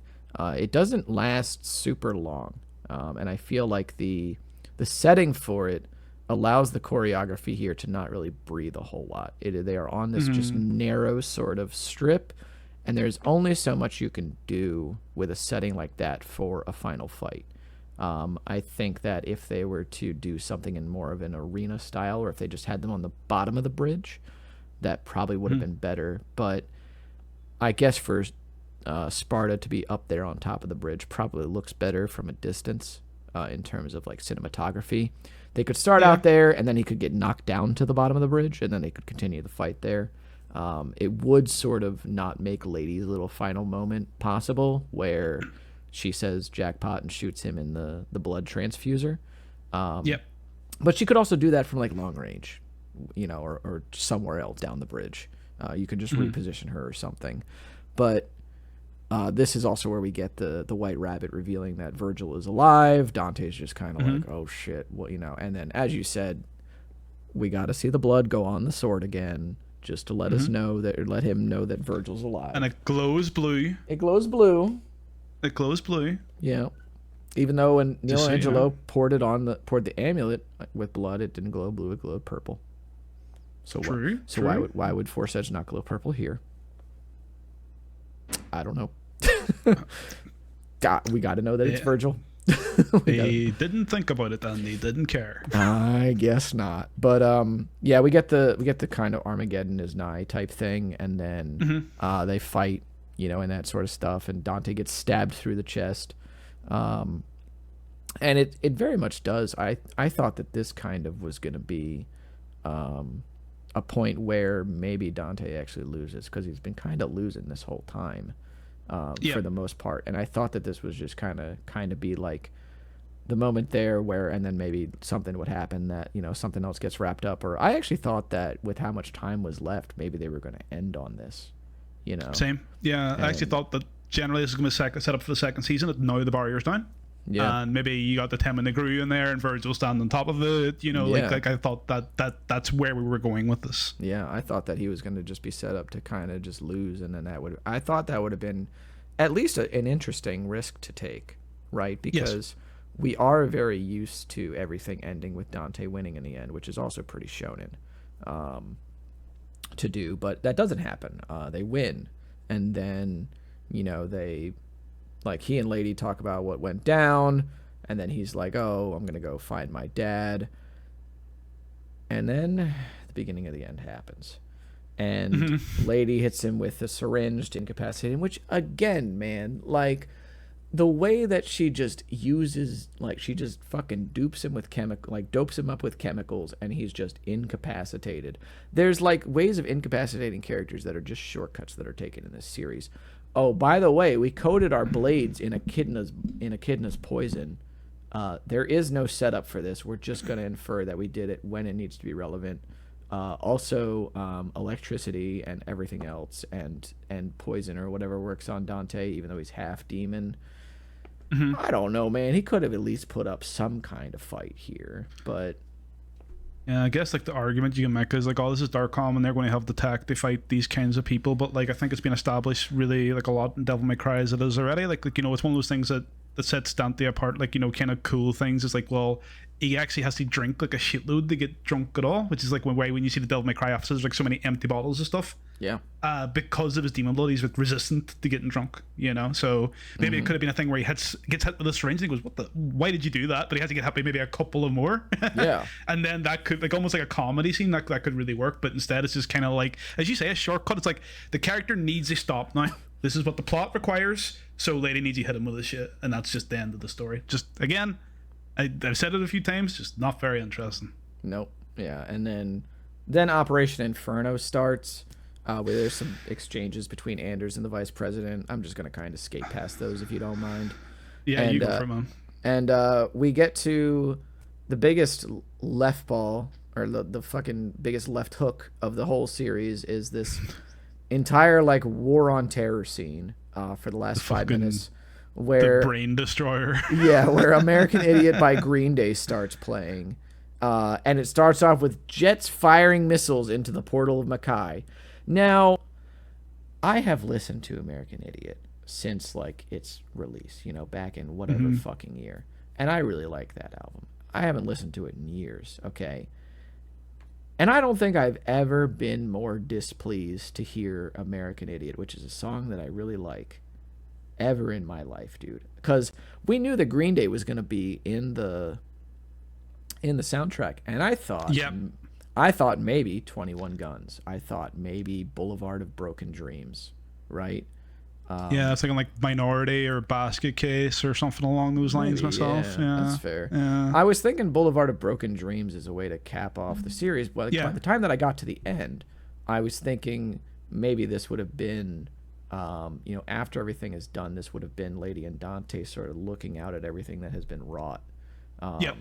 And or Time of Your Life, and it's ironic. There you go. Yeah, Time of Your Life. That's another good pull. Man, I didn't think of that one. Jeez.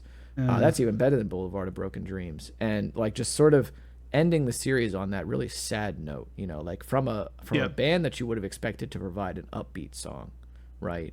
but they provide this this upbeat song is provided to the backdrop of just mindfuckery. And I don't mean that in a good way. It's just the Americans go into Mackay, they take over, they set up shop there and start mining stuff, not dissimilar to like fracking or oil refineries and stuff.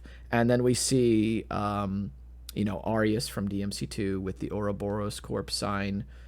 Baines is there as well.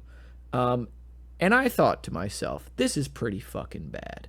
This is pretty dumb, okay? I wasn't even like, even if I thought this was shot well or if the song fit, if I thought any of that, I'd still be like, I don't really want the season to end here. And then we get to Doc's favorite scene in the entire series. Well, one thing I'm going to mention before we get there is that during that montage of them invading Mackay is you see like images of them like crushing the skull of a demon. Oh yeah, right. They have an image, or they have a demon skull on like a Humvee bonnet soaked in blood. Yeah. You see two lesser demon Mackay children getting dragged out from underneath a car. It's like, Jesus Christ, bro. Like as I say, like it especially like kind of up to this last 5 minutes, I was kind of like getting like the eyebrow raises, I say, like, you know what I mean, like, I can see that they're like Addy's trying to kind of have this message along here, but I'm wondering if is it going to go to anything? Is it going to sound spills over to season 2? And this last 5 minutes, it just slams you up the face of it, and it's like, okay, now that I've rewatched this for this podcast, it's like, yeah, it just recontextualizes the entire fucking thing and actually drags what I would feel is an otherwise all right series right down. It's a series of problems, surely, but Jesus Christ, this last 5 minutes is disastrous. It really undoes so many things. And like then Dante is like frozen in ice and Force Edge is sealed away along with the amulet, and it's just like, what in fuck's name is going on? Like, pardon my language, but I sat there just in disbelief while I was watching. And then we get to the scene where there's these captive demons and soldiers get destroyed by a Virgil move. Nello Angelo shows up with Yamato, the katana for Virgil. I think he doesn't have that first. It's like a sword that looks like a katana, but it's like sort of like a demonic sword, as if like being in the Nilo Angelo form has changed what that looks like. I did go back and look at that. They make sure that it was Yamato, yeah. So, but still, whatever. Yeah, it's just like, so Virgil shows up, Nilo Angelo shows up to rescue them.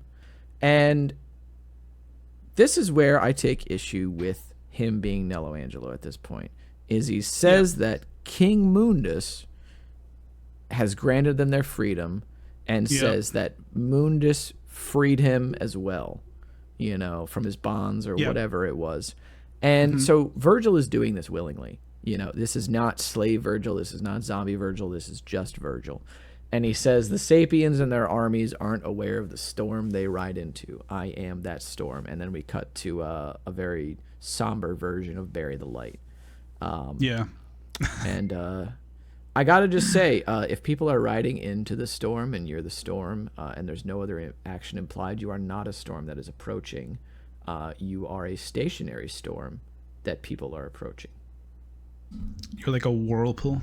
You're a whirlpool. you're an above ground. You're an above ground whirlpool. Yes, but this was bad. This is awful. So bad, because anybody that knows anything about Bury the Light is aware that Bury the Light is a song that means a lot to Virgil. That song is Virgil through and through, but it is DMC5 Virgil through and through. Yes. After he's been through all the arcs that he's been through already. Yep. And it's not, this is pre-DMC3 Virgil, essentially, or it's this weird mishmashing of 1 and 3 Virgil. And that's just not that character for Bury the Light. I got, man, sure. Like, I am still left speechless by this scene, because it is just so like, oh my God, it's Virgil! Oh my God! Like, I just got nothing. So if you want to go ahead, feel free. Yeah. So like, I've had a lot of time to think about this scene, and the reason why is because when I watched this scene, the first thing I did is I screenshot it, him saying I am the storm, or I am that storm, and the ending credits saying, like, you know, playing Bury the Light, and put it up on Twitter and said, basically, ha ha ha ha ha. And like, the reason why I did that is because at that time, sitting right here where I am, I started pissing myself laughing. And that was my genuine reaction. And I think like there are people on Twitter's reaction was that was like, you know, oh, this is the reason why you shouldn't like it. I seen people saying like, here's why you shouldn't like it, and pointing to my post. And that's not what I was saying. I was just saying it was weird and funny. And Yep. also, as you say, just kind of hollow. It's like, you know, it's like we know the song, we know the meme, and there is memes around the song, and it is almost like at a kind of point, and look, I've put this thing in there. And one of the things I saw people say a lot was that in Devil May Cry, they literally say the words Devil May Cry and Devils Never Cry out loud in the game. And Devil May Cry isn't above cheesy lines. And that because I'm laughing at that in any sort of way, that's proof that I'm not a real fan, whatever the fuck that means. And that I haven't played the games. Try playing the game sometime, bro. And it's like, okay, right. Let's break this down, right? Okay, and I'll explain real clear to anyone why this isn't like actually anything in the games, right? So in the first game, the scenario was written by Noboru Sugimura, sorry, excuse me, and Hideki Kamiya. And Sugimura is, funnily enough, a tokusatsu writer, which is partially why I brought this up so much. He actually wrote a lot of Kamen Rider, a lot of Sentai, stuff like that there. And one of the things that when making Resident Evil 2, remember how Resident Evil 2 had like the 1.5 versions, people call it, with Elza Walker and stuff like that there? It kind of went in the development hell because Kamiya wrote the scenario that wasn't really hitting. So what they ended up doing is going out to Noboru Sugiyama and asking him to do a treatment and an advisory capacity to the script. And one of the things that he advised right away was, first of all, get rid of Elza Walker and change that to Claire Redfield, because Claire Redfield has a resonance with Resident Evil fans. People know who Chris Redfield is, so therefore you can automatically make that story connection and start to almost expand in this story for a wider world and make it more fleshed out and more believable and more engaging for the people who get involved in it. And then Kamiya ended up kind of like, I think, protege and underneath like Sugimura for quite a while in how he writes scripts and how he approaches scripts, and a lot of the stuff he did in Resident Evil 2 and Devil May Cry kind of like echoes forward to the time. But that's neither here nor there. It's just a bit of background. But the point is because of those lessons that he was imparted with, and because Sugimura was also the scenario writer on this, is they didn't call it Devil May Cry for no reason. There is obviously the term Devil May Care. Yeah. And this is a clear play in those words. And they obviously thought they had gold with it, and rightfully so, because Devil May Cry is a cool fucking name. It is. So they're thinking, okay, they got this cool ass name. They want to put it in some element of the story. So what are they going to do? They're going to turn it around and make it a plot element with Trish, where he says, Devils never cry, tears are only a gift humans have. And then he changes the name of the shop from Devil May Cry to Devil Never Cry. So you can see the way there's a through line, there's a setup, there's a payoff, and then there's just the whole ultimate thing going right through. We all like that, okay? Yeah. And now going on to people bringing that up about Devil May Cry 3. So, what's really interesting, I think, about Devil May Cry 3 is actually a full loop moment. It isn't just a reference, like pointed at the thing in the same way Addy did. Oh, she says Devil May Cry, and they say Devils Never Cry. It's basically in the original, the shop, as we know, is called Devil May Cry, and he says he traced Devils Never Cry. But in DMC 3, Lady says to Dante, even a devil may cry, and Dante says Devils Never Cry. And from this exchange, you can tell that Itsuno and Bingo, who were the scenario writers for this, were imagining the fact that Dante says this in one and making this something that Dante knows to be true. So Dante, at his earlier point, already knows like Devils Never Cry as a thing that humans, it's a gift that only humans have. And later in Devil May Cry 1 in the storyline, he's also saying that again. It's a clear callback. It's a clear loop. It is gravitas. It is setup. What does Bury the Light and I Am the Storm have compared to that? Absolutely nothing. It is. Yeah. It is referential and substanceless. And like, you can just discount everything I've just said if you want, and like not agree with me and say like I'm reading into this too much or whatever. But I think for anyone who's played these games, that's kind of apparent, even if you don't know like some of the background elements and writing techniques that Kamiya was taught and everything else. But you can't seriously sit here and say to me, Devil May Cry isn't above cheesy lines. Like, no, not necessarily above cheesy lines, but it does have an emotional core, and the writers really, really care about that emotional core. There is no emotional core to saying I am the storm or I am that storm. It's just point at the fucking thing. So yeah, like if you're interested and you care, that's my opinion. Judging by the people shouting at me online, they don't give a fuck. But you know, if you wanted to hear it, there it is, bro. Yeah, I mean, it's I couldn't really put it better than you did, honestly. It is. I think that what people need to understand is that there is you can be referential and you can still create connecting ties to what is being said thematically in a series. And I mean, in DMC3, like, it makes sense too to create that parallel because it is a younger version of the character. Yes. But when a line is said like when lines are said specifically because a character has already gone through so much, you know, like in the case of Bury the Light, again, we say the lyrics are based on everything Virgil has gone through up to this point. He was not the storm prior to this. You know, he was a kid that got his ass kicked by Mundus and had to go through hell and back. He had to die once, essentially. He had to, you know, like, have his demon and human half separated and then reformed. And then he became, like, Virgil again, you know, in order to be the storm that is approaching, you know, or whatever the fuck. Like, there's so much, like, Bury the Light is a culmination. It is not, like, a starting point. So saying, like, I am the storm this early on, that displays a confidence or a self-awareness or a weight to the character that is not present from the very beginning. And especially when you're going to go the angle of maybe Virgil was kidnapped and then brainwashed by Mundus. He's still in the throes of going through hell and back. He is not. What storm is he, dude? He's Mundus's lackey at this point. Like, he hasn't earned the right to say that. Where Dante has been in touch with his human side from the very beginning.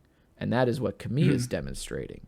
You know, that Dante has always known this. And it was really Mary that learned that lesson in the scene that Doc is talking about, you know. Dante's the one that doesn't need to, he's not the one that needs to learn this. You know, he's the one that continues demonstrating it. Lady's the one that's learning.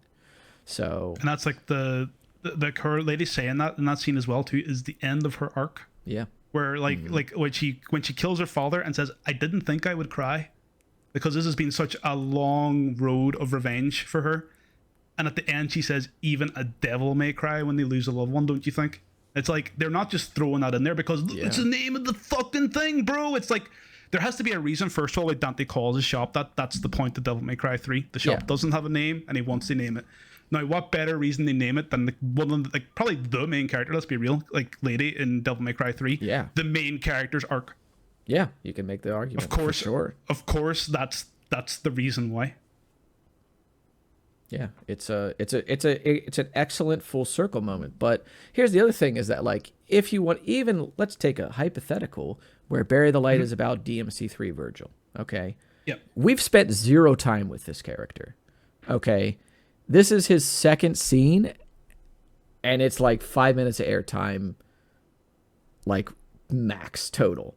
He does Judgment Called End into saying that. Yeah, and like he's not May as well earned the Sun High Legend combo. Yeah, for real. Yeah.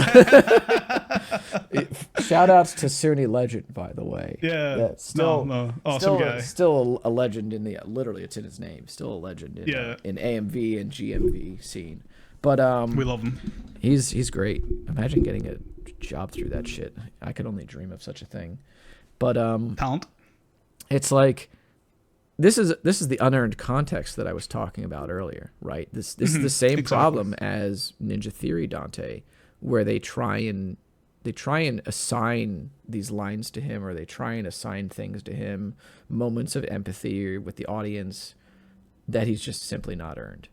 you know, and we haven't spent enough time with him. We don't know him well enough to take that to heart. Even if Bury the Light were if you could spin it some way to be like, oh yeah, this is about DMC3 Virgil. If anything, it's about Virgil at the end of DMC3 when he has Force Edge and he's ready to like claim the throne from Dante or whatever, and ready to use the Sword of Sparta to do to open the gate to hell and shit. You know, you've still spent the entire game coming up to that. A character that has only been in one scene, giving his blood to the White Rabbit and then doing Judgment Cut End on some soldiers and rescuing people. He's not earned the context that this possibly could entail. Like, see, for me, see if you wanted to end this off on a line we know from Virgil, get everyone hyped, get everyone, oh, whatever. Like, how about just, I need more power? Power, yeah. You know, you can take it with like, you know, Mundus has freed me from my bonds, but now I realize I need more power. And then cut. Then cut. Yeah, just easy. Yeah, easy. But you have to maybe have played the games. They understand that. It's possible. I don't understand why he doesn't say I need more power. He doesn't say that. Like there's no references to power. You'd think that would be an easy thing to be like, hey, look at this. Honestly, like I was expecting the lower hanging fruit of motivation, some motivation type quote. You know what I mean? Now I'm motivated. I think, yeah. Mundus has freed me from my bonds, and now I'm motivated. Yeah, it's even cut to the end. Yeah, you know, like it can be something from the game still, and it can still be a point that moment, but it could be something that makes fucking sense. Yeah, it can be cheesy. It can be one-linery. It can be even substanceless and referential. It's just got to fit with the character at that time. 100%. That's it. That's unfortunately that is the way that series ends for now. Let's talk about season 2 predictions here. I don't want to spend too much time on this because I feel like we could be here for another 4 hours if we did. Oh yeah. But if you had to guess like one plot point, what do you think is going to be like the big one? Or like one of the big ones, I guess. Well, I think the thrust of this is going to be like obviously Dante's frozen, so I think there's going to be some sort of time skip. And when Dante wakes up, he's going to find some reason that he has to take up the Tony Redgrave moniker again. Okay. And basically, Darkcom probably would have seized all of his assets and stuff, I imagine, because, you know, he got essentially arrested in a way. So he has to kind of start from the bottom and work his way back up. And I assume along the way, he's going to meet Nell Goldstein, or she maybe still works for Darkcom, or maybe she gets disenchanted and leaves. And that's going to lead to the creation of Ebony and Ivory then, in which it will have Tony Redgrave on the side. Yep. And not, you know, Dante Sparta or whatever you want to put on there. That's if they want to follow the... Actually, I know they did release a promo poster for it too, where he's holding Ivory in it. And I didn't check whether it says for Tony Redgrave on it. If it does, I'd say for sure he's taking up the moniker next season. Yeah. And I actually have a couple of notes down here about what's happening. I'll say one more. Virgil's going to research the Yamato and realize that his sword can cut a hole through the dimensions also. He's going to use that to come into the human world, and he's going to cause 9/11. Anyway, that's all I gotta say. Honestly, that's my season 2 predictions. Fair enough. I feel like cinema. Addy, my DMs are open. They're not actually open. And don't DM me. Don't DM me, bro. Don't DM me. Put me on for season 3. I got you. I'll fix it. For legal reasons, this is a joke. I would say probably if anything that I'm gonna think is that, like, I mean, obviously Arius is going to be a part of it. So I think that if anything, we're going to maybe... I'm trying to think here. Because he's obviously got to down in my notes as well that Lucia is going to come back because of Arius. That too. Yeah, I was thinking Arius. That might be the main conflict, honestly, is Arius. I feel like if they don't use that character very well, that's going to be a bad throwaway moment of showing him, especially since it seems like he's now taken over in place of the president because Baines is there with him. Yeah, so I assume that might be because of convenience too, because of Kevin Conroy not being around to do the role anymore. Like it might be like, oh no, this is the new big bad kind of thing. Yeah, maybe. I know they replaced the VA and whatever, but whatever. That's my impression. Yeah, but they might not want to keep Baines around, or maybe like Arias gets rid of Baines because he kind of fears how ambitious Baines is or something. Because I mean, the president is largely a puppet to Baines, and maybe Arias feels that he doesn't want to be that same kind of puppet. That's what I would maybe think. I could see that happening. But I what I will say too is I think that at this point they're going to maybe just build out more of Dante's arsenal. I think that's probably going to be a big thing. I mean, not just ebony and ivory. Something that we didn't really touch. Yeah, something that we didn't really touch on, but I kind of had a nitpick about was that they had an opportunity to pull more from the games on a mechanical level and have Dante build out his arsenal through the series as the series went on.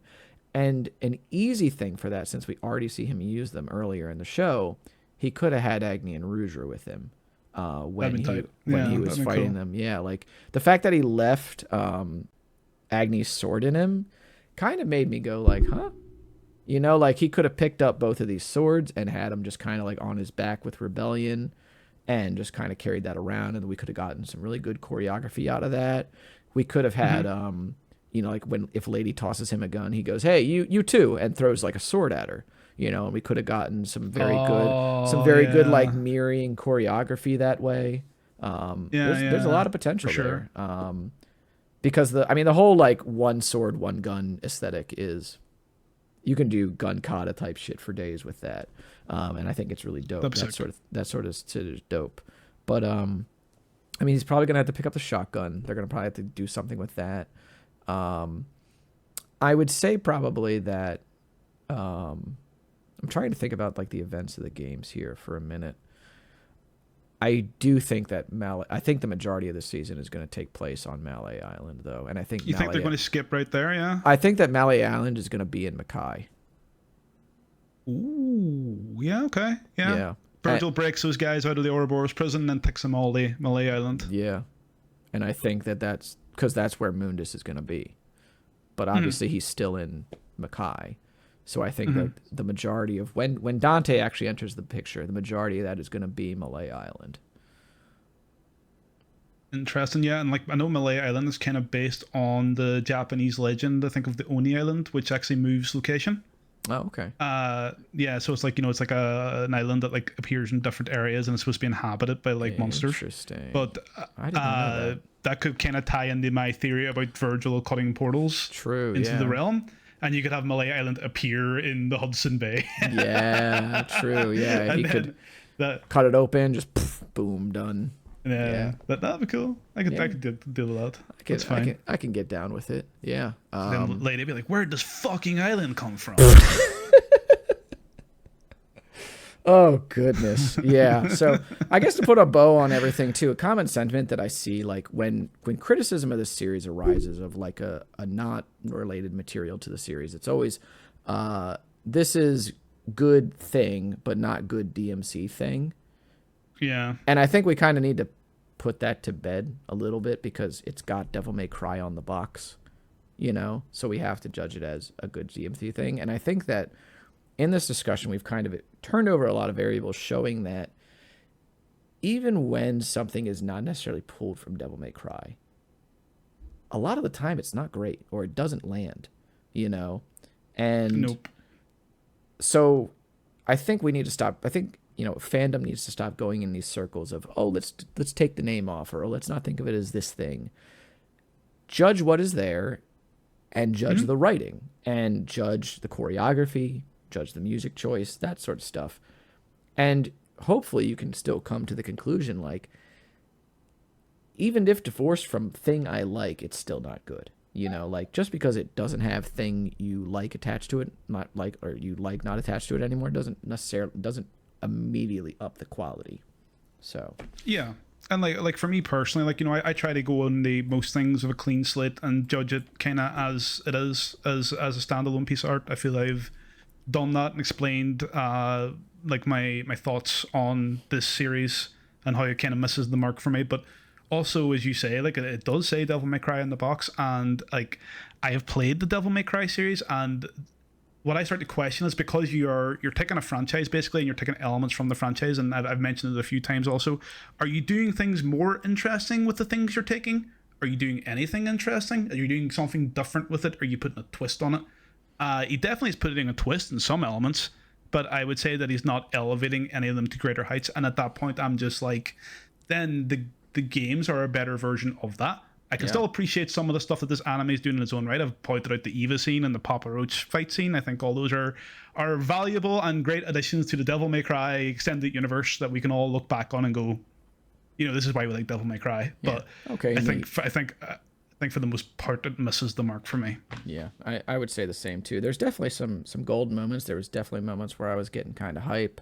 The first episode really kind of had me hopeful. Episode 3, even when the Papa Roach stuff happened, I was very hopeful of this stuff. I really went into this kind of cautiously optimistic because at the end of the day, I really had faith in Studio Mir and their animation to elevate this project. And I think a lot of what we've touched on, is the writing really actively drags this down. Yes. And it really needs another pass. I think it is a few rewrites away from being good. And there's some themes that you have to scrap entirely. There is if we're sticking to the framework of the plot, there's some things that you have to scrap entirely, some things that you maybe need to rearrange, but it is not like, a far cry from being a decent project, No, not without merit at all. Not without merit. But like as I say, just edit that down, and you had something there. It's all right. And as I say, without this political message and without the train wreck of the last 5 minutes, what you essentially had was a super middle of the road thing already. Yeah. But literally that one element drags it down the bad, in my opinion. Yeah, I would say so too. Yeah, I mean, when the whole series is building to that one theme, then it actively does drag down everything else that preceded it.